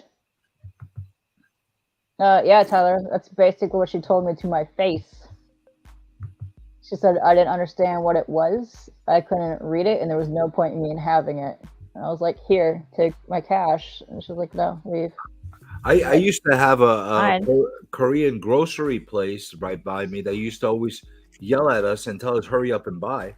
We used to have that all the time. Like, we would go in there. Like, are you kidding? Are you? Come on. Are you for real right now? Dead serious. Like, she would chase us out of the place. Like, we wouldn't even get to go to the refrigerator and like to get like a Snapple or something. And she would freaking be like, you hurry up and buy. I'm like, hurry up and buy. You buy now. Hurry up and buy. Oh, I'm gonna get canceled before I already start, man. It's crazy shit. Night, Biggie. Have you not seen Booty Tang? Booty Tang. Yeah, and like back in the 90s. I know. Yeah, I see Pootie Tang though. That's the one where he like whips everybody with his belt. He pulls off the bag of chips and her face is like sitting right down, and she starts demanding that he hurry up and pay and get. Oh, you talk about don't be a menace in South Central while drinking your juice in the hood. Yeah, something like that. Yeah, not Pootie Tang. Not Pootie Tang. I saw that too. Pootie Tang is also a good classic. The funny thing is, that's real. It's like you have grocery shops like that. It doesn't have to be a Korean grocery shop. You can go into like all kinds of ethnic grocery, and they tell you the same thing. Like, or you can go the total opposite of that, and go, dude, where's my car? And they're going through the drive-through, and then no, and then no, and then. That's actually one of my favorite lines. And then. But yeah, we used to have shit like that happen all the time. We used to have this old Italian guy that couldn't say a freaking word in English. He couldn't say, and we wanted a freaking sandwich from him. And every time we order, like to try to get like specific, he'd give us all these funky meats that we didn't even know about. Sometimes it would be good, sometimes it would be bad. But we'd ask for like, I don't know, a ham and cheese and whatever sandwich. And he'd give us like a prosciutto with some kind of crazy shit that was in there. Charge like double. And it's like, you like. I'm like, what? What do you mean I like? No, you like. You eat. I'm like, what the fuck? Like we had like guys like that. You had to grow up in the area. It was crazy. Like everybody's bonkers. They smoke me. Yeah, well, it was classified as a PG movie. They didn't even M-rate it. Which one? Dude, where's my car or whatever. What was that's the one he's talking about? It was only a PG movie. No, he's probably maybe, I don't know, but was it a R-rated? Not Dude, Where's My Car? No. It was a PG-rated movie though. Like I didn't see. I'm pretty sure it was. I think I've got it on DVD. I'll have a look in a minute. I can't remember anything that crazy that happened in that. Just the tattoos and then the sex bots or whatever, the alien babes or whatever they were. Dude, what does mine say? Sweet. What does mine say? Dude. Oh, Kookaburra. Well, that's how I discovered all these meats. You're gonna stay put. You're gonna stay put. Stay put. Stay put. Stay put. Oh, he flew off right at the end. Damn it. Oh well. I love Kookaburras. Mad Spidey's Nature Channel here. That's right. He did. He did do Harold Kumar. Yeah, it was PG. Yeah, I thought it was. I didn't think it was past PG.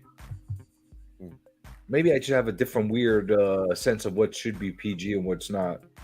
It also depends on country and region sometimes too, because some movies might be like R-rated over here, but they're M over here, or vice versa, or like I see a lot of movies, like watching older DVDs and Blu-rays and stuff. It'll come up. You can tell it's an American one because it'll come up with the big PG-13. But then you look at the case that we've bought and actually says M on the front. So whether we get stuff that that's not necessarily put into it might be like a director's cut version. You don't necessarily get it in cinemas or what. I'm not sure. There's a lot of stuff that I know of that was actually banned out of other countries. That like, what the hell? Yeah, that's like what I mentioned when we were talking about horror movies the other time, and Texas Chainsaw Massacre 2 was banned in a lot of countries. There's one specific weird movie that they banned out of England. I forgot which movie, and it's like there's nothing wrong with the movie. I don't know why they banned it. There's like something weird. They have like some weird hiccup with some kind of. I gotta remember what the hell it is. There's one bizarre banning that they have in England for one weird reason. They have some kind of superstition. That's why they won't play. But they do that too, because it's like sometimes you get a movie that's only banned in like one country in the whole entire world for some stupid reason. Well, yeah, Tyler, not true. We got Spidey, Kyle, Cap, and I once got banned on a Roscoe stream because they played Mr. Bean. But in saying that, for too long. But I could watch it, and TM could watch it, but it was banned in like US, UK, and everywhere else besides like some weird country in like Clockwork Orange would make sense. So that's not the movie I'm thinking of, but it's specific. Hiya. Oh, Hialeah's here. Good evening, Hialeah. What up, dude?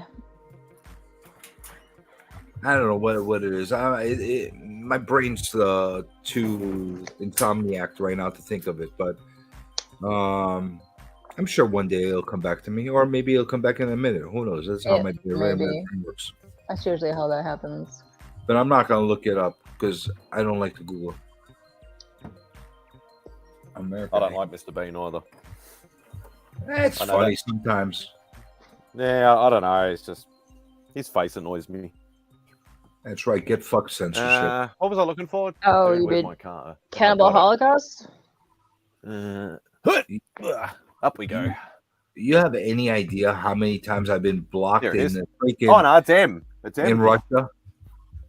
I was gonna say, dude, where my car is definitely an M-rated movie.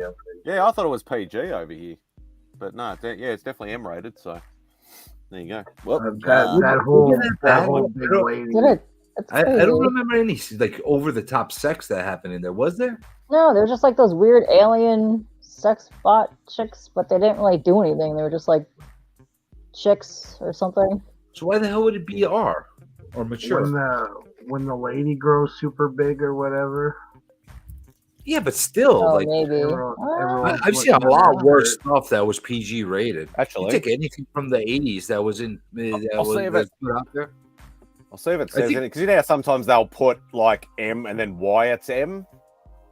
Here we go. Let me see what it says. I think Police Academy was actually originally a PG movie. Sexual references, medium level coarse language, drug references. Oh, that's why. It's because of the drugs that they're. That's what it is. Oh, probably also if they have weapons too. Probably because Hey, Spidey, is it actually illegal to smoke marijuana there now? No, it's still illegal. They have passed medical marijuana, but that's still like really rare to actually be able to get prescriptions for it. But it has actually passed government and stuff like that. But yeah, it's still illegal to buy or sell or carry or any of that sort of stuff. So it is. So we're very behind in that sort of thing. But I don't care. People don't smoke it anyway. That's not the kind of progress I like. Let them hold back. Is prostitution legal in your country? No, that's illegal as well. Still happens, but it's illegal. Well, it happens everywhere in the world, whether it's legal or not. It's legal in Amsterdam. No, in a lot of countries. Actually, most of Europe, it's legal. Are you not pro legalization, Comic Jerry? I'm not pro anything when it's hypocritical. You know, like for years and years and years, they used to say that it was illegal, it was bad for you. But now, because of the fact that the government wants to get their dirty freaking hands on all the freaking taxes that they're going to make off it, now they want to make it illegal. And now all of a sudden, 100 years worth of telling you it's bad for you. No, it's not bad for you because now we're going to tax you on it. Now it's okay. Same thing happened with the cigarette companies, which irritates the hell out of me. I don't think anybody could tell you that cigarettes are good for you, even though I'm a smoker. But you know what? They got no problem charging you through the nose in taxes. Same thing. It's only medical marijuana, Bronze. No, same thing with alcohol. You know, I'm a believer. You know what? Legalize everything. If people want to go kill themselves on crack, let them kill themselves on crack. That's their prerogative. That's their problem. And it's up to the parents and the family to beat the shit out of the kids and teach them the right lessons. You know, I don't know. What am I going to tell you? You know, it's like hypocritical. As long as they're making money off of things, it's okay. If they're not making money off of stuff, it's illegal. Yeah, well, there's actually a few politicians trying to make tobacco illegal, like over here, and it's like, or like, yes, okay, it kills people, blah blah blah, whatever like that. But as you said, if you're a grown ass man or woman or whatever, you can make your own decisions whether you do it or not. There's nothing to do with with them. Why make it illegal and just shut down another industry? Because people will lose jobs from not selling cigarettes, not making cigarettes, and all that sort of stuff. It's another industry you're just going to hurt. True, but it's also an industry that is not productive in any way for society. Allowing cigarettes to be legal is not a productive thing. It's not. I'm a smoker. I smoke a lot. Is it productive? No. But we're addicted to it, and we continue with it. Well, it calms down our nerves. That's basically it. We could do other things to calm down our nerves. I would be okay with them banning cigarettes, even though I'm a smoker. And at least they're taking a stance. And they say, you know what? They've banned nicotine in vapes. Like you can buy the disposable ones still with nicotine, but if you actually have the proper vape sort of thing with the coils and the fluids and all that sort of shit, you can't actually import nicotine for those anymore. They've actually banned that altogether. See, it's hypocrisy all across the board. It's weird shit that's going on. Hey, Bronze. Hello. Did I give you a heart attack before with this whole topic of a conversation for this show? No, I've just been here chilling and lurking. If you're gonna, may as well just come on so I can stop typing. It's a good topic, right? Nobody talks about it. The membership topic, or are you talking about this topic? No, I'm talking about. Let's get off this topic. We had our topic too with the hypocrisy of government taxing us on things that they say are good and bad. But I'm a big believer in personal freedoms, so I I don't support all those personal freedoms, but if they're not hurting anybody else, it's better to regulate them, tax them. Agreed, but you can't go from the stance that it's bad for you, and actually put on the labels that this is going to kill you, and still sell it and tax it to people. Prime example. Our cigarette packets are probably one of the worst. Oh, it's just like grease. They put like messed up lungs. Yeah. Let me make you big for a second. Let me say, hang on. I've got an old fresh pack of smokes here. Let's see what else we got here. All right, I'm gonna have to go because it's 4. See you punks later. You're leaving us, Katie? Yeah, it's 4. I gotta get to work. I gotta go to work at least once this week. We will miss you. Bye. Thank you, Katie. Thank you for joining us. You're welcome. Get fucked. I love it. So there we go. Smoking causes emphysema. Yeah, you got a big nasty lung right there on the front. There's the eye one again. Here we go. Here's a real nice one. Oh, that's a foot. Yeah. What else we got? Mouth cancer. Oh, wonderful. It's the eye one. Like on one hand, I think it's great, but an unborn baby kills unborn babies and stuff. And here's the one that I actually know is false because it's not actually the same person. I actually found out this, but they're like, yeah, it causes lung cancer. This is him, died 34, and this is him a year before that. It's like that photo. The photo of him with hair was actually taken in the 70s, and the other picture was taken in the late 80s. So that's actually a misconception, that one, or misleading is the word I'm looking for. I feel like close enough. Yeah. So close enough.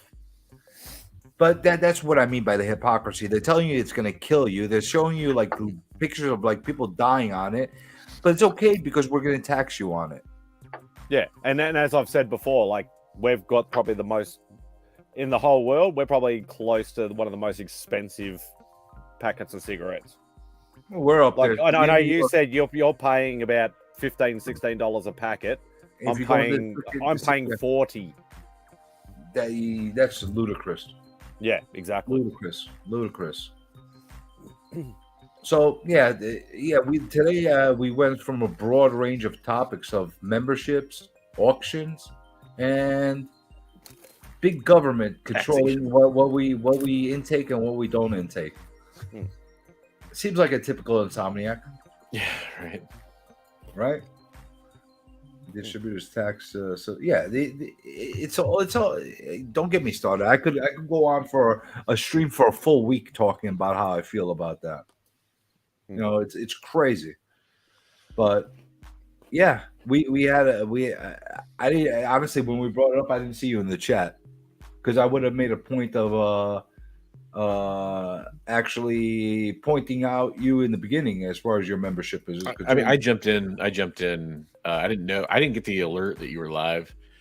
I was playing Fortnite and just kind of like listening, and then I was like typing, and then I stopped playing Fortnite, and yeah, I mean, whatever. It's I think the topic was covered pretty well. Like I don't know. I'm biased. I can't really like have an unbiased opinion on it, and I think I said what I wanted to say in chat for the most part. To me, it's just like the things I come back to with channel memberships. It sounds like you're encountering some stuff that is unique, or at least stuff that I don't encounter. I don't encounter in a lot of channels I watch. Well, do you go poking in people's memberships to see what they're offering? No, but you're talking about people like laying guilt trips down from. I don't. Yeah, that I get a lot. That I get a lot. And maybe I'm not trying to invalidate your experiences. I'm just saying I don't encounter that at all. But that doesn't mean it doesn't happen. I also don't spend a lot of time on a lot of channels, to be honest. Like I just don't have the time.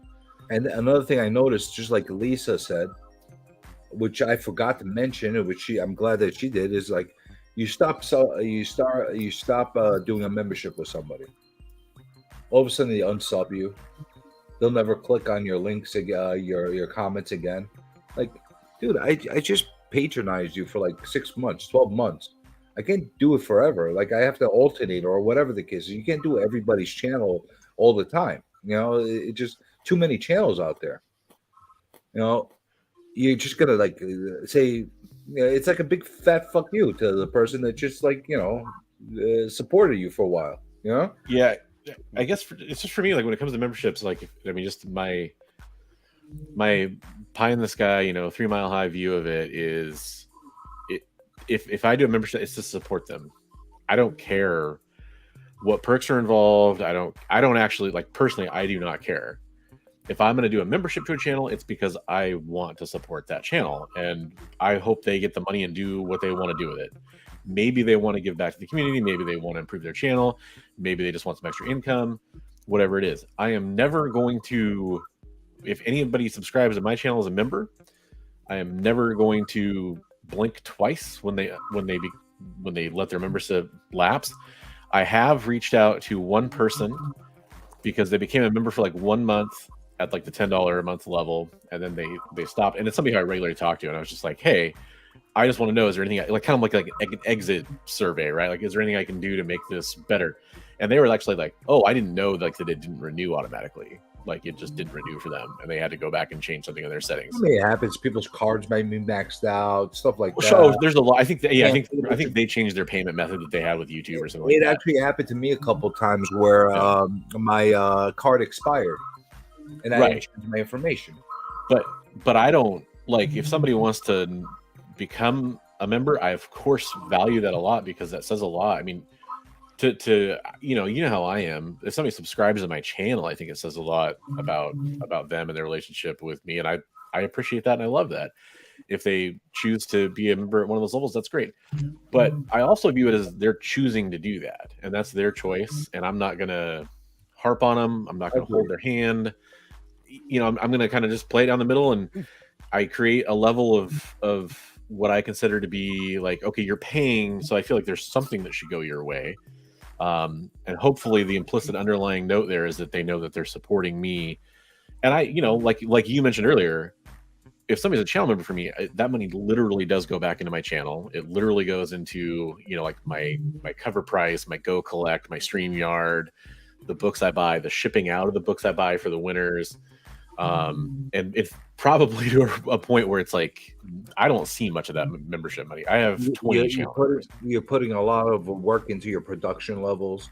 There's a different thing. Like I've seen people videos actually degrade after they become monetized and they start asking for membership. Sure. And the other thing is, here's the thing: when you first monetize and you started your membership, you didn't send me a DM stating to me, hey, I just started memberships. Yeah. Without telling me, hey, I want you to join, but you're sending, like, I get these things that, hey, I just started memberships. They're not telling me to join them, but they're telling me without telling me they want me to join. Yeah. You know? Literally all I did was I talked about it on my first live stream after I showed up. I popped up a little thing saying like, this is what it is. That's what it looks like. But if you guys want to wonder what that is, you don't push. I can't speak for anybody, but I know for myself, you didn't like say, hey, listen, I'd love for you to support me, or here's my channel membership. Like, it's an awkward thing, and nobody wants to talk about this kind of topic on these channels. And that's why I felt the need to actually have an open conversation about it. Why not? We'll talk about it after this stream. I'll probably never bring it up again, but it's something that I felt that needed a platform for people to discuss and understand how they felt. I also get a little bit perturbed and annoyed with the people that are overhyping their membership that's offering nothing. It literally is offering nothing. And the point that here's like the one thing I want to clarify from what I was talking about in chat earlier, and I'm not saying it's going to make any more sense to anybody, but so I have a feeling I'm guessing most of the channels you're talking about are not what you and I would call large channels, right? No.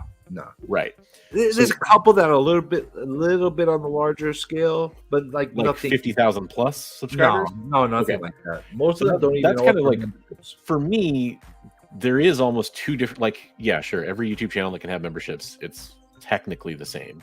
But when you get to that level, like the channels we talk about, like to get to the Gem Mint level, you get to the Comic Tropes level, or much higher above that.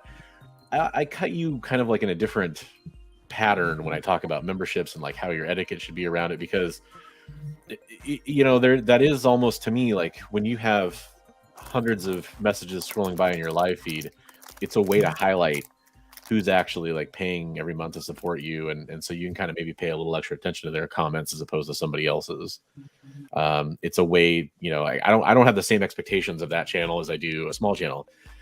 That's just me. That's just my opinion on it. Like a small channel, like, yeah, I guess I expect them to, maybe kind of notice their members a little bit more and pay more attention to it, or maybe offer better perks.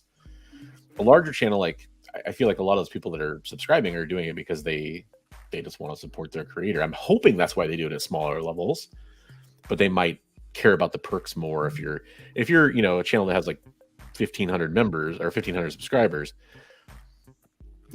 Maybe you're hoping to get noticed a little bit more, or get a little bit more special treatment. I don't really know. I don't really subscribe to channels that way, and I'm not a member that way, but I could see where that could be the case. But if you're at like, that giant level, maybe they still feel that way, but I'm hoping it's just a way to support their favorite creator or something. It's a possibility, but we all grew. Spidey, right around the same time period, within the same year or two, I think we all started growing our channels. It's like me. I wouldn't be comparing you two to me. No, I'm like all the way down the bottom. No, listen, Spidey. Here's the thing. Let's say you started really watching or streaming my channel later on, but like not at the very beginning. You discovered me later on. Now I discovered you when you were driving around, jumping on other people's live streams. Yeah, that's basically how you discovered me. So let's say you were a supporter of mine from the very beginning, okay? Right. And you were like commenting, you were in the streams. I had you on my streams often. I send you regularly links on to join in as a hangout, that kind of thing. And then all of a sudden I'd say, you know what? I'm going to do memberships. And you don't want to become a member. It's your prerogative whether you want to become a member. And all of a sudden you see I'm not highlighting your comments anymore. I don't send you a link directly anymore to jump on. I don't really, other than like saying hello to the chat and acknowledging you for a second. Other than that, you're basically insignificant to me anymore. I don't appreciate the fact that you were helping me grow my channel from the beginning. How would you feel? I'd say, fuck you, I'm gone. And there's a lot of channels that do that. Plain and simple. Yeah, and as I said earlier, like I haven't, like I'm a member of quite a few channels. No ridiculously massive channels, because I'm not a big supporter of what we would classify as the big, like I classify Bronze as a big channel, but not like the stupid big ones like the 50,000, 100,000, those sort of big channels. I don't watch any of them because I just see them as hype men. Yes, they've done the hard yards, they've built their brand and blah, blah, blah. Good luck to them. But I prefer to support the smaller channels. But yeah, I have never noticed the non-highlighting of comments and stuff like that. Like obviously, now that I'm aware of it, I'm going to be keeping my eyes open for it. But not to say that if they haven't done anything wrong to me, I'm not just going to drop them because they haven't highlighted somebody else's thing. If they've been nice to me, if I've supported them, they've supported me, then I'll just stay as it is. Yeah, I look at it like this: you do what you got to do, but you don't forget your roots. You don't forget the people that So, if you're quote unquote, digital friends on YouTube, because we have a lot of digital friends that we don't like, we would not even acknowledge in the street, but through YouTube, we're friends. Okay. Yeah. If we're quote unquote that, and you just basically say, you know what? You're not really helpful to me anymore. I don't really need to associate with you anymore. It's not a nice thing. It's not a community thing. It's not a thing that brings channels together and supporters together. And that's the point I'm making. It's negativity, plain and simple. And I'll throw the same scenario to both Sicko and Bronze and Max, of course. Hello, Max. Welcome to the channel. Hey, Max. What's she doing over there? She looks like the woman from The Ring. She's probably playing with her Demon Slayer cards again. I'm packing books. I didn't realize I needed to introduce myself. Yeah, I'm packing books from the Wounded Warrior Project stream that I did, where we raised over $3,000 for Wounded Warrior Project. Awesome. So Congratulations. thank everybody else. Congrats. Like a short box of books that people in the community sent to me as donations that we sold, and we still have like half a short box left. So look forward to the second charity auction stream. Awesome. You know the date? I do not yet. I still need to talk to the people who donated books. I want to give them the option of me shipping their books back, or doing another Wounded Warrior Project auction, or another auction for a different charity. So when you know the date, give me advance notice of the date, and I'll promote it on the next stream. For sure. Like the Wounded Warrior Project one, I promoted for a month before, and I basically, that was my my birthday celebration with the community, was that charity auction, because I schedule it purposely like a few days before my birthday. So very cool, very awesome. So I watched Bronze Age. I watched your one of your videos. I plan to watch more in the future. I really liked it. I think you've got great quality content. Thank you. And you've also sent me like some tips and tricks about like what kind of programs to use for creating videos, because I struggle with that a lot, because I'm kind of a dum-dum when it comes to video creating. So I'm gonna look into that soon too. Cool. Yeah, we all gotta start somewhere. It was a challenge at first. Yeah, Still is a challenge. I'm not good at it. So every time that I need to do like something, I usually just say fuck it, go live, and whereas I would prefer to like make a fine video, but yeah. So I'll work from there. There you go. So I'm gonna throw the same scenario I threw to Spidey to the rest of the three of you. It's not a hypothetical. It is a hypothetical, but at the same time, it's a very real scenario that does happen. How would you feel? Ron, we're screwing around right now. We're small little baby channels, and we're doing our thing, and we're making ourselves big. You're doing it on a lot more professional level and stuff like that. Let's say for some weird reason, just like some weird, bizarre reason, I make some shitty video that becomes viral, and my channel takes off to the moon. Weirder things have happened, right? Becomes big in India or Honduras. Yeah. I might be huge in Bangladesh. Who knows? But whatever the case is, all of a sudden I jump up in my 100,000 subscribers, and you're sending me DMs. You're good jumping on the chats. I'm ignoring you. How would you feel? Because you're not my member. Yeah, I don't know. I would hope there's an explanation, and if there's, I would quit doing what I was doing. Well, the explanation would be you decided that you don't want to be my membership. Well, but maybe there's a different answer though, which is that maybe you're too busy with dealing with a channel that now has that kind of support to keep ongoing DMs with people. Look, I'll tell you, I think I'm a small channel. I really do, and I know. What's that? What is the question? Yeah, you might want to rephrase it, CJ. So basically, you know, I'm putting it out there. We're talking about memberships that our channels do. What's that noise? What's going on? That's Sicko, I think. Sorry, I'm moving around. Don't worry about it, Venomtron. I just try to figure out where it was coming from. So basically, we're talking about memberships and how, like, a lot of times when channels get monetized, they decide to put memberships on and decide to make exclusive privileges in a way where they're not really offering anything special other than giving you attention on the channel, where they're highlighting comments, or they'll actually allow you to actually stream with them or anything like that. Where they normally would have let you do that in the past. And you were one of their supporters from the very beginning. How would you feel if all of a sudden somebody that you were on all the time with and you were commenting on and they were highlighting and interacting with you, they decided not to associate with you or not give you any attention due to the fact that you're not a member on their channel? Can I Fake bitch. End of story. can I weigh in on this? Go ahead. Like I don't have a lot of money. Comic books aren't cheap to begin with, and then you add memberships on top of that. I was really engaged with someone's content, and I did notice that they started doing that. The only people that were popping up like that were the people that were paid members. Now, if the chat's so busy that you can't keep up with everyone, so you just talk to the paid members, that's something I understand.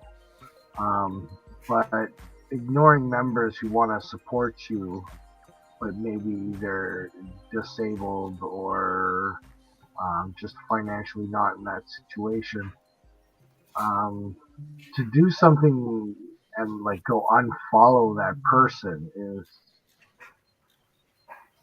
just shows that you shouldn't be following that person to begin with. Like, yeah, it shows true intentions from the beginning. Where's their head at with stuff like that? You know, like, you don't look. Friends don't count your pocket, and that's sounds like something that's shady. Hey, Kenny Bird. Yeah, no, like even I at least once every day or so try to clear out my DMs and make sure that I've been in touch with people. Like, sure, there might be a day or two where I just am like, it seems like I've gone dark, and I'm by no means an influencer or anything like popular, blown up or anything. I don't even have, I have like maybe 500 followers on my YouTube. It's something low I've not really chased after, but like, if I had, like, I would try my best to get back to everyone. And I feel like that's how everyone would on this. And I'm not even talking about DMs or emails or anything like that. I'm just talking about interaction on their channels, on the way your channel was run from the get-go. All of a sudden, you put a line in the sand later as far as how you treat your members and how you don't. Now, whether you want to do something extra and something special for the people that are actually supporting your channel, I get that 100%. And I think that's the right thing to do, because... But you don't ignore the people that were there at ground zero, like when you first started. But you can't just disregard the other people. And that's one of the things that actually triggered me. I saw a couple of people that unsubbed me, which, you know what? Who hurt you? It gives me... You. You always hurt me, Max. It's always you. She's like, nah. She's over there dabbing. Which actually gives me less content that I have to deal with and watch, and feel that, hey, you got great shitty content that I watch, because it's channels that actually put out really like crappy stuff anyway. And I was only supporting them because we were quote unquote YouTube friends. You know what I'm saying? So that's basically the way I look at it. But it's not even about me. I just opened this up as a platform to see how We're not everybody naming else names, feels. right? Is that what I'm we're not. saying? If you want to name your names, you name your names. I'm No, not you naming guys my can name name. I don't have names. because I specifically said I don't want to hurt anybody specifically. I'll tell you if somebody tells me that's right. We all got our members jackets, all our members only jackets. That's how it works over here. So if you tell me a name, I'll deny it. I'll tell you if it was a person or not. But Bronze was in the chat. I told it. I told him it's not one of the people that I have the gripe with. But if he was, and he was in the chat, I promise you, because he was there, and if he said something specific, I would call him out. Because that's just how I Kyle am. still your bitch again. You want me to bring Kyle to make your bitch again? Don't mention his name. You know he's like fucking Beetlejuice and he'll turn up. You know he's lurking in the background. Max there. He seems to always want to show up then. He was on earlier. He's actually pretty awesome, dude. Vulgar but awesome. Vulgar but awesome. I don't know how he landed such a fine wife. That's a good way to put it. Vulgar but awesome. It's what's it called? Munchausen syndrome or something? Or is it no? What's the other one? That's when not Munchausen's. Fuck, what's it called? The one where you'll fall in love with your captor, like if you kidnap your soul. It starts with an S. Lawrence. And it's not Schrodinger's. It's Stockholm. Stockholm syndrome. That's the one.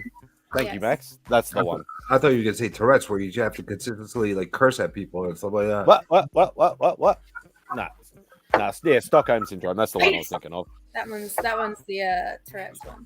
So, Bronze, what are your thoughts? You never actually answered the scenario. So I think for the most part, I've made most of my thoughts on it clear or whatever. There's one specific point that I'm trying to get at, and it's just to offer a different perspective, to play devil's advocate, which I often like to do. And that is to specifically talk, and again, I'm making a distinction here: small channels versus large channels. And Joe, sorry, not Joey, made a couple comments in chat just to kind of address that stuff. Like, there are channels that I think people don't understand just how busy they are. Like I think his comment was like, why support a channel that's big anyway? Well, here's the reason why. Because that channel, that's their job. Most of other people that are at this smaller level of, I don't know, I can't think of a channel that's like 15, 20,000 or less subscribers that doesn't have a day job for the most part. I mean, there's a few exceptions where they have special situations or whatever. And I'm one of them for that matter. But it's mostly that this is something they do as a passion project, or it's supplemental income to them, or something like that, right? When you're talking about those channels that are that large, that's their full-time job.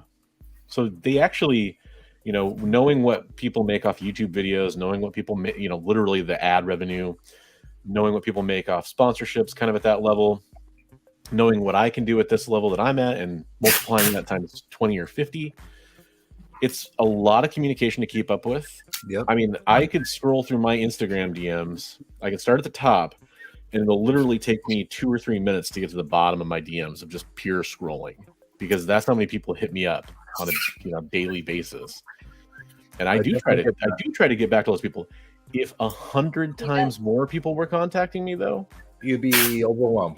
It'd be very hard to do. Now, I understand that that's not exactly what you're talking about, but it is something that's come up in this conversation. And I just feel like there needs to be some context offered to like what those kind of channels do. And I'm not saying that they handle it correctly. Maybe they could do better. When it comes to the membership thing, like, do I think that they should ignore people that were with them? No, I don't think that. But I can see where it's easy for somebody who thinks like, I've been a part of this from the beginning, and now you're at the top, to think that they're getting passed over when really they probably just can't focus on them as much as they used to. That's the only kind of distinction I want to make. As far as for the standard example you're giving, where I asked you, like, are you talking about big channels? Are you talking about smaller channels? And clearly you're talking about smaller channels. Yeah, I'm talking about smaller channels. If you're talking about smaller channels, there's really no excuse for that behavior. I'm talking about channels that basically just hit 1,000, like at 1,500, and all of a sudden they conquered the world.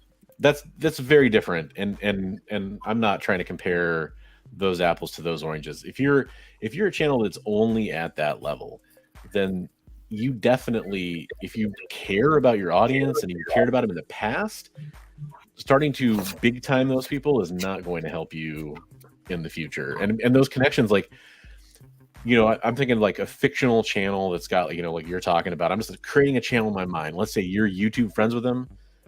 Severing that connection, if they care about their YouTube channel, is not a smart move. Like, if you look at it just from a strategic or business point of view, that's not a good move. Like, why would you do that? Why would you burn that bridge just for something as silly as $1 or $2 a month? But people do silly shit when money's involved. So, you know what? I couldn't have said it better. You as always, Mr. Articulate, you said it the right way. You said it exactly the way I wanted it to come out, and it probably came out a lot worse out of my mouth than what it sounded like coming from you. You don't want to big time the channels that help you grow. You don't want to put yourself in a position where you polarize. The reason why you have 1,500 subscribers or 1,000 subscribers, because you haven't gotten to that point where you're 100,000 and you're overwhelmed and you can't keep up with it. You still have a lot of growing to do at that point. And frankly, those people that have done that to you, you know, and you know, I don't want you to pin down a number or whatever. I mean, I'm pretty sure if I wanted to, I could hit you up later and you'd probably tell me who it is. I don't care. If it's you know, let's say it's 2 channels, let's say it's 10 channels, whatever. Those people that are doing that, they've given you a gift. They've given you a real gift, because you know you don't need to pay attention to helping them in any way, shape, or form going forward, because they've shown you how much they care about you. Absolutely. Absolutely. I do see it like that as well. But it was something that I don't know if you were on earlier when I played that video that Gary B had put up. I wasn't, no. Okay, so it's not a bad idea for you to take a look at it. It's only about 5 minutes to put up that thing. And he articulated very well his thoughts about how he wanted to approach his channel. Now, Gary B is not a channel that does a very, very high production. It's a very meat and potatoes type of channel. He does in his interviews were really nice interviews. He gets the community closer together. But you could tell it's a passion that happens with him. Yeah. So he doesn't want to polarize anybody by making memberships and that kind of thing. And that got me thinking, you know what? It's something that people don't really talk about on the panels. They don't really talk about these things because I don't know what it is. They don't want to hurt people's feelings. They don't want to basically put it out in the forefront. But I'll tell you something. I know for a fact, because I've been part of these conversations where you have multiple people that are part of the community that say to each other, how are they going to ask us for $5? How are they going to ask for $10? Like for their channel, just because they just became 1,000 subscribers. Like, how many channels can we do $5-10? And they're not even offering us anything. You get what I'm saying? You want us to support you, but they're telling you, you're telling us you have the privilege of being a member. They're making it basically, they're sugarcoating it and making it something special. I'd rather 1,000%. I'd rather they turn around and say, "Listen, I need money to keep this channel going," rather than tell me I'm special because I'm a member and not offer me anything. Do you get what I'm saying? You'd want transparency. I'd rather somebody tell me that, you know what, I need to pay for this equipment. That's why I'm doing a membership. I need to upgrade all my equipment. That's why I'm doing a membership. I need to live off of this. That's why I'm doing the membership. I don't tell me that I'm special because I'm a member. That irks me. Let me ask you this, CJ. Hold on one second, then I'll let you continue. I was just already started here. So let's say that this channel, let's say there's a channel you're talking about, and let's say that they are, instead of ever doing memberships, let's say from the beginning they have a Patreon, and they just have a Patreon. They just put their link on there. Say, hey, if you want to support me, here's a link to my Patreon. And let's say they do let's say do a Patreon only video once a month. That's pretty standard for most people. Their position never changed from the beginning, so I have no criticism on them. Okay, but is there any difference between them doing a Patreon and the channel membership in your eyes? Is it different just because one tool's officially through YouTube, or is it the same thing, just on a different platform? No, because there's no difference for me personally, whether it's a Patreon or a membership or any kind of sponsorship that they're asking for the channel, because it's a form of being able to generate income for the channel. Now, if you're doing that from the very beginning, who am I to tell you that you change your tune? That's basically what you're doing. But here's the difference, though. They can't do a YouTube membership from the very beginning. But they were doing a Patreon from the beginning, you said. Right. That's what I'm saying. So, like, if I start from day one and I'm doing a Patreon, I can do that because it's off platform. But for a YouTube membership, if I only started at 1,000 and they say, hey, here's a way to support me because I now have the tool to do that, is there a difference? Yeah, there's a big difference, actually. There's a big difference because I'll look at that person from a different perspective, because that person that I was jumping on back and forth on their channel and stuff like that, regardless if they had a Patreon or not, are not going to change their tune towards me after, or towards anybody that's in the community that's a supporter, whether they were a Patreon member or not. They had that same formula from the beginning. Well, hold on. I'm not saying this is your scenario here. They added something extra to their income base. Right. I think Bronze is pointing out that you can't start a YouTube membership from day one. You have to reach a certain point, and then that tool's unlocked for you. I fully understand that. I'm talking about channels that didn't have any of that going on. Right, but don't confuse this. Don't conflate it with the idea that they're now ignoring you or whatever because they have the YouTube. I'm just saying, like, just take two channels. One of them starts out with a Patreon on day one, and one of them, let's say it's $5 a month for the Patreon, and the other one waits till they can turn on the tool for the $5 a month membership. They turn it on and they say, hey, go support me with this $5 a month thing, and I'll give you unlocks to one video a month, just like the Patreon person was doing from the beginning. Is there a difference between those two channels, just as that example is written on paper? Okay, so there's a couple things that you asked in that question, so I'm gonna address them in the best way I can. Sure. The first thing is, I have no issue with somebody that has done a Patreon from the beginning or any kind of thing. I know that you used to use this thing called a Ko-fi or something like that, right? Right. Yeah. I don't know. I still don't know what the fuck a Ko-fi is. I never contributed to that or anything like that. That's why nobody does it, because they don't know what it is. Yeah, I don't know what the fuck that is. All I knew, you the Ko-fi man. You always say something about Ko-fi. You already got that idea, by the way, right? I got. Where'd you get that idea from? Patreon? Comic Tropes.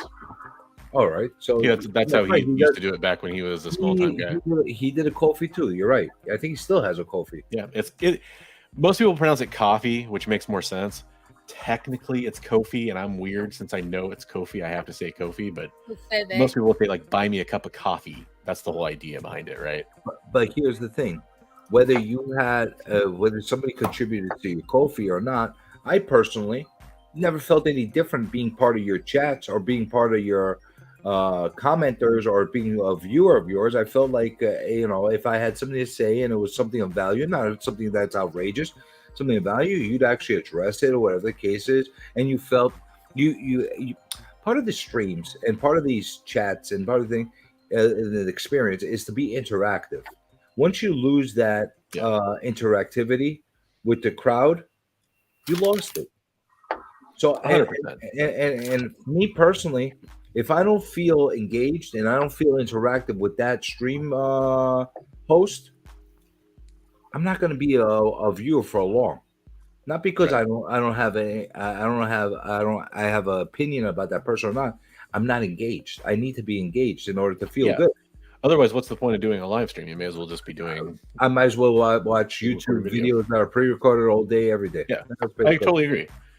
I'm just creating like an interesting, like, this is the thought experiment here. Is like, is there a difference between the two? That's all. Yeah, I'm answering the question as far as that's concerned. So you had something like that. I never contributed. I never felt any difference, and there's a lot of people like that as well that had Patreons that I never felt. Once they hit a membership thing, I'm like, you know what? I've been a supporter of this person, whatever the case is. I'm gonna do a membership. Why? Because I want to show support. Mm-hmm. That's basically how I feel. I like the person. I'm going to show support. And sometimes I'll do it even to a person that I don't have a one-on-one. I just enjoy and I appreciate the content. Sure. So I'll do it in a couple ways. Either I'll join a membership, or I won't join a membership, but I'll throw a super chat every here and there just to show them I have support and I have the ability to do so. Some people don't have the financial ability to do so. But regardless if they do or not, they're still supporters. They're still viewers. I never saw a difference between you and myself as far as our interaction was concerned, as far as after you got monetized or before you got monetized. And actually, the funny thing is, I actually started to engage with you a lot more after you got monetized than before. Ironically, I don't know how that worked out that way, but that's how it worked out. Because I was better. No, I'm just kidding. I don't know. So that's my answer on that. As far as how I look at people that are is that like clear? Am I like being like mixed up? All right. So as far as that's concerned, that's how I feel. And the other part of the equation that you said was you stated that, what was it? This is what happens when I get caught up in my thoughts as far as what I get caught off part A and then I forget about what part B was.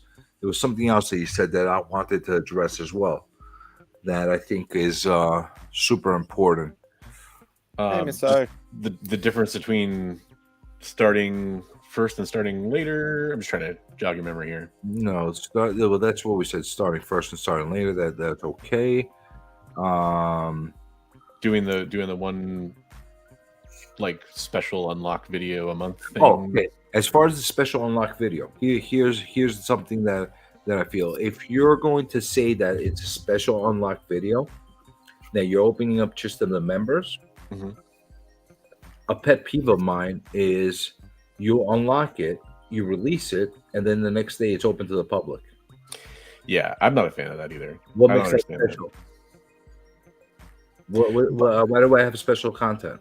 But you know what? Here's the other thing: is I'm not a fan of that. But at the same time, there's a channel I follow that is big. I mean, they're not massive, but they're big, and they're in another niche. They're in an action figure niche, and you get access to their. They do a review every week, and you get access to the review 1 week early if you do their Patreon. And for some reason, that doesn't. They're a big ass channel, and a lot of people are willing to pay for that. And I think that's just like how he thinks he can justify having the Patreon. I'm not really sure, but it's never bothered me because now what is the nature of the content? What is the nature of the content that they're providing? An action figure review. Just an action figure review. Yep.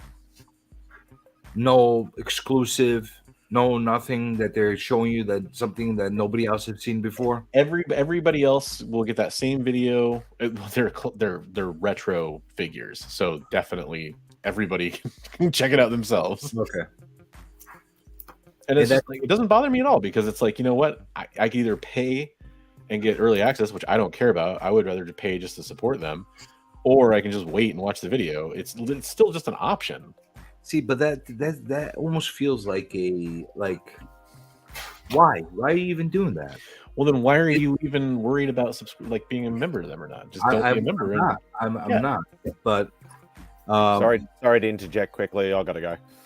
Take it easy, Friday. All right, take care, boys. Have a good one. There, Max, if you hear me. She's getting her laundry, I think. She's working I think the early access thing originated in podcasts, and people wanted to support their podcast, and the podcast really didn't have much in the way of giving back to them. So by giving back to the paying community members, they would give them access, like 24 hours early access to it. Yeah. They were going to listen to the episode regardless, but these were people who paid. It's just a little bonus for paying. You don't get anything for paying. They just say, hey, thanks. So here's the thing though with that, okay? You're giving early access, and you know what? If you're a larger channel and you have a huge following, and you have enough people wanting to talk about your channel at the water cooler the next day, maybe that is a viable thing.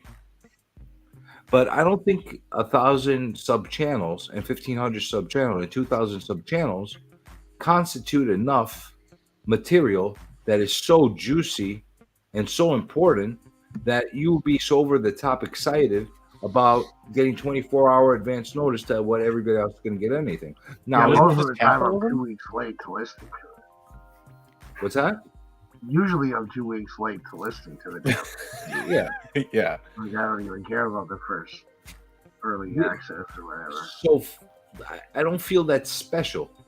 But if you don't feel it special and enough people feel the same way, then they won't become a Patreon or a channel member or whatever gives them access, and then that's just the channel will have to adapt, right? And I'm not saying whether that's okay with everybody or not. Like you said, you watch the channel, they do that, you're okay with that. I'm not saying that everybody should listen to what I say and use that as gospel. Because for me, I don't feel that is a special attribute. I don't feel like it's a Netflix dropping Cobra Kai a week early to me before anybody else gets to see it. Do you get what I'm saying? If you're like 1,000 and paying you $10 a month, which is like Netflix rates. Do you get what I'm saying? If they're a little bit more moderate about it, a little bit more different about it, and that kind of thing, I feel a little differently about it. Shattered.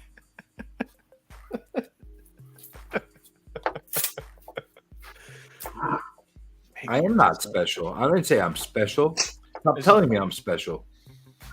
What I don't like about the memberships is that once you become a member, it's kind of expected of you to maintain a membership. So, it's when I think, here, yeah, I'll give you a bump for a month. Well, the expense comes into play when you're following a lot of channels. If you're following a lot of channels, you got to start picking and choosing at that point. And then you have another issue where if you got people within the same circle, clicks, within the same circle, and they see that you're a member in one person's channel and you're not a member on the other person's channel, and I don't think this is too outrageous of a thought process. Well, why are you a member on their channel, not on mine? Yeah, well, I mean, at that point, people are just too into other people's business, and the truth is, there's a lot of mean girl stuff going on. Well, I mean, honestly, I just don't think enough people tell people to get fucked in a nice way. It's just like, that card I bought for 25 I got no problem cents. telling people that, but I'm also trying to be I want to be as mindful to people as possible. There's some people that generally believe that they really, really believe in their mind they're going to become YouTube famous, and I wouldn't like to piss on their freaking dream. Let them figure it out on their own if they're going to become that or not. And they're trying to take every quick step along the way in order to generate as much income along the way instead of letting it organically happen or through hard work and production to make it happen.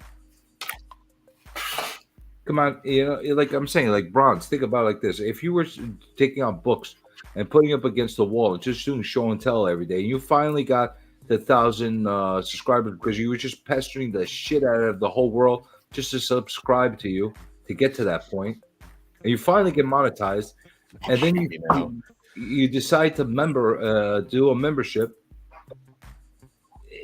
Are you really gonna expect the whole world to like drop and say, "Wow, we got to pay $10 for this guy to show books against the wall"?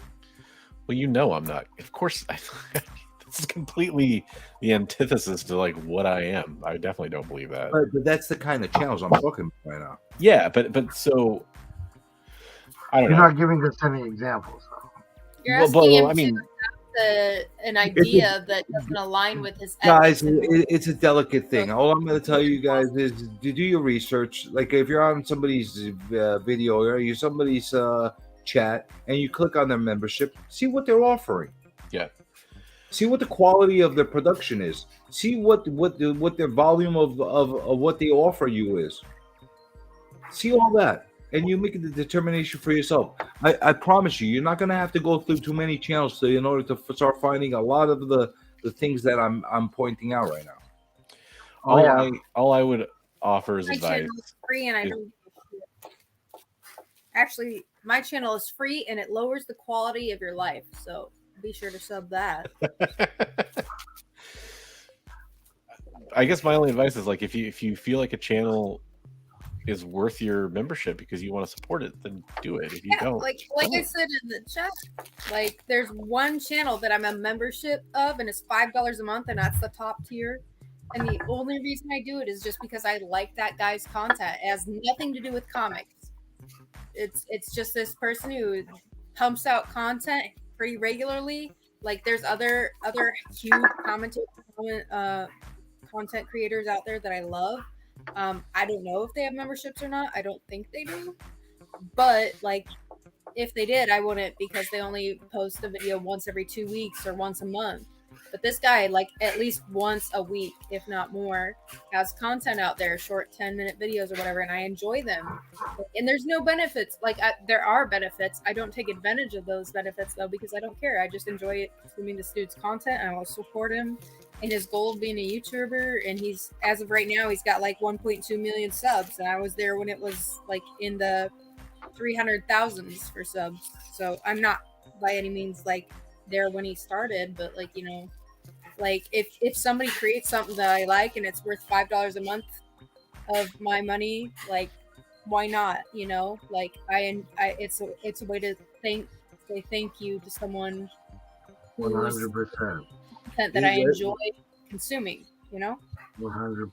That is funny, because it is really, really funny what Joe brought up over there.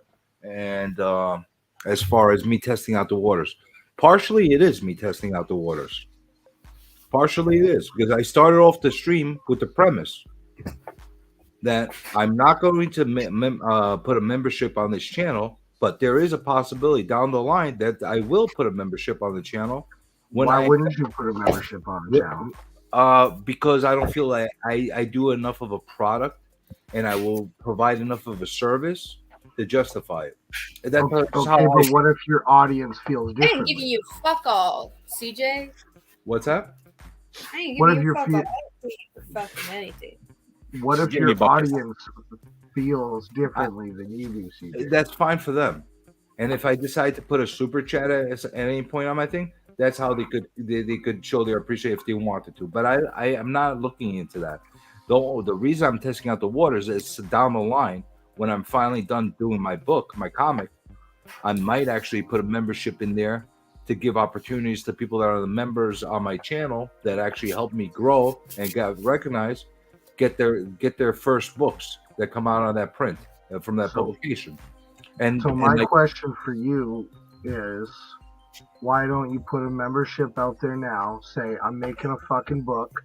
This doesn't get you anything on my YouTube I don't want to channel. fund it. That's the thing. I don't want to fund it. I'm gonna self-fund it, and whoever wants it gets it, and that's Okay, it. but if I give you $5 and I say go buy yourself a coffee, and you go put that towards your comic book investment, do I need to know that? No, you don't need to do that, but it's just not. I'm wired a little differently than a lot of people, as far as I have a weird sense in my head, just a little bit, right? Okay. Just a little bit. You're one of those moral guys. I No, it's not moral. get you. It's not. It's not New even. Yorkers and your morals. It's not CJ even about thinks he's morals. above us all, so just keep that But in like mind. some people take that like pure moral thing.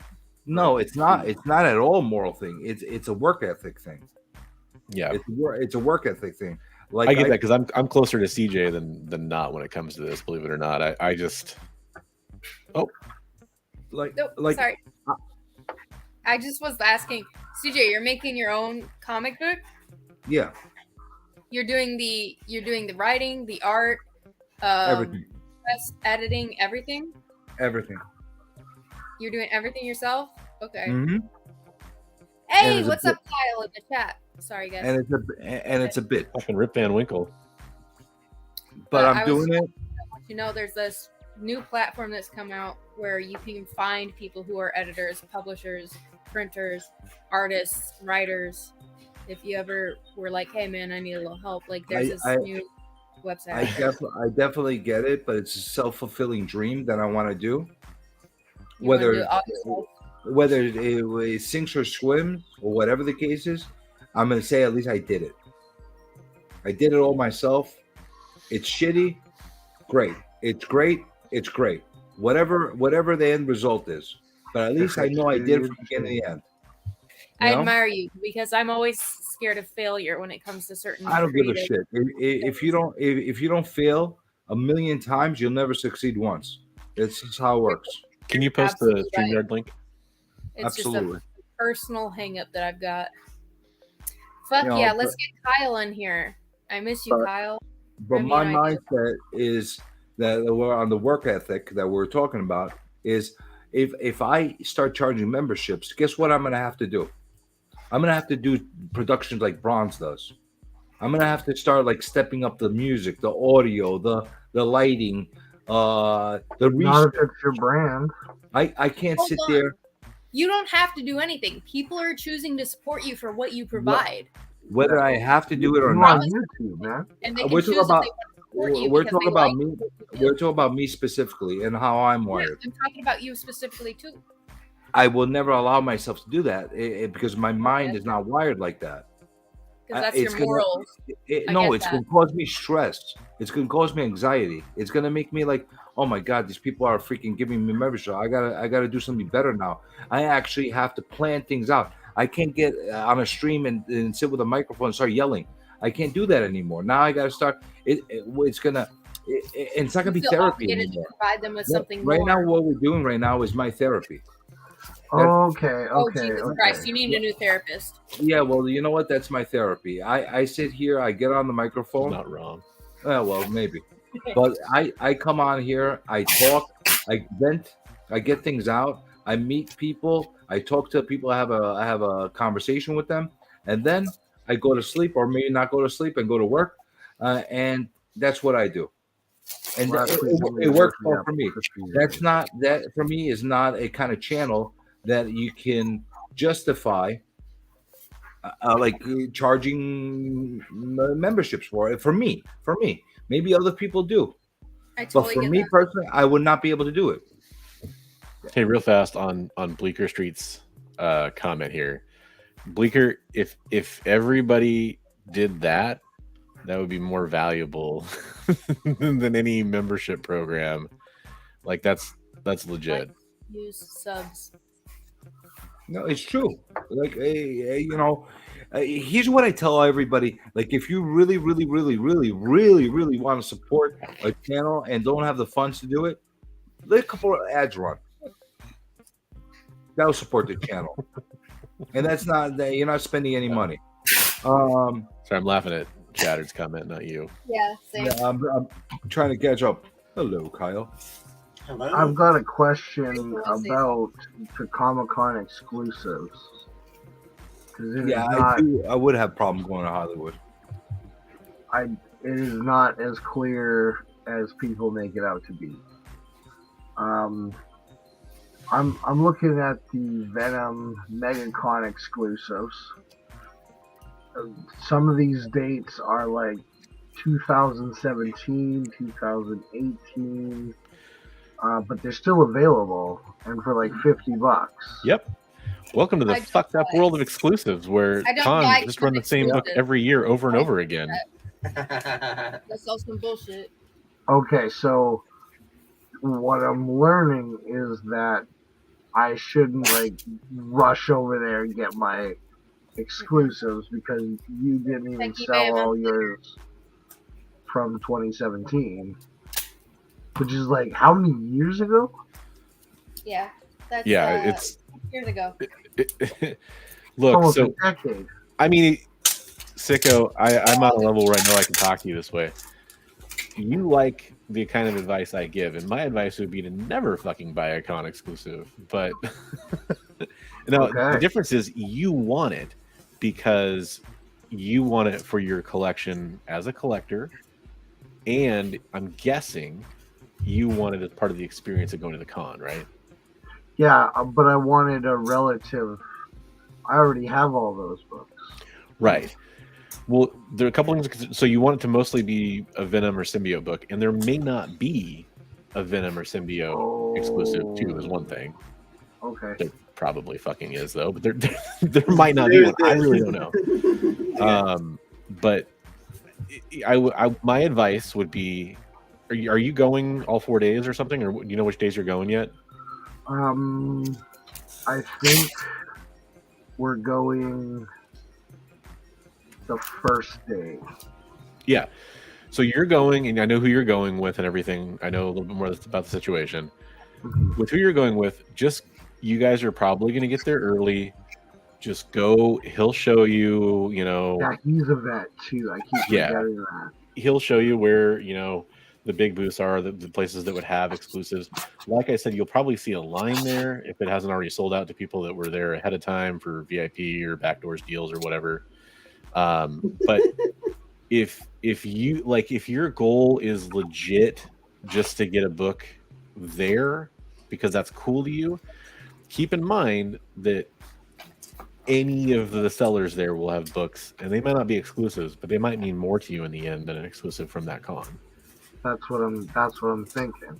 And I have a feeling that like any book, like if you just happen to fall in love with a book that's there, and let's say it's a symbiote book or whatever, okay, there's probably gonna be like one hot book that comes out of that con that everyone's chasing and it becomes a big deal or whatever. The odds of it being the book that you wanted are probably pretty slim, unless you start getting in your head that like that's the book because it got hot. So my point is, you could probably wait and buy it down the road later if you wanted to. If it did sell out, like I wouldn't sweat it that much, man. I would make it like center yourself a little bit, think about what really matters to you, the kind of same advice I usually offer, and I feel like that's probably a better track for you to go down. Yeah. Now, it's still good to have information, right? Like still find out the information like you're asking in the Department of Comics Discord and stuff like that. If somebody replies, cool, you got the information. Pass it on to other people, ask other people, that's fine. But don't feel like you need to like have it because you have to have it unless you really feel like that's true. With Venom, you literally can't have it all. Yeah, you'll go broke just week in, week out, just buying the cover buys. Dude, just play my FOMO Busters short. Yeah, literally. And so I specialize in selling moderns, particularly indies mostly, but it goes across the board for all moderns. Okay, and I'm honest as hell with everyone that I sell to. I look up within 24 hours of selling a book. I have looked up fair market value on stuff, and I will tell it to them. I was like, okay, a week ago this was $100 book. Today it's $35.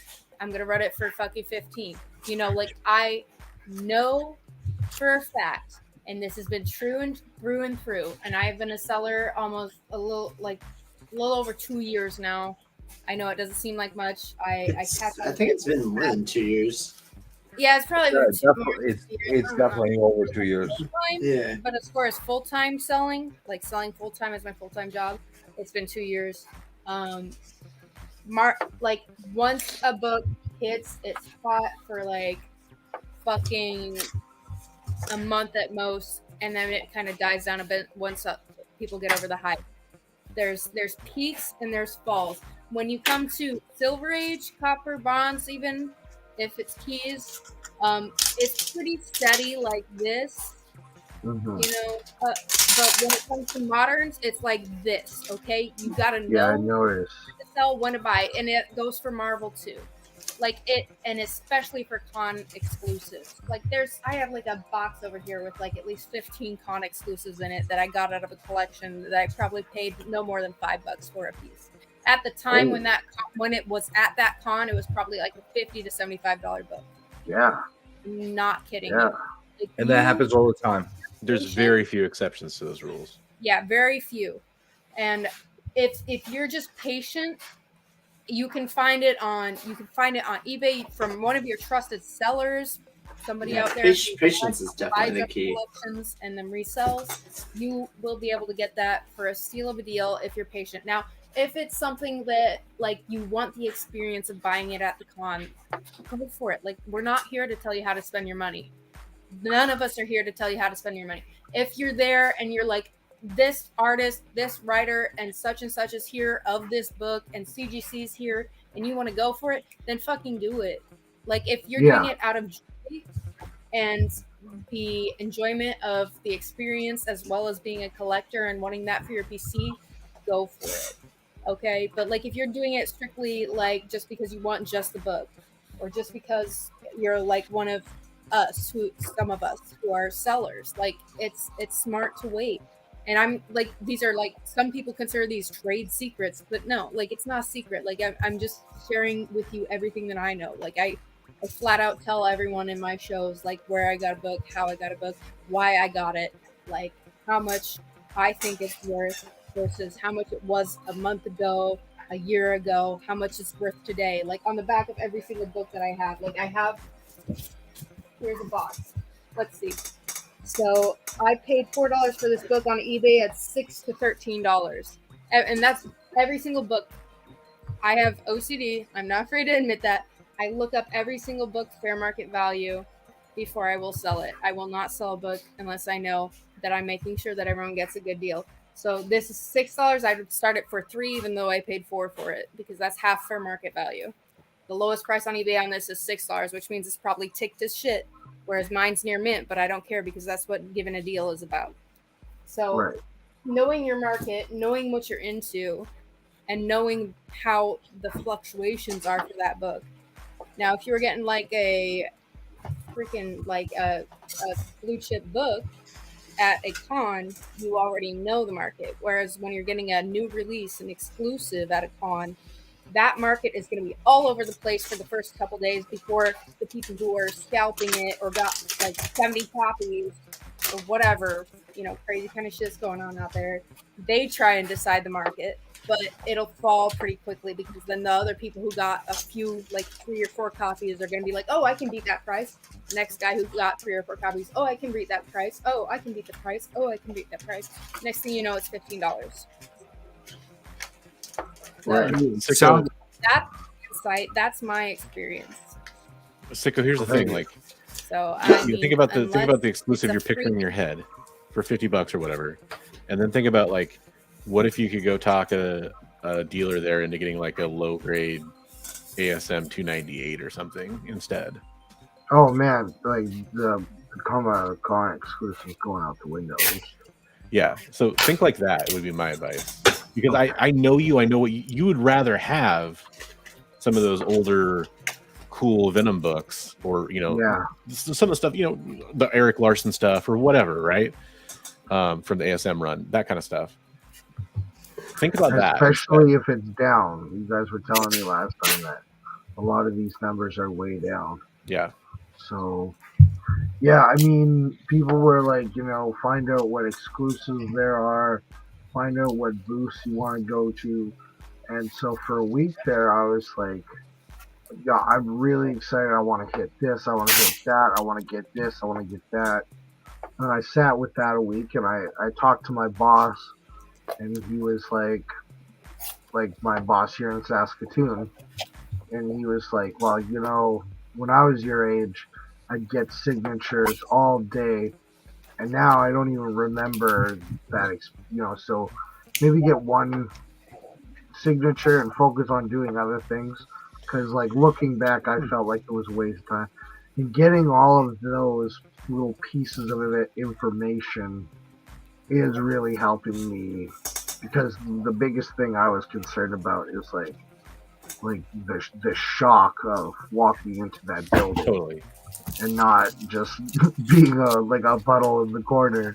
I want to actually take part and not just survive this experience. 100%. Which is most of my life. But the amount that I've learned and expected, like I've been able to literally just like walk around old conventions. So like I feel like I'm very familiar with the building I'm going to. I know what to expect in terms of exclusives. I know what to expect in terms of people trying to get me to come over to their booths. I mean, just the hours that I've spent on CJ's show will have, 1,000% drastically changed how the outcome of MegaCon is going to be. I'm certain that this is going to be a better experience because of the research that I got to put in talking to you guys and picking you guys' brains. Oh, absolutely. So I really appreciate. And don't be shocked. Don't be shocked if you find at that same con copies of other con exclusives from past for even better, severely reduced rates. Yeah. Oh man. So don't buy any of these con exclusives. I'm not telling you don't buy any. No, it's buy what you want, but understand that a lot of these aren't going to hold that same value.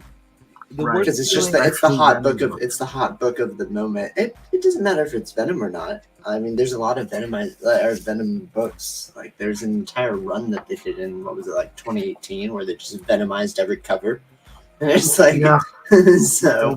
Whether you buying have them all. Whether you have the intention of selling it or not, you don't want to have that feeling where you just bought something for $50, $100 today, and then literally in 2 months it's worth $5. Mm-hmm. Yeah. It's not a good feeling. Not at all. And everybody's different, man. Like you're talking about how your boss at the comic shop was saying that doesn't remember the signatures. Maybe that's true for him. I don't have that same experience. Like actually meeting an artist or a writer and having them sign, like maybe not the signature itself, but the experience of talking to them and saying like one question to them while they're signing, or just telling them I enjoy their work, means a shit ton to me. Absolutely. And even from the first time it happened to now, maybe I'll feel differently in 40, 50 years or something, but I don't know if I live that long. But I mean, just everybody's different, right? So like some people don't like signatures at all. Some people don't like CGC. Some people love them. Some people, it really depends on what you like, and don't get too worried about what other people like. Like for me personally, would I like to have a signature? If I have it, I have it. If I don't, I don't. That's my mentality. If I have to wait on a line that's more than 5 people, 10 people, guess what? I'm not waiting. Yeah. Unless you stand me, I'm not waiting. That's the way I look at it. Sicko. I finished your mystery box, by the way. I had some crazy books that you've never seen before. So. Oh man. I will guarantee, because I didn't even know they existed until I found them. So. Man, Venom mystery boxes are the best. Yeah. So I got my email. Yeah, I got your email. You only wanted a $35 box, so I'm gonna give you $80 in books. So, yeah. Dang. So, and then I'll just ship them out. The only other question that I had for you is, did you want any of the Venomized covers from the album that I posted, or do you not care about that? Yeah, I love those, especially the Venomized books. Okay. Well, I'll just email you about it then, or Instagram you or something. Well, I don't know if you're familiar with Kyle's box bronze, but he's been building these mystery boxes. Seems like a loaded question. Are you familiar with it? Oh, I'm very familiar with Kyle's box. Are you familiar with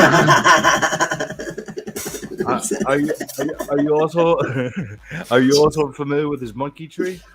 His monkey tree. It's Survey Monkey and Link Tree. Jesus. While I've got Is that one of the things on the interwebs, CJ? What's that, Sicko? He's got a monkey tree. He's got all kinds of crazy. It's Survey Monkey and Link Tree. Please. Yeah. Okay. Yes, I'm familiar. Monkey Tree. Does Mystery Lou know monkey what tree. day he's going to be at Comic-Con? Or MegaCon, I mean? Does who? Lou? I Who's saw Lou? him in the let's find him here.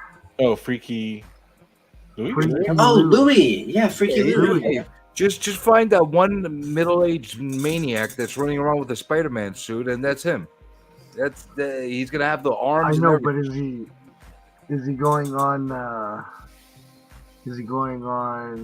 the first day or on the weekend or all the days?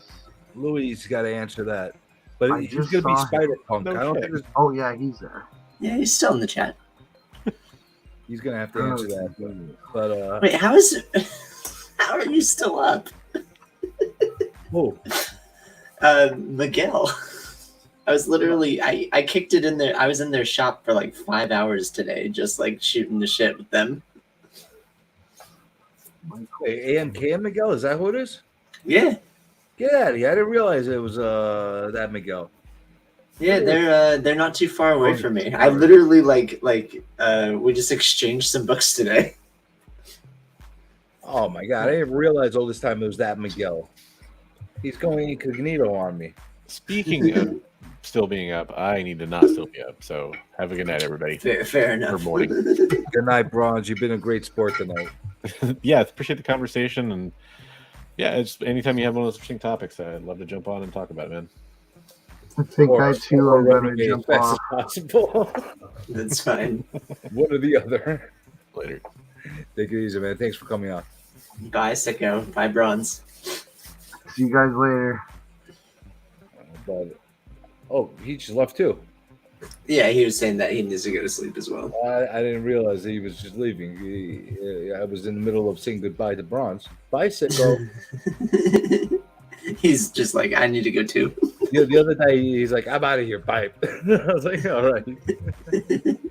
That was Venomtron and Bronze Age Nerd. By the way, I have put everybody that has been on the panels links inside my description. Even Kyle here. Even me. Even him. We even have him in there. If it wasn't bad enough, you also get my link. In case you're in the mood of discovering all their wonderful content and amazing information, here's your opportunity. They're there. They're wonderful. Maybe not so much wonderful, but they're there. Did you just sticky key your computer? By accident. Did you know that? I'm very familiar with computers. I used to build servers.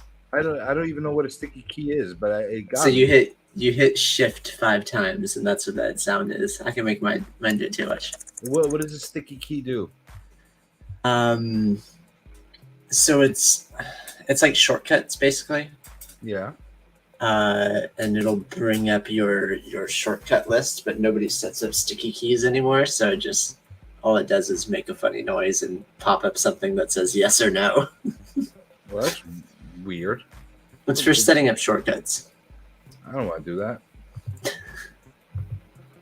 Well, thank you. You know what? You know what makes a terrible show? A terrible troll inside the comments. If we don't got good trolls, then we can't have a good show. So you got to step it up with your trolling, Tyler. You definitely like you're not on the ball anymore. You need to pull a comic journey and jump into an auction. If you're gonna talk real talk. I bet you Stan didn't expect me to throw that comment at the end of his thing. Oh no, he dude, backstage, I was talking to him and he's like, I appreciate him bringing this stuff up, to be honest. So no, but I bet you he thought I was already gone by that time. No, I don't think he put too much thought into it. I've talked to you personally about it when I'm like, there's a time and a place to bring up that kind of stuff, and it wasn't like during somebody else's round after the bullshit happened, you know. I understand. The time and the place is when I'm ready to discuss it, and I was ready. I understand where you're coming from with that, but I'm just like, man, you can't derail things because you want to just have a conversation immediately. You know what? With your situation, they already fucked your Oh thing. shit! Yeah, I need to talk to you about that. They had already fucked your thing at that point. So the fact that she did that, you know what I'm saying, and she fucked it already. Guess what? I got nothing. I'm not gonna feel bad now. Yeah. Well, what am I gonna feel bad about? She already is gonna take it now. That's fair. What do you want to talk to me about with that? Oh no! Max was showing something that I need to pick up from her. To say like so. Continuation. Max, AMCam has some stuff for you too. Do you want me to bring that, and we can just swap everything? If you're going there soon, yeah. Yeah, I was gonna go there tomorrow, I think. So By the way, guys, AMCam is one of the most entertaining, in my personal opinion, sellers. They do most of their stuff on Whatnot now still, but it used to be a YouTube staple. They do it every so often still on Sands. I don't know if they do it anymore anywhere else, but they are fun as hell to watch. Oh, absolutely, and they're big supporters of the community. I always had a blast buying shit from them and freaking bothering them. And, you know, Miguel, if you're still in the chat, I'll come pick up Max's stuff too.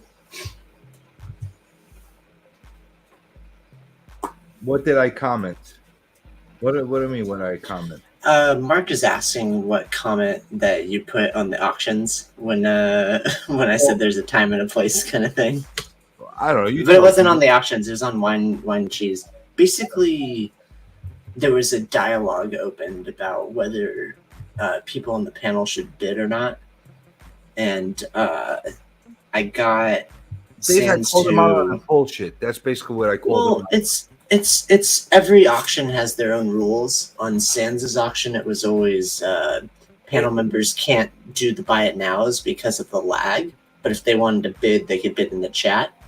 But then it when you have it just looks nefarious when you do it that way. Multiple buyers bidding on a single thing from a seller, and another panel seller jumps in and starts bidding against you. What does that look like? It just looks like shilling. So like it's blatant shilling. Yeah, at least be. I just don't think. At least be a good criminal and freaking find a fake shiller to come on there and not do it yourself. You know, like what the hell? Like you're gonna. I don't, Joe. I don't think we have memberships. You just show up and watch the show. We've had 18 episodes.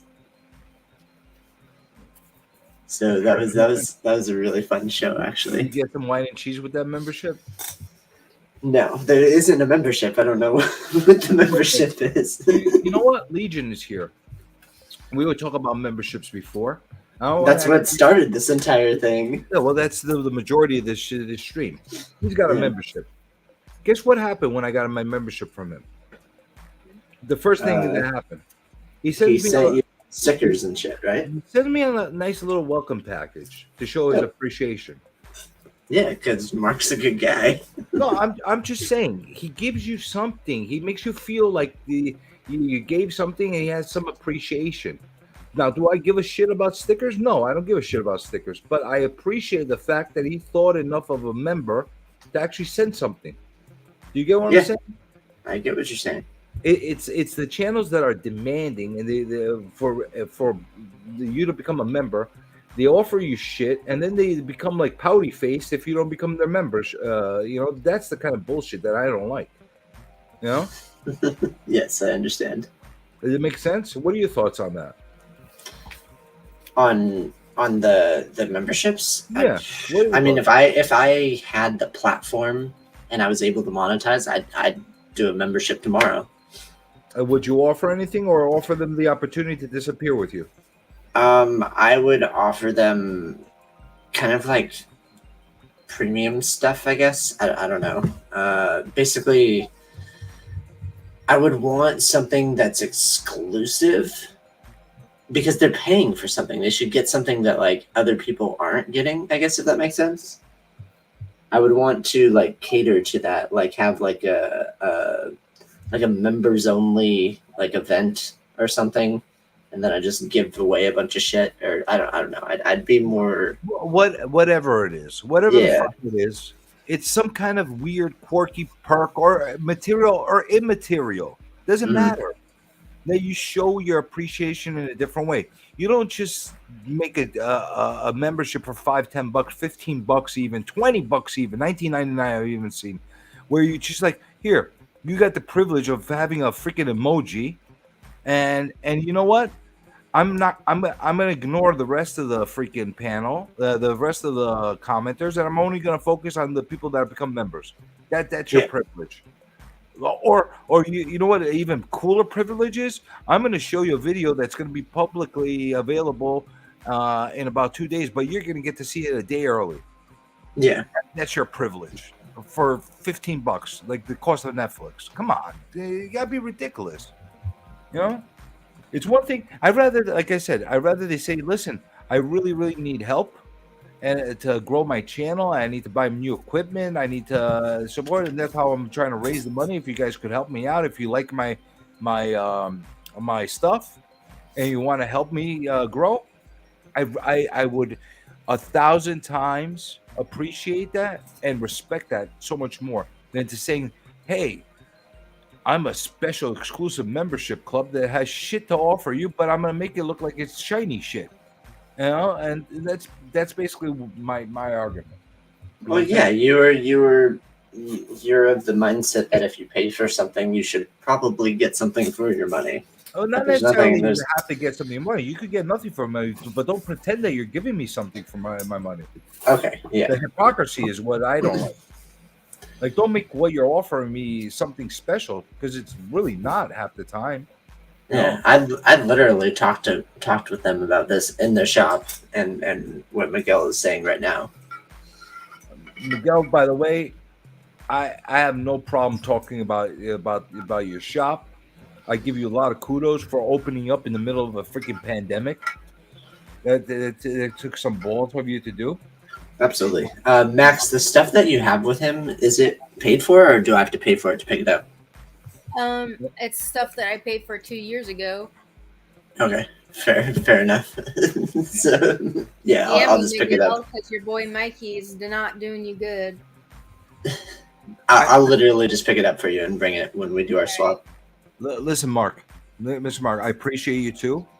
I love what you do with your channel. I appreciate the amount of effort and time you put into your content and your production rate, and that's why I'm active. How you call it, viewer of your channel, and I like being parts of your hangouts and all that stuff.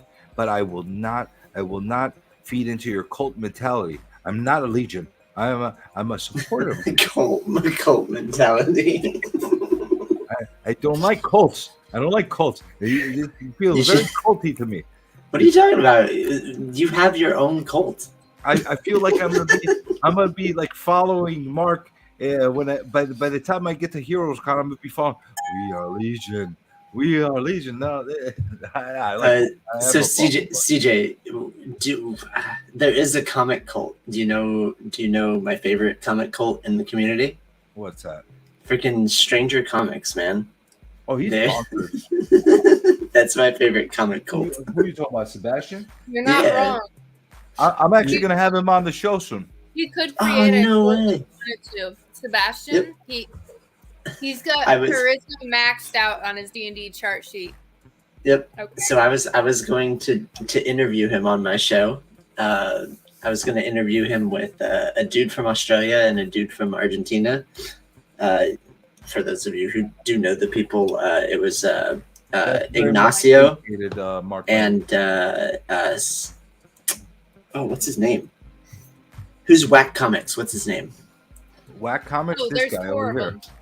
This guy's a Whack Comic. Not Tyler. Not this guy. Where's the other guy? Like Jason. Where did Tyler go? No, why am I blanking on his name? It's not Tyler. He's a Whack Comics. How are you gonna take away his whack ability? Yeah, well, he is. I mean, Anyways, I was going to Lee. Jeez, why did I take so long? Anyways, Lee and Ignacio. I was going to have them on as to interview Sebastian, and all we were going to talk about is we were going to make cult references the entire time during the interview. We're just going to casually talk about cults and ask him how his cult's doing and stuff. Oh, I love to watch that. You got to do that. Do it. But we wanted to do it without telling Sebastian that we're going to do. We're just going to be like, it's an international interview, and then we're just going to sideline him. Listen, when I bring Sebastian on here, make sure you're in the chat and you start asking some like weird culty questions. Then okay, that's fine. But I have Sebastian, like he's not too far. What's wild is how close I am to a lot of like these comic book creators. Sebastian lives. He's a fun, whacked out dude. He really absolutely. Is. He lives 30 minutes away from me, like literally. Yeah, I saw him at LA Comic Con briefly. I was hopping around because I was walking so much I injured my knee, and I had this fucking pain, and I was like, when you walk with a cane, you know, like you're like this, but I was like in a hurry, so I looked like fucking Mad Eye Moody, like boom, boom, boom, like, and I had a brace on my knee, and I saw him, and I stopped, and I turned around and boom, boom, up to him. I'm like, Sebastian! And he was like, "Wait, how did it go again? Boom, boom." So tiny in real life, like not how or weird or anything, but he's a very small statured human being. Yeah, with like a really big I was head. like, holy shit, Skeletor. Like, yeah, but he was cool, and he's like, how's the art coming? And I was like, great. And then I fucking forgot about it for 3 months. So, I have art coming his way regardless of whether or not there's some competition or something going on. Some Niobe art. So, but yeah, he's a cool dude, very charismatic. I think he was very off-put because I looked like my hair was all crazy. It was the final day of con. At the end, His hair's all crazy. My hair, yeah, but his is aesthetically crazy. Mine was like white bitch crazy. No, he's got like an Einstein hair going on. Kind of crazy. So like, Max, let's say that I'm walking down like an alleyway and it's foggy outside, and I hear like a click of your cane as you try to catch up to me. Should I run away? Would I run away thinking that you're trying to like kill me? Oh yeah, probably. No, I was like, if I see Max in an alley, I shit my pants. Story. No, Tommy Wiseau, which we are huge fans of. Tommy Wiseau, you know, The Room. I understand. That guy. What we hadn't found out till like the last freaking half hour of the con that he had a booth. We had no idea. One of our booth mates told us, and we were like, what the fuck? And Remy sprinted there. And I was like, fuck, I'm not going to be left out. So I'm like, bonk, bonk, bonk, bonk, like hobbling with my fucking pimp cane. It literally looks like a pimp cane. I think it's still in the car. It's like a long bamboo thing. I inherited it from my great aunt who passed away. So my grandma's sister. I was like, this is fucking dope. It's got a brass like little ball at the top. It's like totally. I'm like, boom, boom. I'm just swinging my weight on the one side that's good, you know. So that means I have to go fast with the cane on the other side. You know, it's just pictures. Like you look like fucking Mad-Eye Moody if he had a fucking tiny ass cane and then you bad. And I was like, bitch, I bet I did. And I fucking went there 3 times. Let me just answer Miguel's thing. And then you're coming and you're like, Tommy. Dude, we have pictures of us with him. That proves how crazy my hair was and how crazy I looked because I was. He's probably like, oh, I get your vibe. Go ahead and answer his question. Sorry. Yeah. I will tell you this. He is not acting. Any movie he is in, he is not acting. That is how he is in real life. Which is why it's so surreal. Yeah, you can tell. Classic. Yeah. You can definitely tell. So I've never looked at him and said that's an actor. So Miguel, here's the thing. I absolutely do think it's wrong. So if you got a bidder that jumps onto the bid, and you have a couple guys going back and forth, and all of a sudden a seller jumps in and starts beating up against them, an active seller. I'm not talking about somebody that's off or whatever the case. I'm talking about somebody that's in that active selling panel on a YouTube, and they decide to bid against you. Yeah, it gets shady. It gets Dude, there's so much, CJ. There's so much high school drama bullshit behind the scenes with the YouTube auctions, man. Yeah, I'm just so over it. Here's the thing: if there's nobody that's bidding, and it's out there for like the last minute, nobody's bid on it, no problem. I got no problem. Nobody's bidding on it anyway. You're not competing against the buyers that are actually there supporting all the sellers. Yeah. So I got an issue. I'll fold immediately as soon as I recognize a seller. I will fold immediately. So, take it as it is. It's not an attack on you because you bid against it. It's just the way the auctions are conducted. It's up to whoever's to control that. Yeah, there was a channel that literally took it too far and then said if you sell it, if you've sold it all on YouTube, you can't bid. No. Then he ran an auction and there was nobody in the chat. If you're off for that day, you're not. Listen, you still get the suspicions even if you're off for that day and you're not on the panel. Because you have associations. But still, it's not as blatant. You get what I'm saying? It's like a punch to the face. I understand what you're saying. That's the way I look at it. Listen, Mark, honestly, if you're still there, even if you took all the money that you got from the memberships and the YouTube and stuff like that and blew it all on cocaine, I don't care. I wouldn't care. My thing is, if you're making something look more special than what it is, and it's the overhyping, and it's the look. I'm offering you something that super. It's better than anything in the world. That's when I get upset with channels. Not when you actually do whatever you got to do and be honest with people. You know. What are you showing me? What is this? Basic what? No, Make you. look, go big. Make it big. I'm gonna make you big. You're showing me your basic thing. Let me see. Tommy Wiseau, original basic, designed in the USA. And it has a quote on the back of the tag. It says, "If a lot of people love each other, the world will be a better place to live." Signed, Tommy Wiseau. And this is the coat that I got. It's like a pea coat. It was the last one they had left and it was just my size. It was perfect. I wear it out on my Is that like a special brand or like designer? Tommy Wiseau. Wiseau. He has his own fucking clothing line. I have no idea what the fuck that means. I would sell out too if I was him. But I would take your word for it. But like he gave, so with every like coat that you bought, and some were 30 and some were 40, and this one was 40, you got a free poster, a free Blu-ray, and a free lamp that says "You're tearing me apart, Lisa." It's like a light up lamp, an L lamp. I almost said LSD. Same thing. But yeah, this is fucking sick. He was just giving shit away. He did 20 giveaways at the end. They had the people in charge of the con were like, you gotta stop. You gotta shut this down. We're closing. You know, it was fucking wild.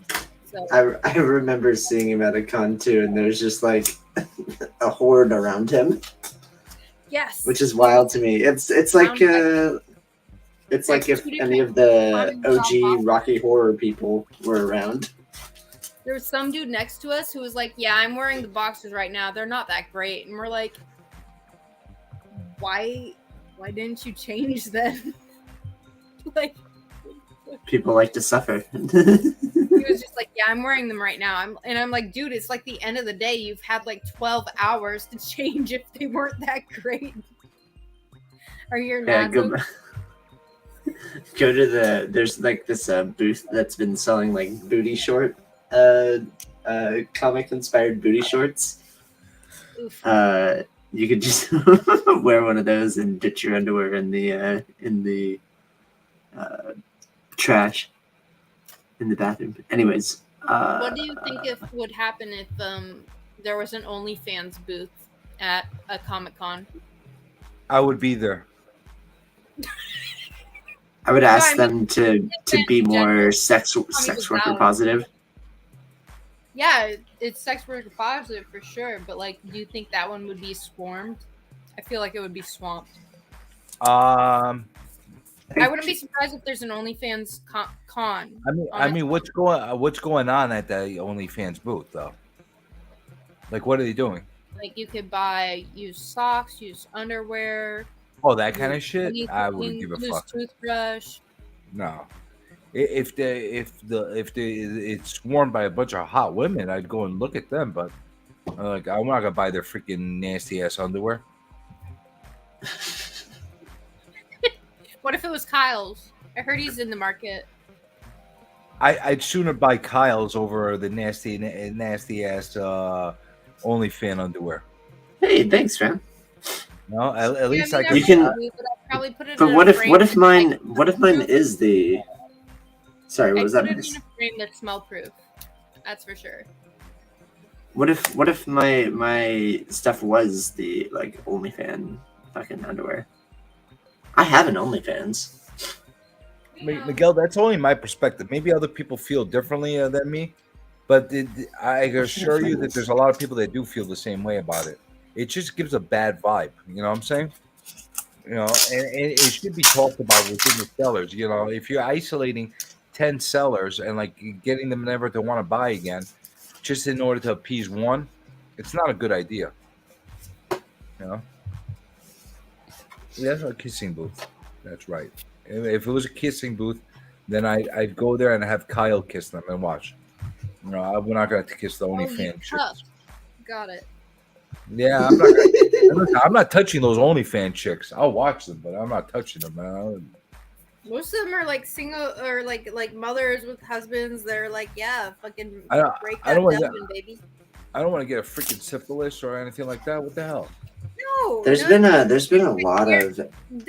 That's the whole point though. They're doing it virtually. You can't get an STD virtually.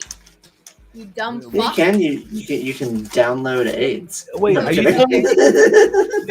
Wait a minute. There was a Are you female telling me that there's going to be a booth that they have virtual sex going on? What the fuck is the point of that? You guys want to hear this story? Trust me.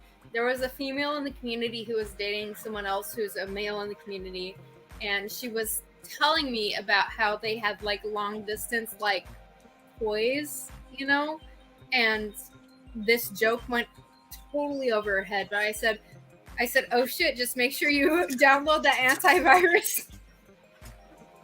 And she didn't reply. Like they were doing long distance toys, like where someone has a remote that's connected to Wi-Fi and the other person's wearing whatever it is. Yeah, and you can like control it and shit. I don't know. I need a And better I told her, I description was than that. like, make sure you have that. Oh shit, make sure you have that antivirus. That's a She funny didn't joke, get it. actually. But I can't even envision how that virtual kind of sex would work. You still have a Kmart around you? We know you're a virgin. It's fine. When it comes to that, I absolutely am. Absolutely. I'm not going to pretend I'm not. When it comes to like weird ass only. I mean, I've heard virtual of it. I've witnessed it, and the fact that one of my coworkers was doing that, like had like some kind of vibrating panties or some shit, and her boyfriend was at the bar and was like playing with it, and she was like spazzing out, and I was like, So you're telling me that, explain to me how this works. So she has a toy that she has with her, and he has a remote where he's on another screen, and he's pressing the remote, and the toy is working from like one side of the country to the other. Wow. Yeah, so I'm guessing that one is connected somehow via an app. Don't know for sure, but then the person that I had actually like witnessed experiencing this was a bartender that I worked with, and she had on these like panties or something, and her boyfriend had a remote control that was within range or something. And so she was like spazzing out, and I was like, dude, you can't do that. Like we got people to serve, and he's going too crazy with that shit. I'm with you, Joe. I don't do virtual.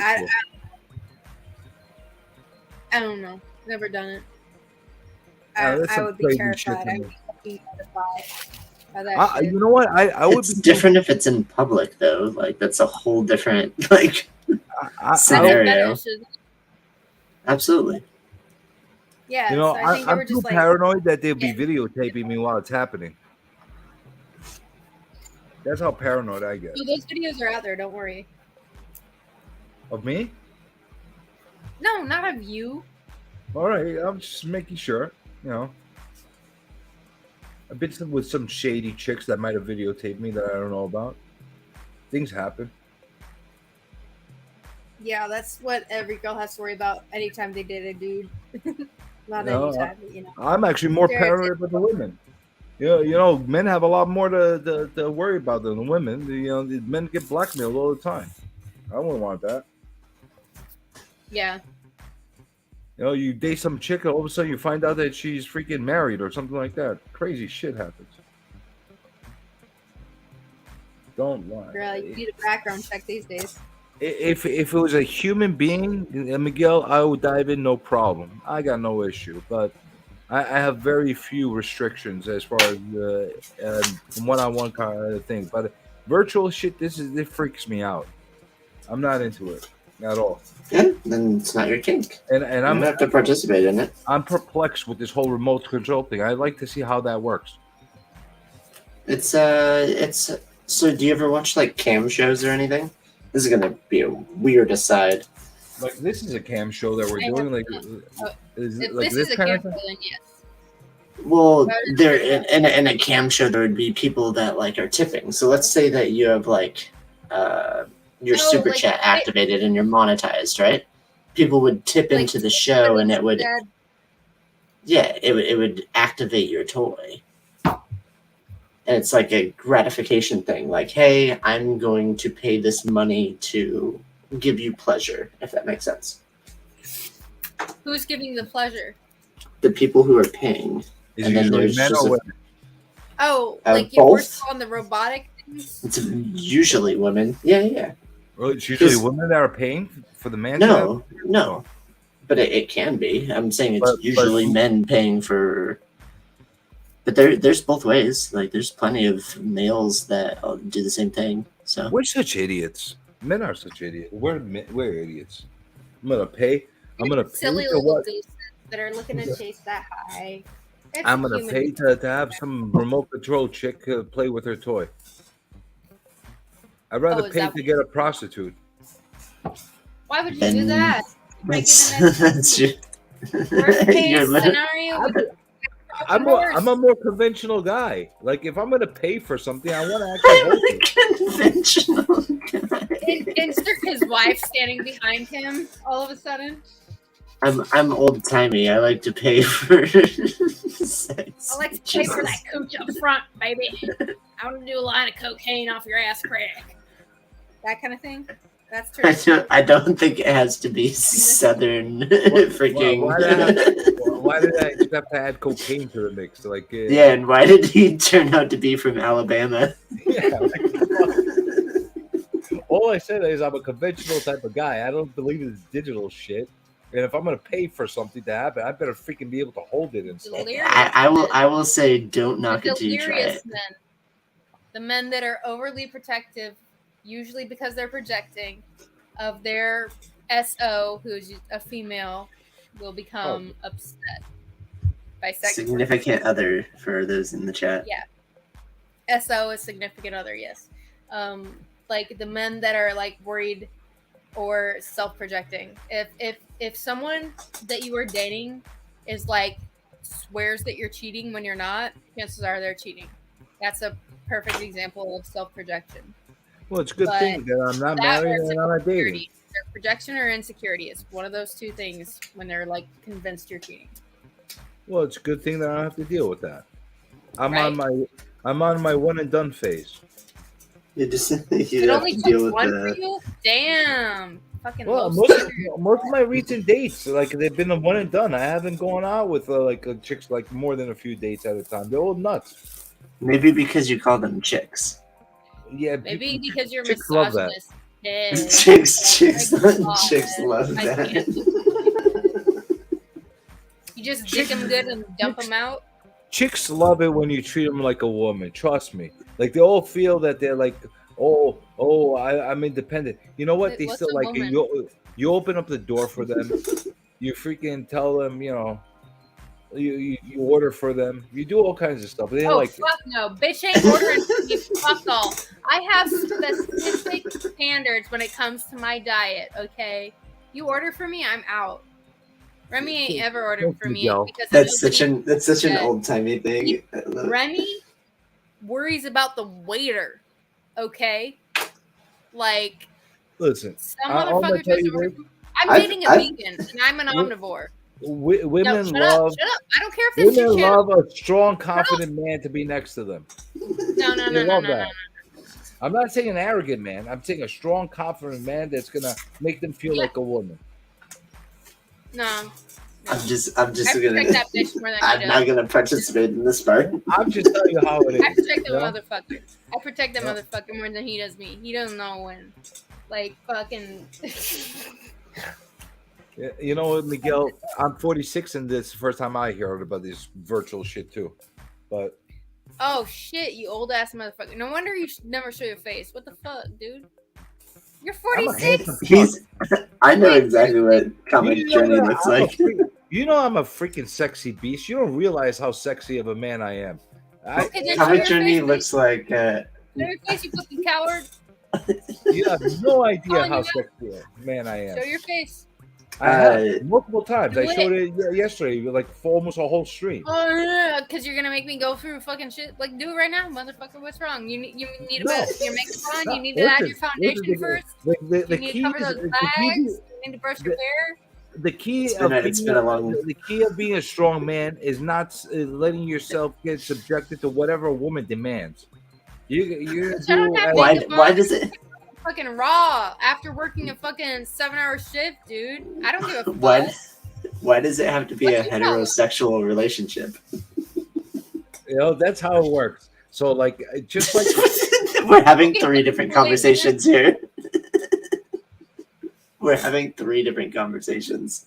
That's okay. I'm used to having insanity and voices and conversations going on there. Whatever you want. I'm just telling you, I'm not gonna subject myself to your demands. I'm gonna do what I do. I'm not demanding. I'm daring. I'm a strong, confident man. And I'll send you a screenshot. You can be strong and confident all you want. I'm not gonna tell some like blonde chick to make me do whatever I want. This is yellow, bitch. This is fucking yellow. And freaking the lighting's weird. Jump hoops for her. I'm not gonna do that. Who do you think I am? You think I'm gonna be on? I'm gonna go climb freaking time traveler's monkey tree for you? Well, what do you think I'm gonna do? Hold on, I think I have a screenshot. Pussy out is what it looks like. Listen, Face reveal. I am such a handsome man, and in respect to like Remy and all the other women out there that have significant others, I don't show my face because I don't want to tempt them. All right, because I know how seductive I could be, so I don't show myself for that reason.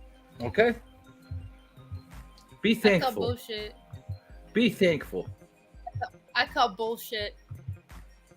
It's I bet your not. Tinder profile is a picture of a dog. And I bet you might be right. I could have My sworn. elbows cracked. I don't have my real pictures on Tinder. Not anymore. Of course not, because it's not good enough. No, it's because I test the bitches or what? because I've been running across too many mental defectives on there, so I don't do that anymore. Tinder has not been a good experience for me. Should do a Deadpool movie, just staple a photo. I ain't never gone on Tinder. There you go. There you go. Well, that's good for you. Never gone on Tinder. That's good for you. Well, I did it because like I needed to experience the whole digital age that I didn't experience. Oh no! I'm not shaming anybody who's been on Tinder. I'm not. Don't get me wrong. If that's what works for you. I was married for freaking 16 years. I didn't live through the digital shit. I'm experienced things for the first time, and it's not very good. I'd rather go to a bar and pick up a chick like that. You know what? Like I've been in plenty of relationships. I've been in. Oh shit! Do that's that not again, one of my- Kyle. Do that again, Kyle. That's not one of my most seductive photos. he was leaning down. We were all on a stream together. Right there. Oh, dear. There you go. There, he just showed his face live on. I got a full beard there. I'm not looking good there, man. This was on the stream like last week. I'll show you sexy pics another day. I'm not gonna.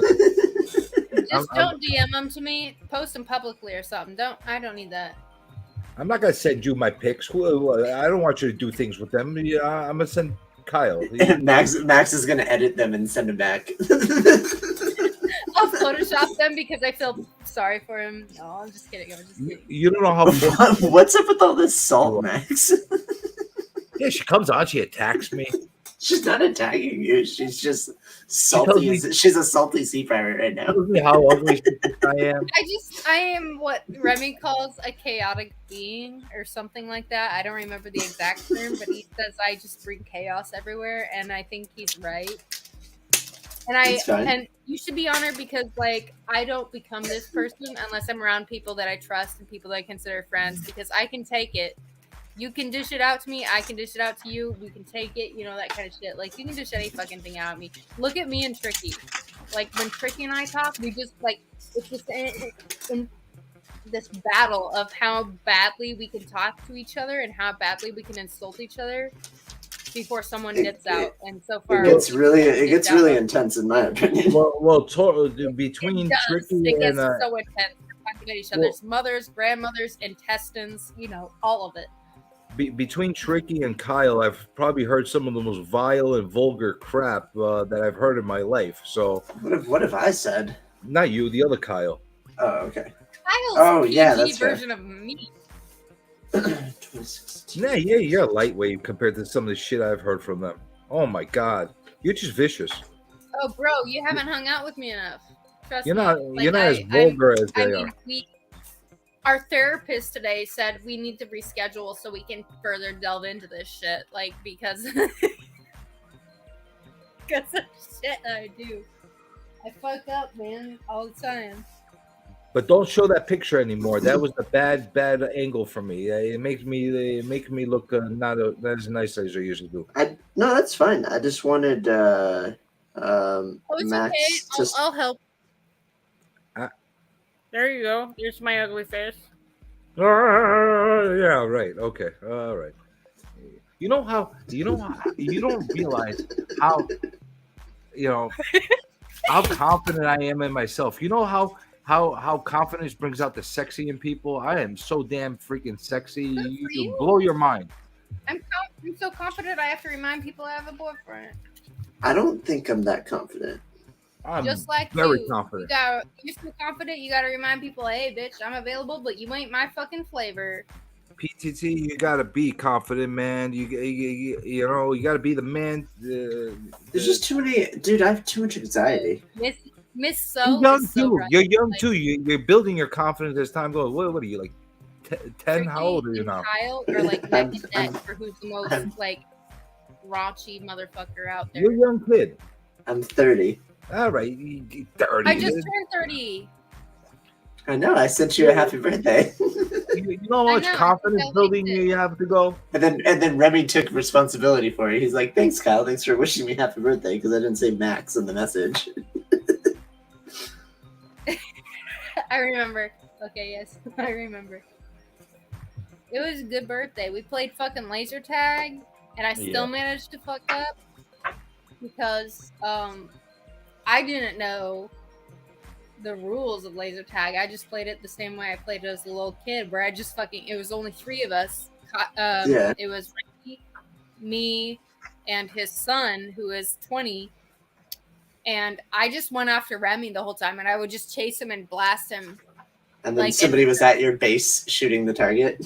Yeah, and I didn't give a shit. My scores were so low, but Remy was screaming at me like, "Stop! This isn't the way it works." And I was like, it's fun.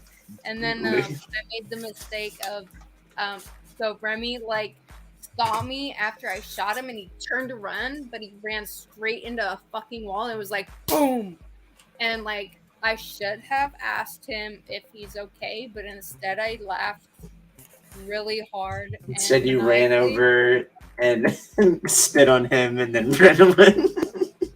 No, I didn't do that bad, but I just fucking laughed my ass off. And apparently I was supposed to ask if he's okay first, and I feel very bad that I didn't do that, because normally I'm very protective and very much so care about his health. But I was just so caught up in the moment, and I laughed, and I apologized like profusely, like a million times since then. Live on stream. Miss So, part of being confident is being able to say whatever the hell you want unapologetically and feeling confident that you're in the right. And that's me. I like that comment so much. That was a good comment. Yes, Miss O. So here's the deal. I'm gonna go grab another cigarette. I'm gonna smoke a cigarette. Yeah, get the fuck out of here. And then I'm gonna end the stream. We're tired of you. We just want to hang out. Me and Kyle just want to hang out. Oh, you want to take over my stream? You want me to get out of here for good? How would we end it? Keep it going. This isn't even late night anymore. It's early morning. Just don't get me canceled. Bro, there's no way we can get you canceled at this point. If it hasn't happened by now. I have work to do. Wait, honestly, CJ, let's remember the stream 2 years from now. Did you pursue the open videos or did you suck up? Well, I'll tell you what. In 2 years from now, if you see me sucking up to people's asses, you can call me out on it and we'll address it at that time. Because I could assure you, not going to happen. Joe's opening his calendar right now.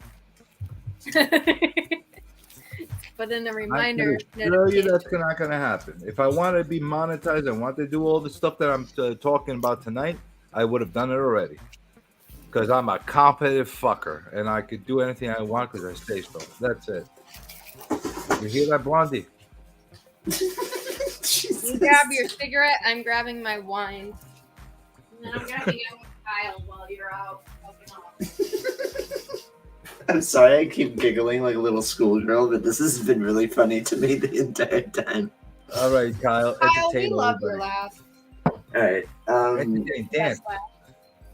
I'm not ready to dance. Well, you're the monkey tree guy, so you dance like a monkey. No, that's not all that content hidden behind. Comic Journey could just remove himself and put us 2x2. The all that stuff's hidden behind the paywall on my OnlyFans.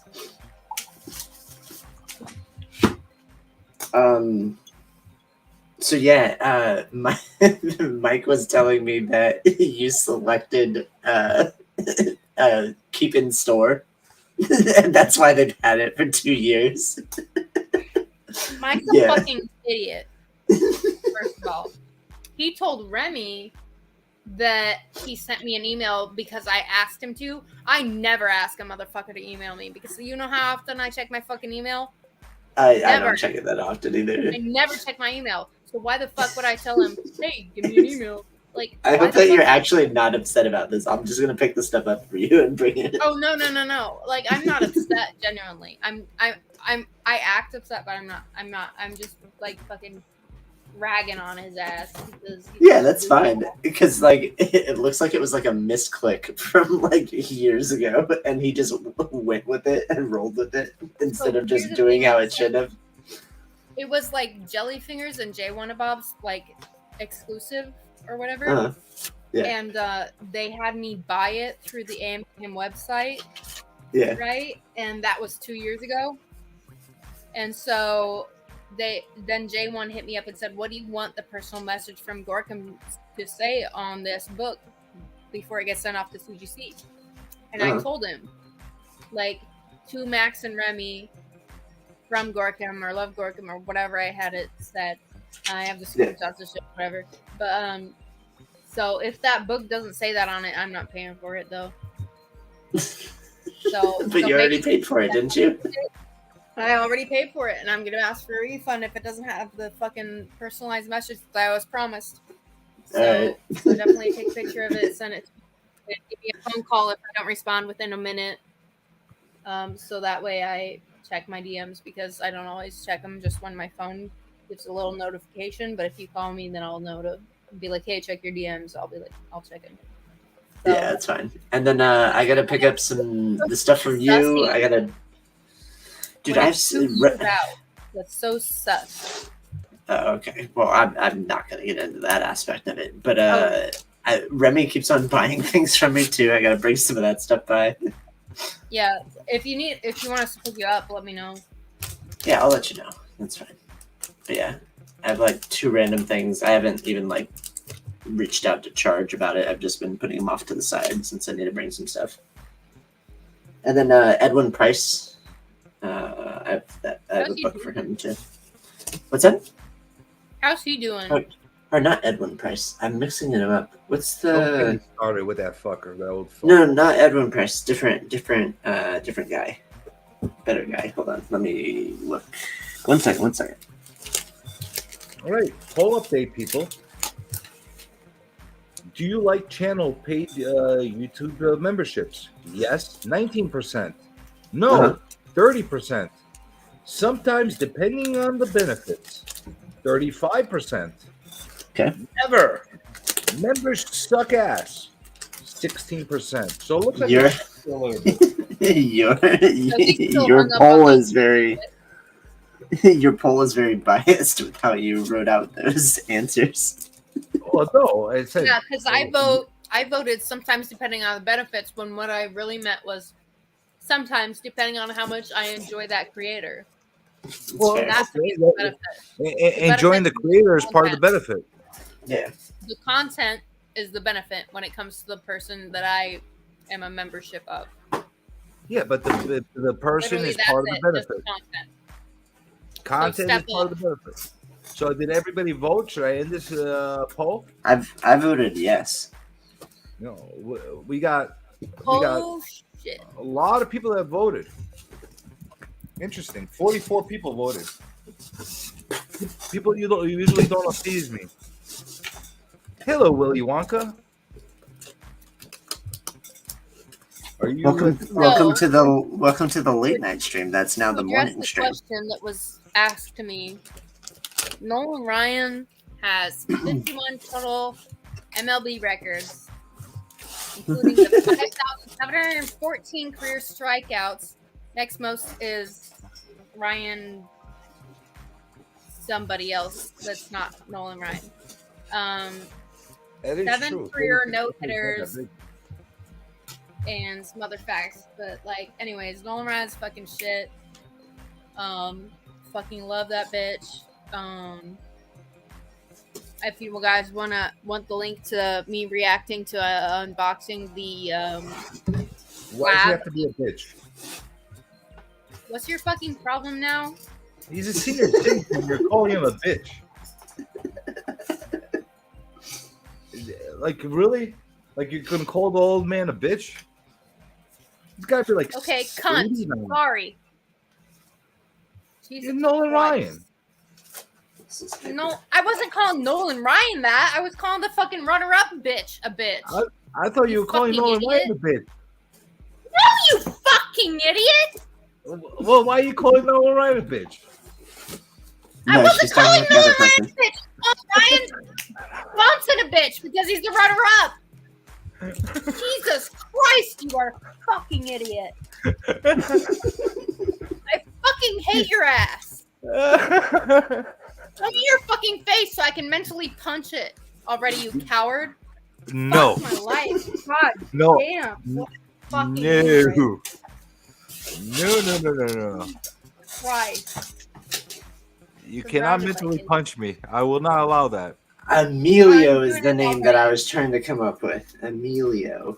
Jesus. Why was that so hard for me? Am I the only one that remembers that from Night of the Roxbury? When they kept telling the story about how they met Emilio Estevez? That was a lot. How old is that reference? Oh my god. I'm so damn old. Emilio Estevez. Emilio! That's what they would. Whatever. My cigarette's coming to end. I hope you And don't when smoke my- in the same room as your comics are. Not some of them I do. Guess what though? I don't care because they're with me forever. Good. I don't want them. You can't have them. I'm not giving you my comics.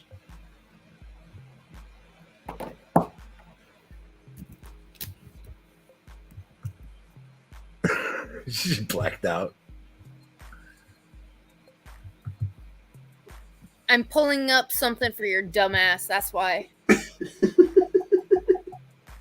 Hope it's not like a machete.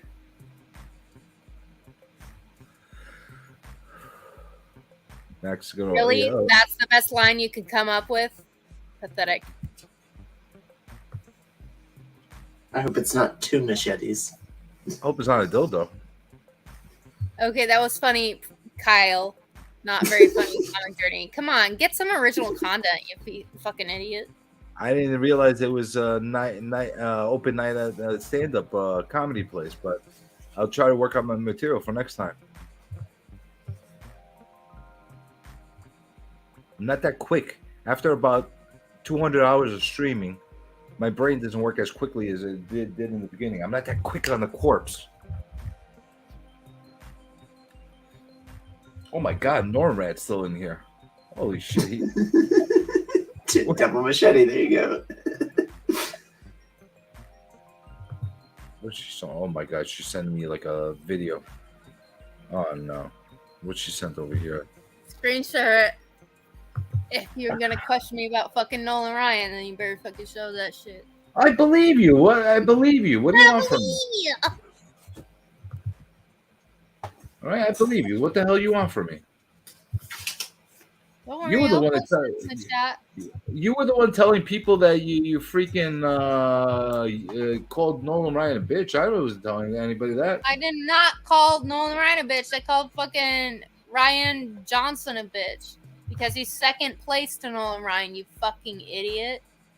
Well, I understood it that you called Nolan Ryan a bitch. Okay, I got all that. Well, it's not my fault. You fucking misheard me, you dumbass. Well, next time if you clarify and pronunciate a little bit better, we'd understand. Pronunciate? You just. You need to work on your pronunciating. That's right. That's not how you say the word. That's not how you. That's how it's said in New York. So what do you want me to do? You want to play this? What am I No, playing? it's just. It's like the grammar police. I was actually watching this one day. What do you want me to do? Where do you want me to start this thing at? Where I fucking sent it to you at. It should have timestamped it. Yeah. Okay. Old man. Jesus Christ. Okay, are you ready? Are you fucking ready? Are you fucking ready? Oh my god! Yeah! You are excited. Yeah!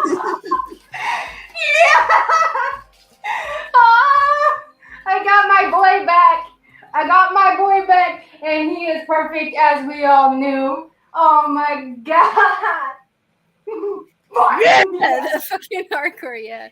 Yeah. That's it. It's one of them. Please, you know it. I don't know another fuck who would ever. You look so different with the red hair. Yeah, that's my normal hair. I know. I can't get over that. I'm so happy. Something's going to. That's from way back when I lived in Omaha, Nebraska. And yeah, I know it's a 9-8. Because it's Joe was indeed. So far we have what, a 9-6, all 9-8s.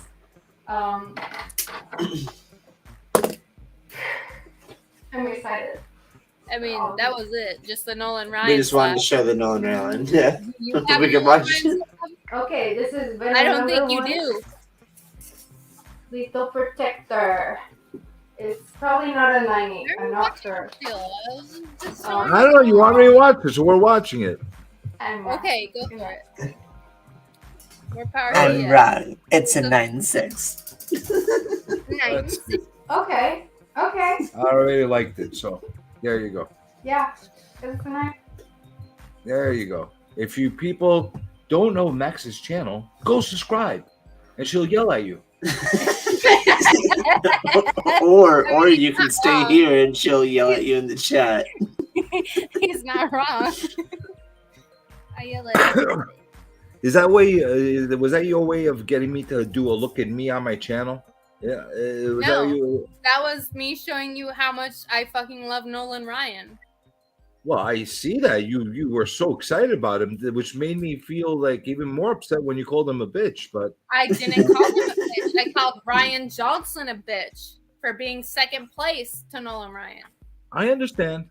I don't feel like you understand because you keep saying that I'm calling Nolan Ryan a bitch, when in fact I'm not. I'm just saying what I heard. That's all I'm saying. Well, then you should fucking get a hearing aid, old man. Well, maybe so. Maybe I should lose my hearing so I don't have to hear the cackling of every woman yelling at me. Maybe that's what I should do. Don't worry, men will yell at you too. I have a Nolan Ryan Christmas ornament. Look at that shit. Is that officially ass. licensed? Oh, he's got the ass of Nolan Ryan. Got the juicy one. I got the golden Nolan Ryan cards, which you can't see because they're gold. How many strikeouts did he have again? 4,000? Check this. 4,117, I think, was it? So that's the 4K ass that we're looking at. Or what we're looking at.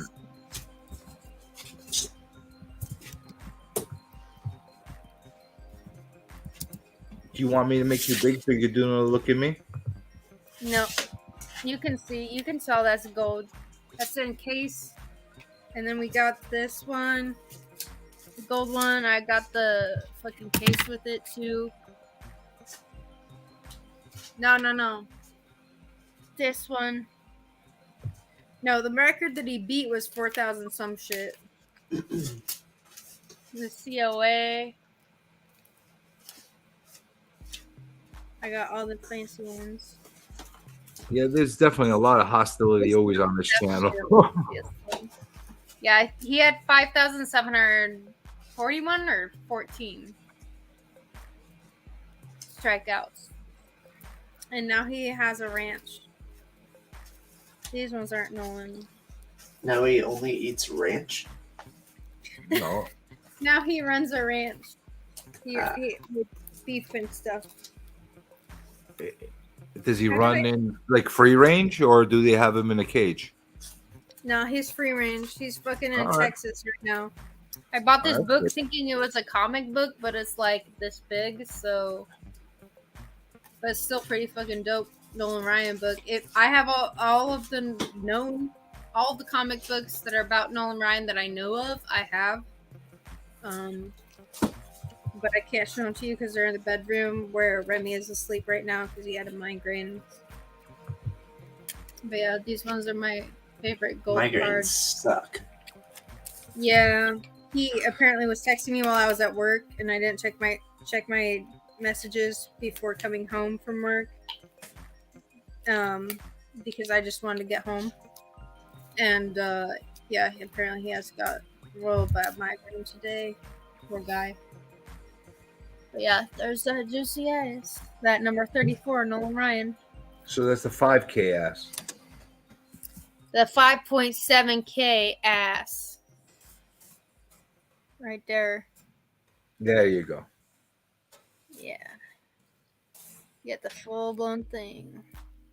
Boom. I think my dad has a signed Nolan Ryan jersey. That's on our mantle right next to the Inosuke figurine that I got Remy for our anniversary, which was a couple days ago. Well, Nolan Ryan, he's one of these guys that are like legends. A big deal here in New York still. Even though he hasn't paid here like in 50 years, he's still a big deal in New York even. He's still a big deal fucking everywhere. Well, especially the places that he played in. Didn't he also play for Texas? Yeah, for the Rangers. And he was a freaking crafty old man in those days. That's Hell Destroyer. Who is that supposed to be? That is Hell Destroyer. Who's Hell Destroyer? He's a comic book seller and also the lead of a band. I'm not aware of him. Bands. I do not know him. Does he have an OnlyFans? I'm sure somebody's made him an OnlyFans. I'll look him up then. We have one of his CDs, but we haven't listened to it yet. Norrin Rad.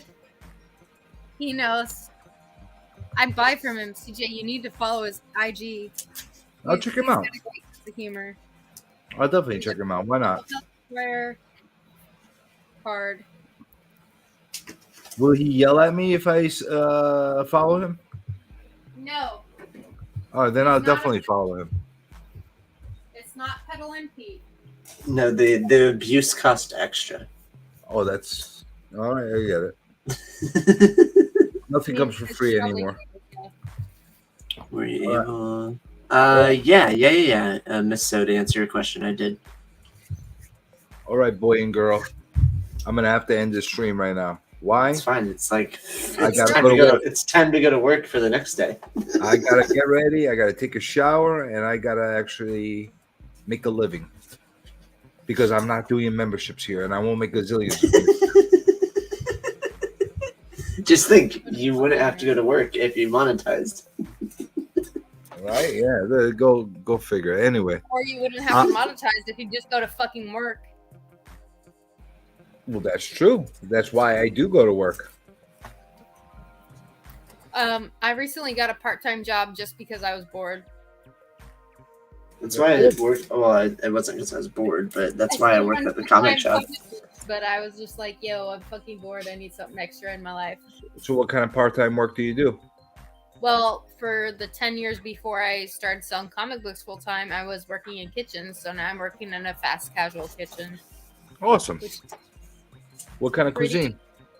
Oh, it's I decided to give myself a bit of a challenge. I've never known fuck all about Korean cuisine, so it's a new fast casual Korean cuisine restaurant. And so far, yeah, it's been pretty good, pretty easy shit. That's pretty cool, like line work and stuff like that.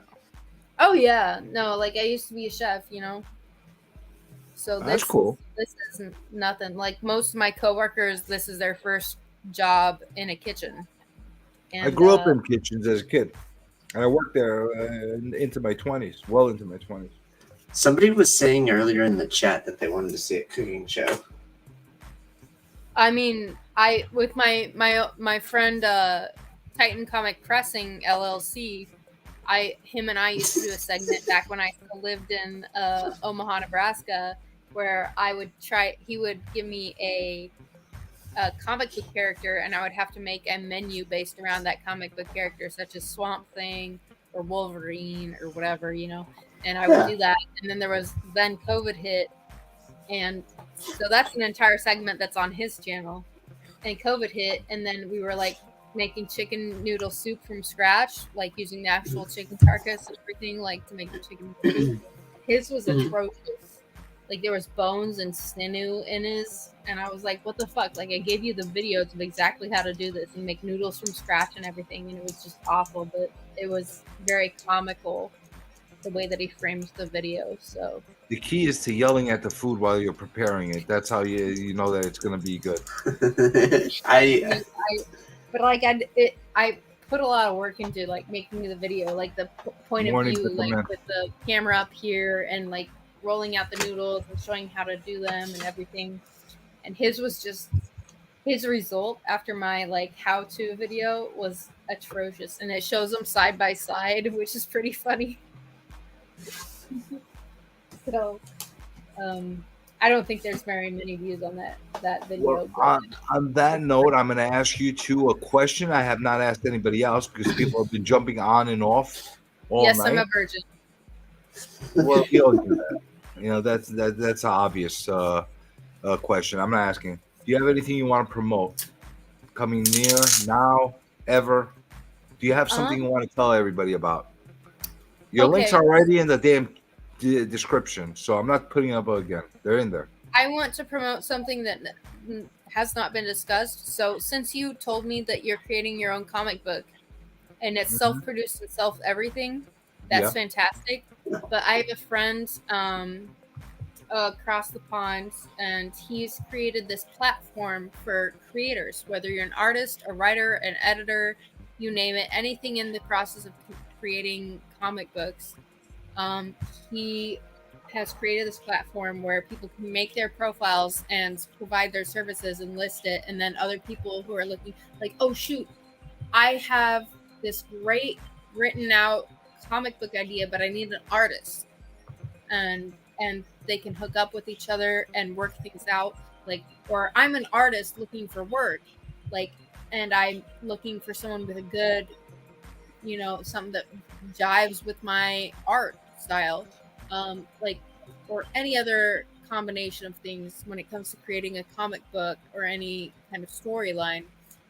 He has created this new, this amazing platform. It's called Gig. It stands for Global Indie. Shoot, I'm blanking because I'm retarded and fired as hell. Max, I'm asking you to promote yourself. No, I want to. I want to take the chance to promote my friend who has an amazing fucking platform. Why would I? So what's the promote platform called? Can you take a second? And... Yes, it's called Global Indie. I will drop the link. Drop the link in there. Go to Global Indie, and all your comic book dreams and fantasies will be absolutely taken care of in there. That's basically Global what it Indie is. Group. Global Indie Group. I actually heard of them, actually. Believe it or Yeah, not, that's while I awesome. was doing my research, I actually heard of them. I'm gonna. I'll send you the link. I'll send you the link. I don't have it right now. I'm not gonna pull it up right now because I. All right, bring it up. Maybe said I'll. global what? Global Indie Group by ASAP Imagination on. I'll share his Instagram. How about that? I'll share his Instagram into the chat. There you go. Copy URL. And what about So- you, Camille? You're gonna like. I'll promote one thing because it kind of pertains to you. I'm gonna be doing my second iteration of my YouTube comic parody auction. So it's gonna be the second parody auction. The first one was really fucking hilarious, and I'm having a lot of fun doing the setup for the second one. So you're basically gonna have somebody in the chat screaming and dictating to everybody how the rules are supposed to be. I'm open to suggestions because I'm still like kind of organizing it. And if somebody wants to be on, just message me. But I could read I could read the intro if you're interested. Sure, let's hear this. All right, I hold want on. to join, but I can't. But I have to check with my schedule. But I really wanted to tell you that I could join. Okay, cool. You had no, so That's count me- perfectly fine. I have like a list right now. It's there's only 4 people that are interested. Okay, so here's here's the intro. I'll try to just cold read it. Welcome into the second YouTube live comic auction on my channel. Backed by nobody's real demand. Like nobody really wanted me to do a second one, but I'm doing it anyways. I hope I have a new channel. I hope this is just a read through, and that's not how you're actually going to read it. I want to hear more excitement out of your voice when you're doing it. Well, yeah, I mean, there'll be. I'm just like trying to like. Okay. Anyways, I have a new panel of blacklisted sellers who are here to give you some questionable books at questionable prices. Anyways, first I'd like to go over some of the rules. Bids from active panel members will only be considered after the end line. As for panel members claiming buy it nows, all that shit already happened backstage. I basically bought out a lot of books already. You must be 18 years or older to bid unless your name is Big Baby or Kid Collector. Keep in mind that Big Baby will not respond to messages. We don't want any legal problems with people talking to minors. So yeah, let's get into the first round. Actually, I'm gonna show some buy it nows, but actually I purchased them from him, so he's gonna show my buy it nows since I did it backstage. But we're gonna sell those right now, and then that's how I'm gonna start the show. So I'm sure that's gonna fly super great with the auction community. I'll tell you that. people are interested though. Well, you got to volunteer right here. He Tyler always wants changed to be his in there. username since then, though, right? Oh yeah, that's true, but that's the whole point. You definitely got a good volunteer here in Tyler, and I'm sure you might be able to twist Mark's arm into perhaps being that buyer that is constantly lowballing everybody. He could be good at that. He loves to haggle. So, I think you got a perfect ensemble over there. If you need somebody just to harass everybody on the rules and scream at them for not saying thank you, I could do that as well. There we go. You got did you see my first parody auction? It was I remember, there was a book on fire at one point. He goes, "This book is on fire," and then it literally lights on fire. He goes, "Oh shit!" Fire! Adrian APM freaking killed it on that show. He pretended to be drunk the entire time and just like. Other than that, are you doing anything in the near future as far as sales or shows or anything like that? No, I don't think so. I got to get a hold of my shipping. Like I'm so far behind on shipping right now. That's why I'm up right now. So no more sales for a little bit. Not that I know of. Yeah, I'm not prepared for any sales. So All right. What about you, Matt? You're still doing Whatnot? Yeah, tomorrow I'll be on Whatnot. How about you the moment advertise that I yourself a little find- bit? Huh? Advertise yourself a little bit. Oh, well, the moment that I find a better platform, I will definitely bounce from Whatnot, because I just don't agree with their business practices. Nobody does. Ethics and anything. The only reason I'm still there is just because, like, of number one, the people, and number two, the ease of selling on there compared to YouTube. When it's YouTube, you have to hunt people down and remind them they owe you money. When it's Whatnot, it's not an issue whatsoever. But at the same time, I just don't approve of the way they run their business. It makes me feel icky. So, but other than that, yeah, keep an eye out. We'll probably be doing a second charity auction show on my channel. On That was Whatnot such a or cool YouTube. freaking show. Yeah. If you do it on YouTube, I'm The- interested. For sure. Yeah, I'm thinking about like doing like a back and forth thing with the remainder of the books because we still have like half a short box of donated books. Oh, dang. Okay. So, Cool. and we raised a little over $3,000 on the Whatnot show as opposed to $400 something on the YouTube show. So That's fair. Okay. even You know, though, and here's the fun thing, and you'll see this if you go on my Instagram, like the third post down. I made a whole video showcasing the emails of me going back and forth with Whatnot, where I asked them not once but twice, "Are you sure you don't want to waive fees for a charity auction where everything goes to Wooden Warrior Project?" And their fees are 11.5%. And Yeah. they were like, "Oh, that's so great." No, fuck you. We need to make our money. Basically, is what All they had to do is just eat one thing of fees for good publicity. yeah, and so I And made they a couldn't video, even and swallow that. my very last message to them was like, "Oh, okay. I'll be sure to let all of my buyers and viewers know that you're still going to take 11.5% fees from this charity auction where all the money is going to Wounded Warrior Project, which helps the veterans who are otherly unable to function within society." Sound good? And they're like, "Yep, good." And they actually replied and said, "Yep, that's fine." And so that's Freaking why I made idiots. that There's video. there's so much bullshit with And Whatnot. I'm not a it's big fan so of fucked up. their publishing company. And so I Wow. made sure that every fucking person knew that Whatnot was still taking their piece of cake. So what you're Despite basically the saying fact is that I Whatnot are mean. They're mean people. I They posted just want receipts. money. They literally just want money. They don't give a shit about Well, it's a community or anything. business. I That's covered what the businesses cost. want. Yeah, but you know how much more money they would make if they literally just humored Max for this? They will make so much more money if they did a lot of things the right way. They Yeah. do a lot of things the wrong Except way. they just humored all these kinds of people. There's Haha You Wish always does charity shows all the time. And he commented on that post and said, "I could have told you they wouldn't do this ahead of time if you just would have asked." I was like, "Yeah, no, but I felt like everyone needs to know, you know." Yeah, it and needs to learn by actually seeing it happen.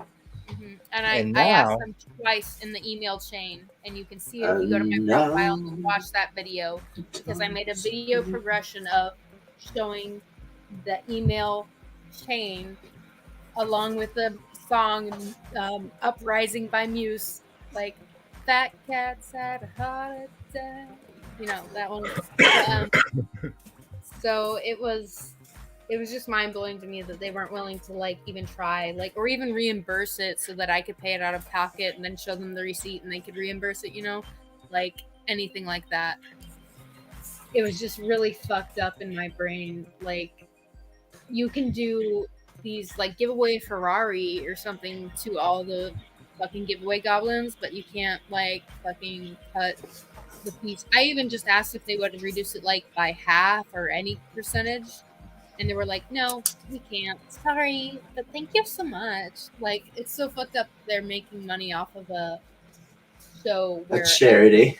Yeah. that I make, and I fucking recorded everything in the post. Like I showed pictures of what that was, and then I paid for what the giveaways cost, which was $34, and then there was other people who donated too, and I put all their donations into one, and it's all laid out in 2 different posts. It's all shown, and the math is all shown right there, and everything. They're trying to get their money before eBay Live takes over and wipes out their entire I'm platform. gonna be honest with you, Max. Maybe you're just approaching the wrong way on it. Like if I were doing it and I wanted them to get some kind of support, instead of telling them to waive the fees, I probably would have said, "Can you work out a credit with me for X amount of dollars, which I could use towards giveaways or something like that?" Instead of giving a blanket percentage out, I would have just said, "Listen, just give me a credit, and you could write it off, and we could all work it off." Definitely wouldn't have done that. There, trust me, so many You can't people say that until that you I've ask for talked to have asked in various ways, including that, to fucking get some kind of way to stop them from digging their gritty little fingers. Were you yelling at them during the process? No, I was very polite. I told you, go look on my Instagram. The saying. entire email back and forth is listed. Well, you're on yelling my at me right now. I'm trying to be sympathetic to you. Yeah, man. Like I'm telling you, I tried my best. I was very polite. I was like, hey, it would just mean so much if you would help us in supporting this cause. And they were just like, nah. They were like, oh my god, it's so great that you're doing that, but no, we're still gonna take our fucking cut. You're fucking retarded. You think we're not gonna take our cut, basically. It does suck. Because I mean, even eBay lets you make listings where goes towards a portion of this goes to a charity kind of thing, you know. I will say that I agree with Comic Journey in that the cut makes more sense. Like if you get like a credit, and then they could actually write it off. Like that's just an accounting thing. That's super simple. For sure, but why hasn't that happened with any other of the charity shows? Because I've talked with several other sellers who have done charity shows, and I've been trying to work with Whatnot on this stuff, and even an account that does strictly charity shows. Like that's Whatnot is not going to survive. In my opinion, it's not going to survive when eBay Live shows up. It's that simple. Fucking I think. hope not. That's my Why main would source it? of- Actually, I'm actually saying the opposite. I'm actually hoping they bite survive, the fucking dust. and I'll tell you why. The What's fees that? that you pay on eBay are so astronomical compared to Whatnot or any other. I don't think eBay fees are that much higher than Whatnot. Really? Yeah, it's about the same. It should be about the same because they do transactional too on Whatnot. They charge you the transactional fee and then the percentage. And eBay only charges the percentage. I'm not talking about general eBay sales. I'm talking about comic book sales specifically. What do you get charged on a percentage on eBay? Start adding it up. I did. And what's it it's come like up? It's not 11.5%. It's like double. What? No, mine was like here. I'll pull up my eBay account right now. Hold on. Unless you got like some kind of grandfather, or you do a lot of eBay business. I don't do that much eBay business, but I know that I get hit with some crazy fees out of them. That's fine. And I'll pull up my selling thing. And the other thing that I don't like about them is, on top of everything else, they actually charge you their percentage on your shipping that you do. Yeah, that used to be the end around where you can just like have something sell for $1 and then put like $50 shipping, and Which it wouldn't be. It's not right. Yeah. Okay, here you guys. For everyone who wants to see the email exchange from start to finish, I just put it in the chat. It's in the chat right now. I need to check last year. Hold on. I was defending the Sellers Legion of Comics, not the platform. Pants. I don't defend the platform. I defend the sellers. I defend the users. Not all of the sellers, but I defend the users, the buyers, the honest sellers, not the fucking platform. This is the way I look at it. I'm just hoping they could get their shit together and actually be another selling platform option. That's the way I look at it. The less options you have, the more power it gives eBay to fuck us even more. So that's fair. Yeah. I like to have options. There needs to be healthy competition. I'll agree with that. That's the way I look at it. So I hope Drip does well. I hope Whatnot does well. I hope all of them do well. That way there could be a healthy competition between them all. Okay, so here's my net and my gross. Let me do some calculations. 1 second.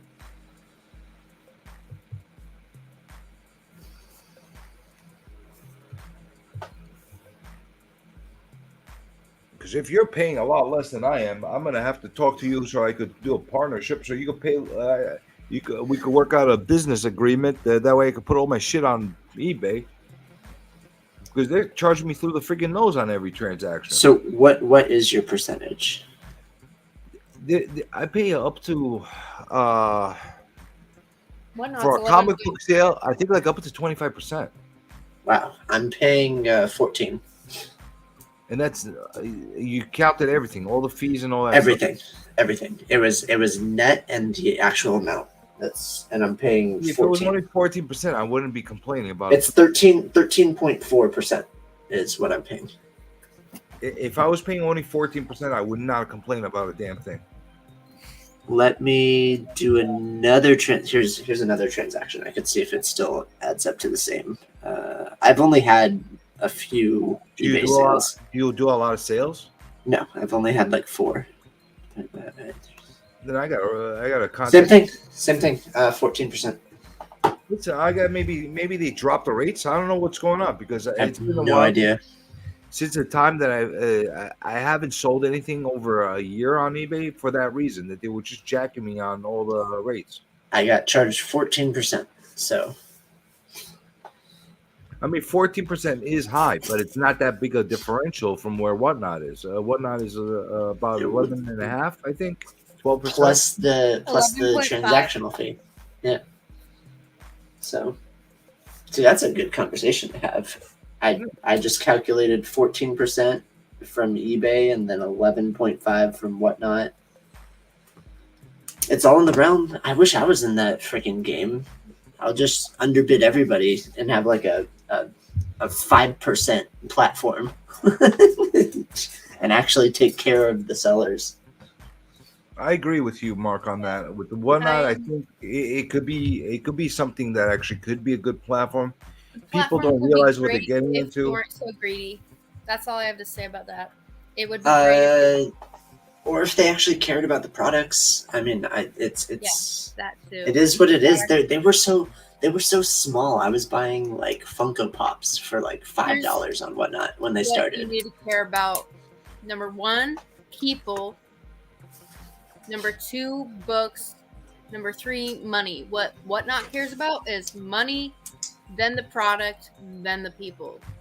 All right. That's, you know what? That's just like every business out there. Yeah, that's fair.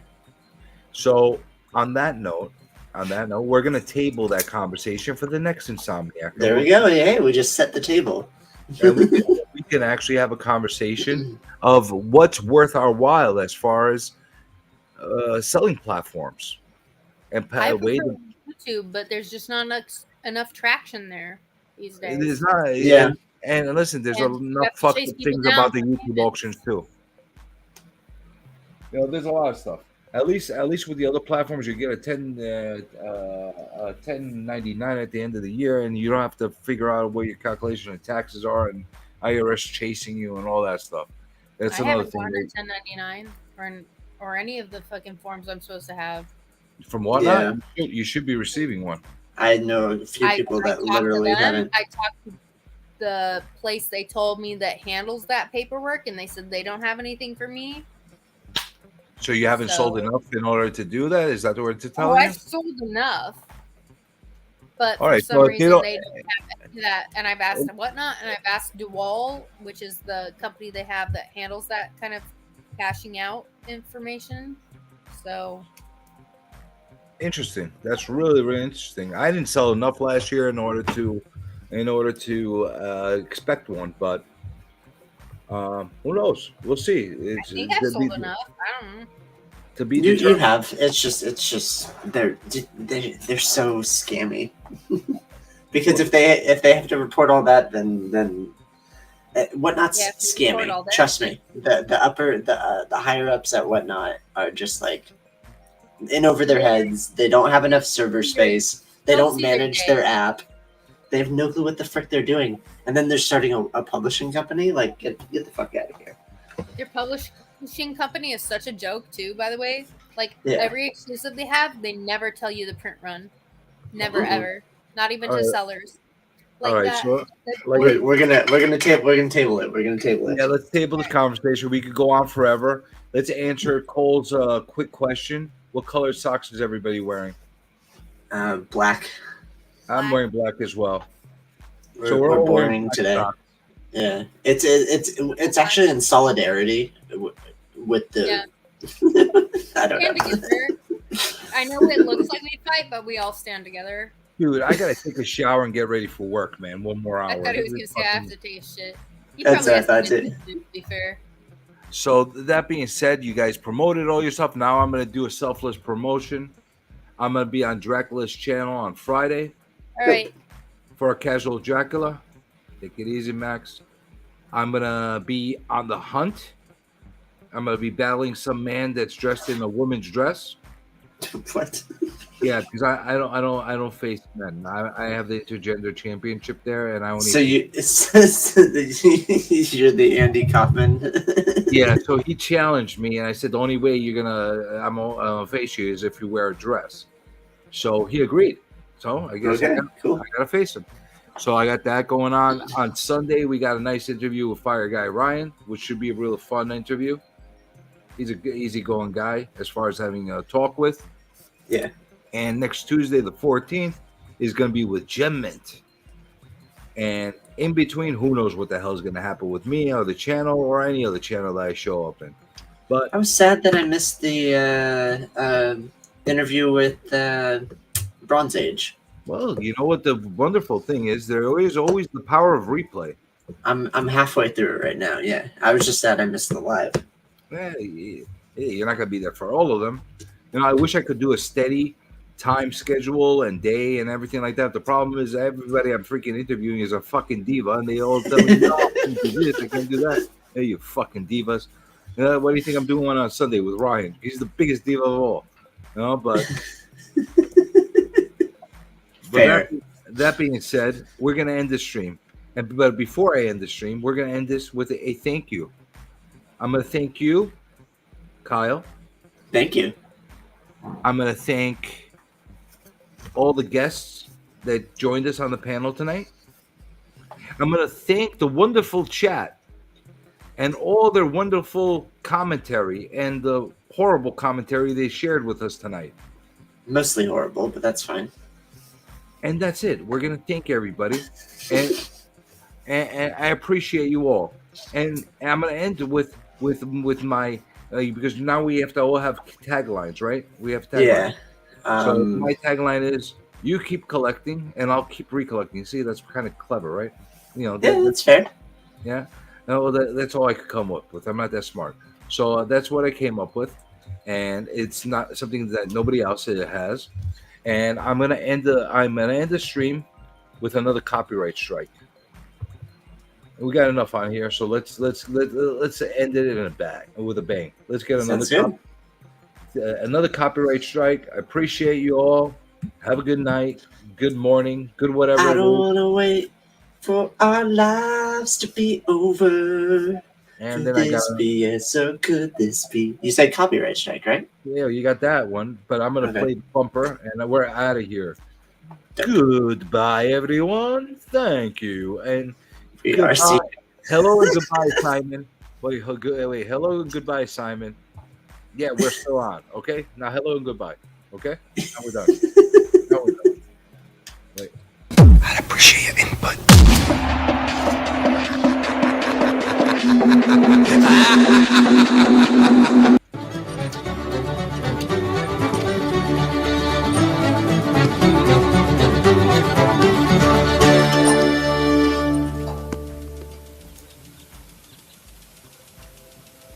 I caught you a delicious bass.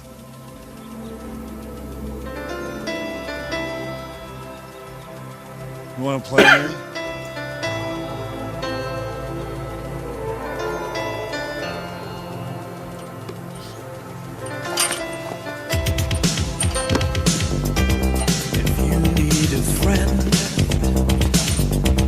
Don't look to a stranger. You know in the end I'll always be there. And when you're in doubt, and when you're in danger, take a look all around, and I'll be there. But I'm just thinking of the right words to say. I know they don't sound the way I planned them to be. But if you wait around the while I'm waiting for me, I promise you I'd appreciate your input.